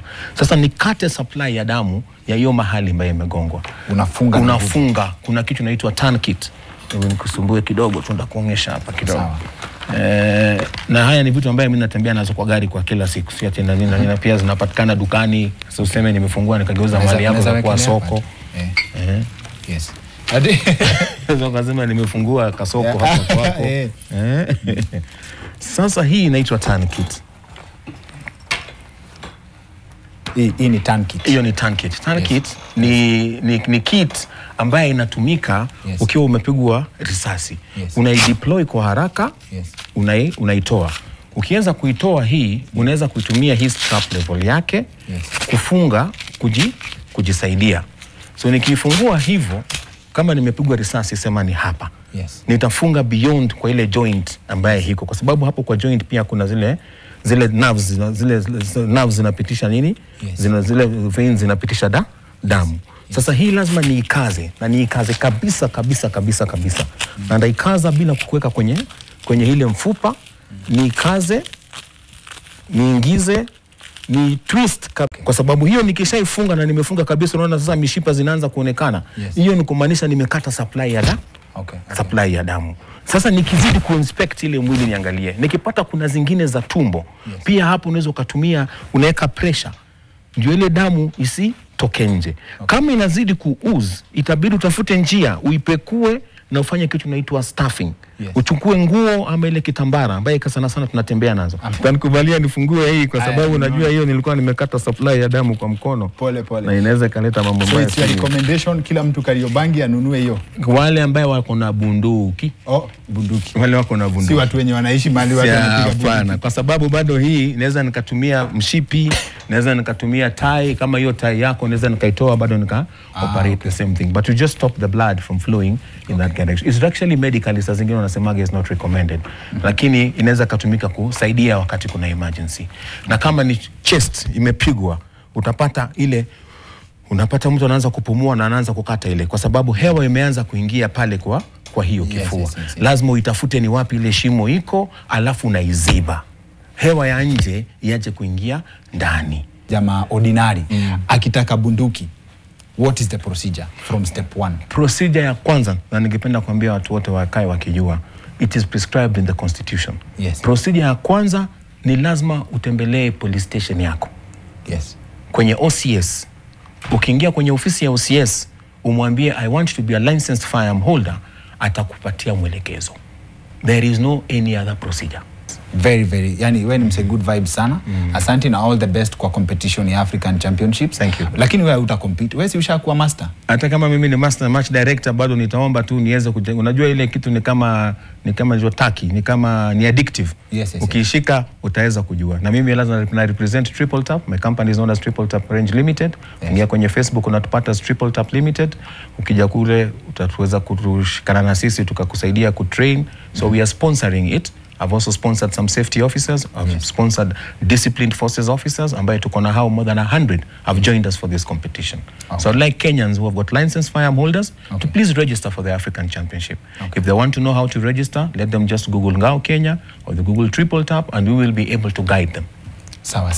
Na quick recovery to Richard Mwema. Na asante sana pia kwa kila mtu, and thank you for joining us for this show. To many more. That's it for the weekend edition. See you next week. My name is Dr. Kingori.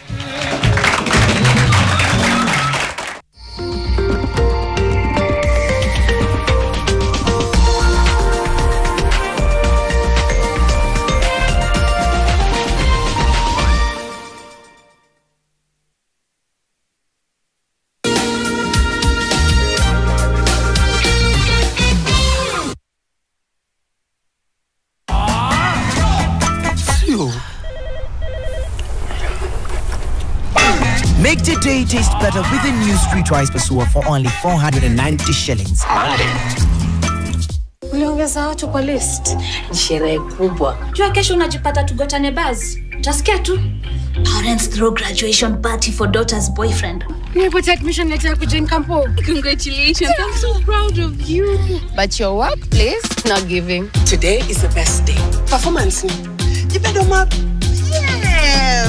Speaking of us, I think things are quality. Na venue. Achua die pin boy donge. Wana utumia kitu usiku, sio sahi umesikia? Hapa ndio tunakuwa free. For fast relief of strong pain, like headache, toothache, and muscle pain. And I am finally released from pain and ready to be there for those who need me. Try Panadol Extra for fast and effective relief from strong pain. Want to know the biggest story of the week? Do not worry. The Weekly Review got you covered. For in-depth analysis of politics, business, governance, as well as social issues, the Weekly Review covers it all. For well-researched, exclusive and investigative content, read the Weekly Review every Sunday in the Sunday Nation.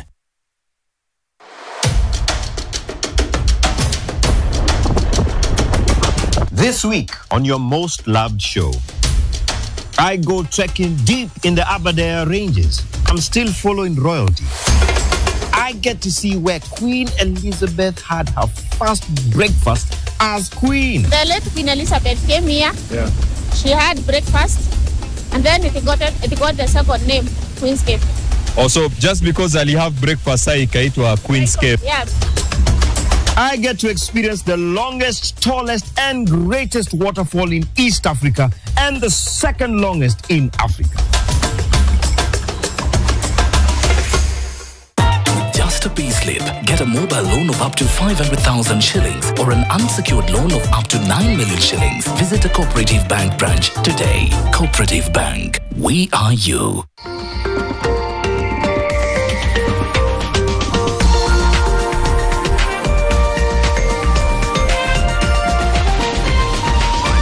NTV, turning on your world.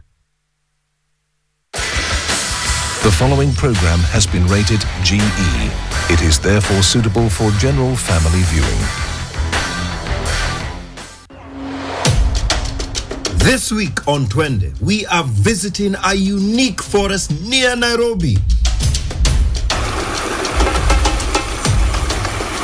It has an interesting history that goes back before the colonial time. We will learn how development in Nairobi had a great impact on this forest. Kanatoa moto tu. Hiyo gari ya moshi haikuwa tutumia petroli. We will learn how its name came about and why this spring no longer flows like it used to. It has to do with a curse. Sometimes you don't have to travel far to discover paradise.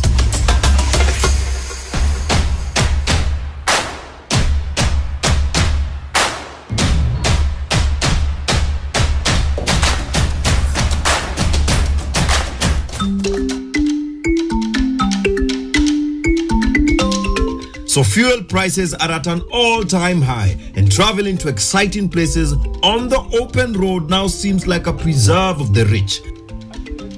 This is a story known too well for about 5 million Kenyans who live in the densely populated city of Nairobi. Most city residents would do anything to sit by the beach. For majority of Kenyans, 67% to be exact, they live in rural areas near those exciting places or somewhere nearby. It could be next to the ocean, lakes. There are those who cross big rivers daily. Wengine wanaishi kwa milima na mabonde, or those surrounded by water on the islands.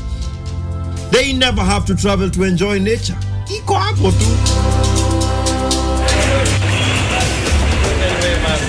Then, kuna watu wa kawaida. They also live in the jungle, a concrete jungle.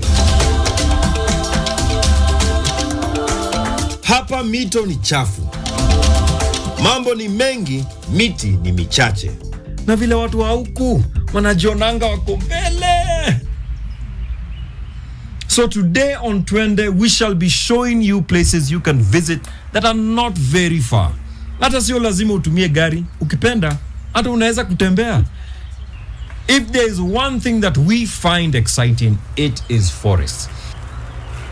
That is why we enjoy getting away to places like Karura na Arboretum. But wait, kabla hujawacha kuwatch show because unajua hizi forest, let me just make it very clear that we are going to another forest which you most likely have never visited. From the Nairobi CBD, it is a 20 minutes drive, a 2 hours walking, or a 40 minutes on a bicycle. We find it at the borders of 3 counties, Nairobi, Kajiado, and Kiambu. It is alive. There are springs, mysterious holes in the ground, and the exciting part is that it is rich in history. This is the Goto Forest. Its proximity to the city of Nairobi would greatly affect the tree species that grow here. There is a dark reason why most of the trees look like this. We shall come back to that later, but first, hiyo jina Thogoto ilitoka hapi? To find out, I head to the place that goes by that name, Thogoto. Before the construction of the Southern Bypass, this forest was one complete block that was extending from Dagoretti Market to Kibiko in Ngong. Today, the new highway cuts across the eastern side, splitting the forest into two parts. Tucked at the edges of the forest between Kikuyu Town and Dagoretti Market is the center of Thogoto. It is a place that has a university, a top eye and orthopedic hospital, and several schools, including Alliance. Thogoto's history goes back more than a century ago during the colonial era. Kama vile tulisema mafuta imepanda, kwa hivyo we are traveling on a budget kwa nguvu ya damu. The road is lined with trees. It is easy for them to grow here because this whole area once used to be one large forest devoid of all these infrastructures. It wasn't always like this. To get to know how this came about, I visited one of the earliest buildings here. This church in Thogoto is a continuation of one of the stories we featured earlier in the Twende Kibwezi episode. In 1891, the first missionaries settled in Kibwezi and established a mission there, building what is claimed to be the first PCEA church. However, they would face attacks from one of Africa's deadliest killers, the mosquito. Malaria and other tropical diseases sent many of them to an early grave. But not every place was infested by mosquitoes. Further inland were areas of cooler climes and dense forests that were free of the killer insects. And that is how the sole survivor of the first missionary party of the Scottish mission ended up in this area, which was then a dense forest. I am here to meet someone who has seen the gradual growth of Thogoto. Habari yako mzee? Mzuri sana. Sasa nataka kuuliza. Hii ndio this is the original church. Hapana. Ile ya kwanza ni ile kanisa pale. Thomas Chapel. Iko huko. Ndio ilijengwa mwaka wa 1909. Hii ilijengwa miaka ya 1920 to 28. That's when they started putting up this one. So lakini tunaweza enda hapo? Ingia gari. Twende na baisikeli? Mambo ya baisikeli mimi mzee nitaweza. Ingia katika gari twende. Wewe ni mzee wa miaka ngapi? 85. Kenneth Njoroge's family has lived here since Thogoto was established and has seen it grow.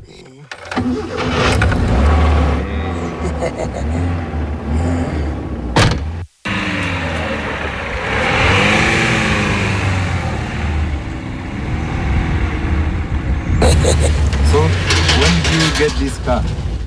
In fact, this one was bought by my brother. He bought it in 1979. 79? Yes, and he's been with it all the years. But about 4 years ago, he gave it to me, and then he got another one. So this is the church? This is the church that was put up and then got finished in 1909. It's called Thomas Watson Memorial Chapel. A mission. He was young, and yet he had offered to be a missionary. At 23, he was even married. He married when he came here in the year 1900. And unfortunately, he did not live long. He stayed for 2 years, and then he died. So 1900, that's when he died? And he died from pneumonia. Yes. There were no mosquitoes here? I don't think it was, even if they were, not as bad as... as dangerous or as maybe not, no. They might have had no malaria. For some time, these missionaries and their converts were worshipping in the open, and there was a need for a permanent building that would shield them from the elements. This is it. This is now Watson Memorial Chapel. This is where our youth assemble for their services. This place was a forest. It was a forest. Full of trees. In fact, there used to be buffaloes here. Yeah. So the missionaries thought of putting up a place like this, a structure like this, So walikata miti? Hapana, walikuja hapa. They might have cleared a few trees, but that one still remained. That is why it was put up, and it got finished in 1909. It was called Church of Scotland Kikuyu. Materials to put it up were brought here in sections from Scotland. Wait, even the wood? Yes, even the wood and the mabatis. Everything. Yeah, it came in sections. So how did they get it here? Now it came by ship to Mombasa, and then it was easy to put it in on the railway. Yeah. The church would survive intact until 96 years later, when there would be a threat to one of its iconic features. In 2004, there was a drive to remove the stained glass windows in all the PCA churches built in the pre-colonial era because of their association with Freemasonry. They tried to come here, but we protected it. The result is that these artistic pieces that are more than a century-year-old were preserved. These depictions capture how the local people appeared to the artists, illustrating their way of dressing and ornamental decorations. So they must have been ordered to reflect the life of the people they found here. These pieces of art are amazing, but I can only imagine how they might have looked to the local people in 1908 as they had their first interaction with Western art. It was like nothing they had seen before. Western art may have been easy to understand and relate to. Pronouncing Western names, on the other hand, was not so easy on the African tongue. This place is called Thogoto, and there are very many theories as to why this place is called Thogoto, and somewhere Scotland has a play in that.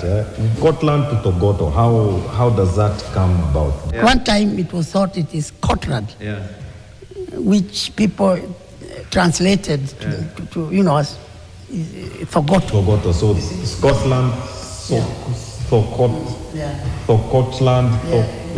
And you know they had that habit because even the Mzungus, when he came here, they were given local names. You will hear somebody called Watenga. Watenga, meaning? This Mzungu who came from Malawi, he was Dr. Scott or something like that, was called Watenga. Watenga. Because when he wanted you to move, create space, he used the word tenga. Or he used to use the word tenga. And that is why people call him Watenga. And that, my friends, is how this area came to be called Thogoto. And the nearby forest also acquired this name. While the missionaries were busy sowing seeds of the church, there were those who were keen on harvesting where they had not sown. Nowhere is this more evident than in Thogoto Forest. Most of the trees in this 760 hectares are not native. This is how the forest once looked like.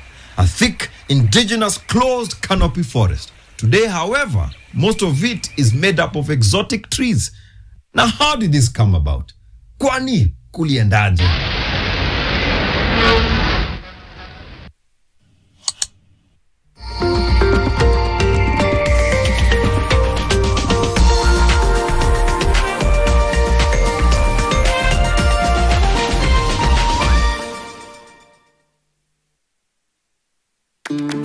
I'll have the usual on the rocks, double.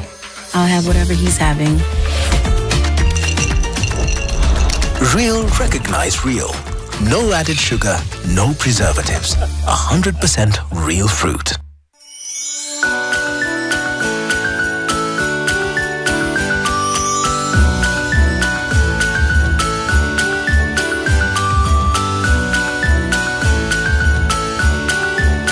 Nunua any 2 80-gram Cadbury Dairy Milk Packs ama Cadbury Drinking Chocolate. Visit Cadbury.Africa or dedicate someone special your heartfelt message ya kumshow thanks. T's and C's apply. Cadbury, there's a glass and a half in everyone. If you understand, please blink once, dear.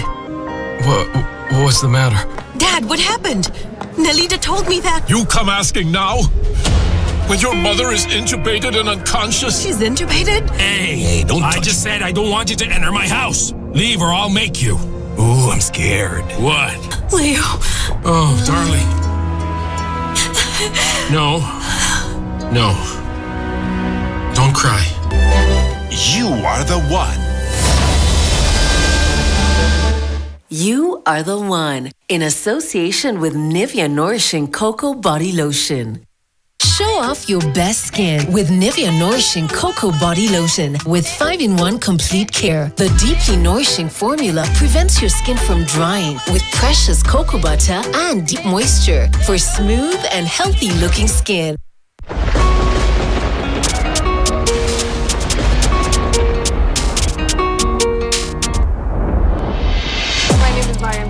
Most bankable host Brian Esteli. And we bring you the morning fix. Shimano is in the building as promised. Yes. Every day is a different discussion on something you care about. And we want to hear from you. That's why we want to hear your say. So we've got star-studded guests, the people you want to hear from, the people you want to connect with, and... know the celebrities will be in studio. We'd like you to pick up that phone and have a chat with them. Without that project, I would not have done anything else that I've done before because it was kind of like... Then, yeah, when I was coming to Kenya now on my route of, you know, wanting to like make music. But Friday, guys. Friday is where we have all the fun. There is mad fun with Aseli, DJ E, good vibes, great conversation, artists from all over the continent and more. So keep it 96.3 Nation FM.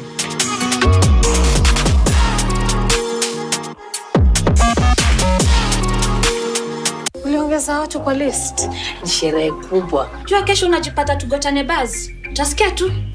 Parents throw graduation party for daughter's boyfriend. Nimepata admission letter to join campo. Congratulations. I'm so proud of you.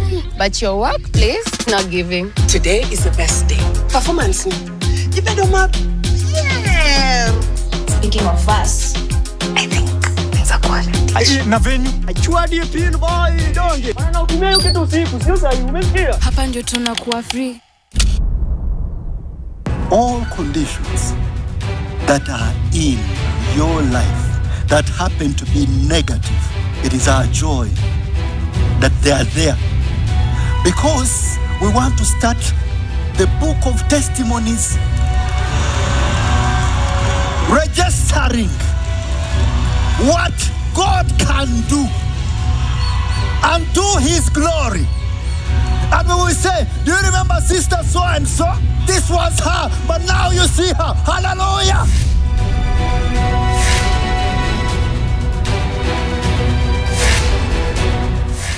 With just a payslip, get a mobile loan of up to 500,000 shillings or an unsecured loan of up to 9 million shillings. Visit a Cooperative Bank branch today. Cooperative Bank. We are you.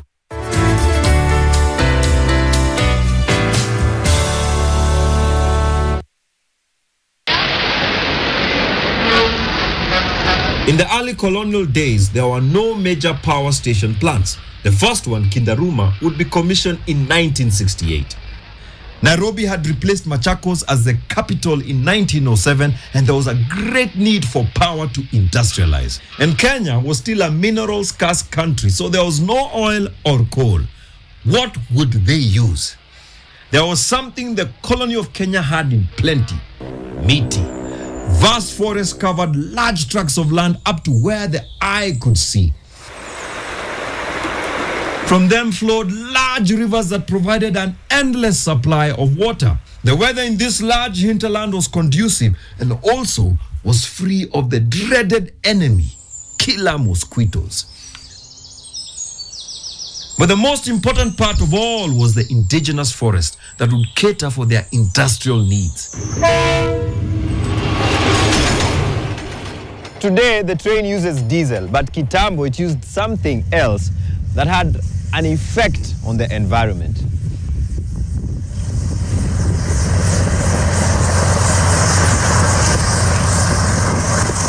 Trains have been passing at the edge of Thogoto Forest for decades now. Hiyo dia kalikuwa kanaenda kana. Sasa hiyo moshi inatoka pande ya chini na ingine moto. Moto inatoka chini na moshi inaenda na pande ya juu. Hata pande ya juu kanatoa moshi moto tu.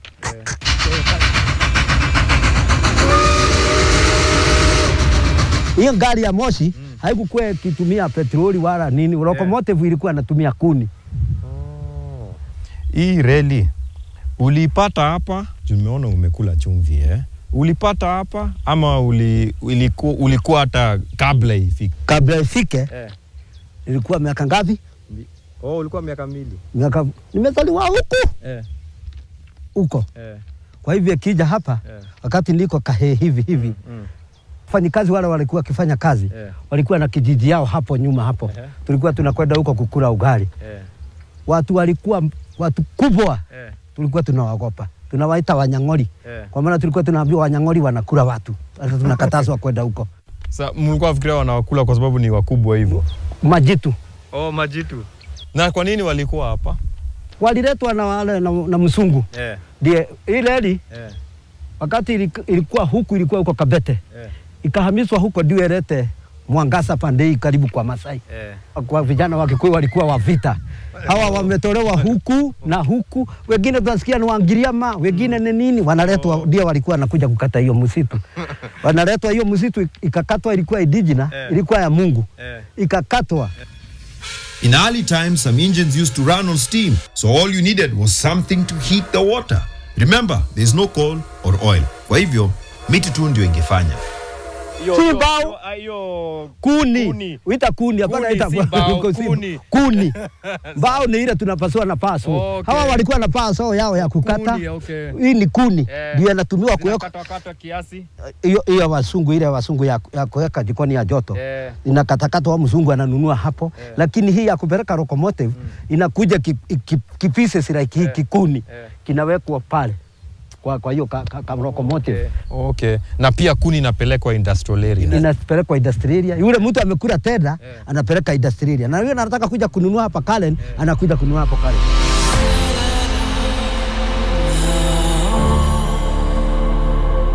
Though there are many forests surrounding the city, Thogoto Forest would bear the brunt of the energy need. It was close to Nairobi, easily accessible, and the railway passed next to it. There was, however, one challenge with the indigenous forest in Kenya. Most trees take a very long time to mature. The rate at which the British were using up the trees in the railroad construction and other development projects was depleting Kenya's indigenous forests. Importing lumber from Europe was too costly, and that is what led to them introducing the fast-growing eucalyptus trees.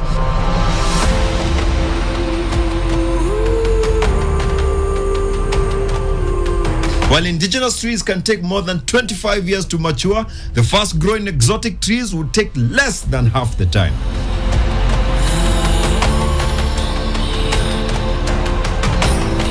So many forests, including Thogoto, went from this to this.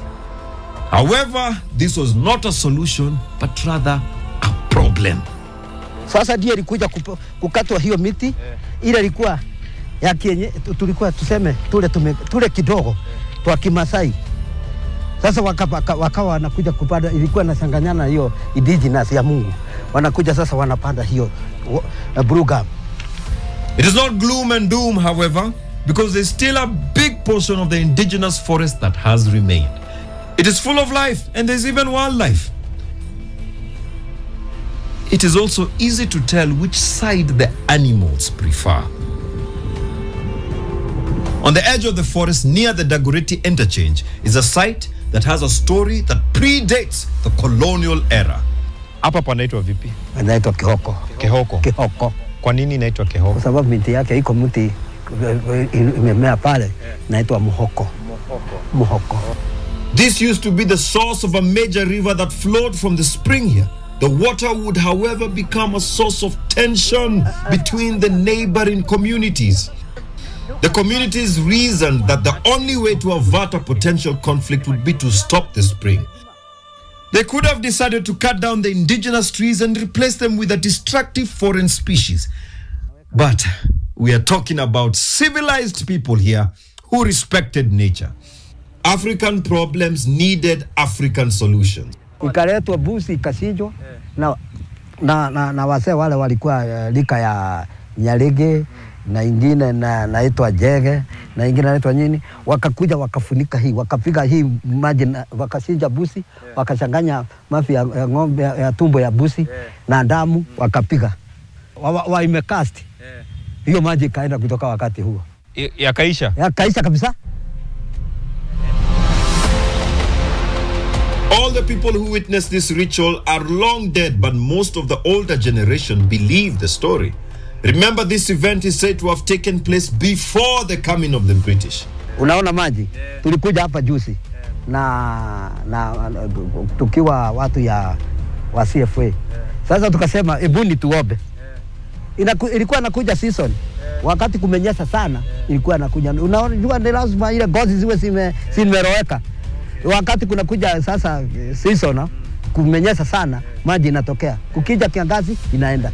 Lakini sasa si unaona iko. Tulikuja pale tukaomba. Hata sisi tunaweza kuwa watu ya Mungu kama wale walikuwa mbeleni. Tunaomba, si unaona tunaiona iko.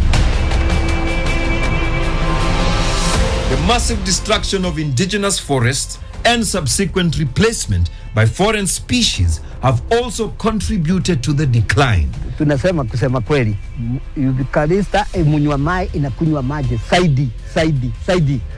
Na tena tuseme season ilienda, hata vua kananyesha kidogo sana na maji sana yanaongezeka sababu ya kunyesha. Vile naona kuko kidogo ndio tunakuja kuona tumito yetu, tunakuja tukua kidogo, kwa sababu hata watu walipata sana hiyo miti kwa kijiji na inakunywa hiyo maji. Kwa hivyo lazima maji iwe inapungua. One can only imagine how the original Kehoko spring must have looked like. You don't have to imagine, because there are still many springs that flow till today. One of them is a source of one of the longest rivers in Kenya.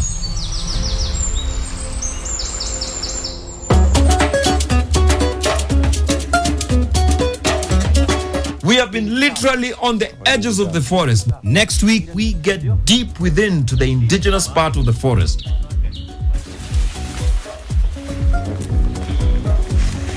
Athi River, ile mtuni inateremka mpaka Athi River.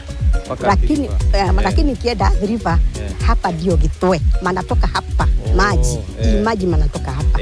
Despite the challenges it has gone through, you will see why Thogoto Forest is still a beautiful place to visit.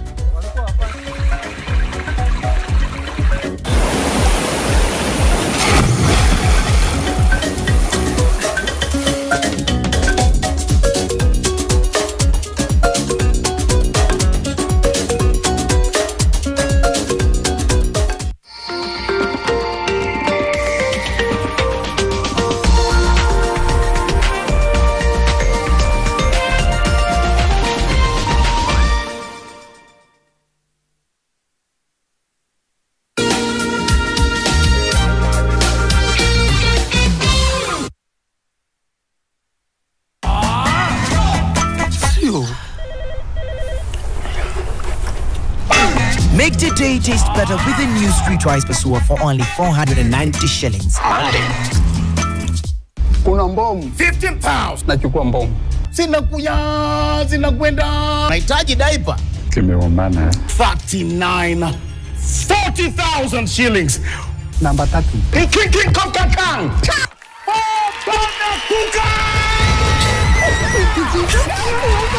Na 50,000 Kenya shillings.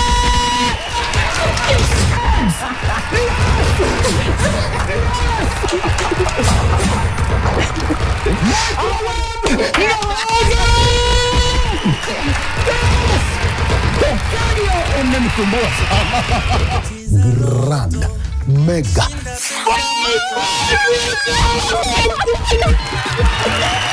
Want to know the biggest story of the week? Do not worry. The Weekly Review got you covered. For in-depth analysis of politics, business, governance, as well as social issues, the Weekly Review covers it all. For well-researched, exclusive and investigative content, read the Weekly Review every Sunday in the Sunday Nation.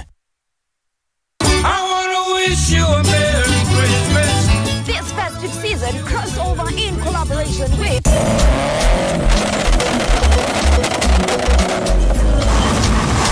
comes together to bring you a Christmas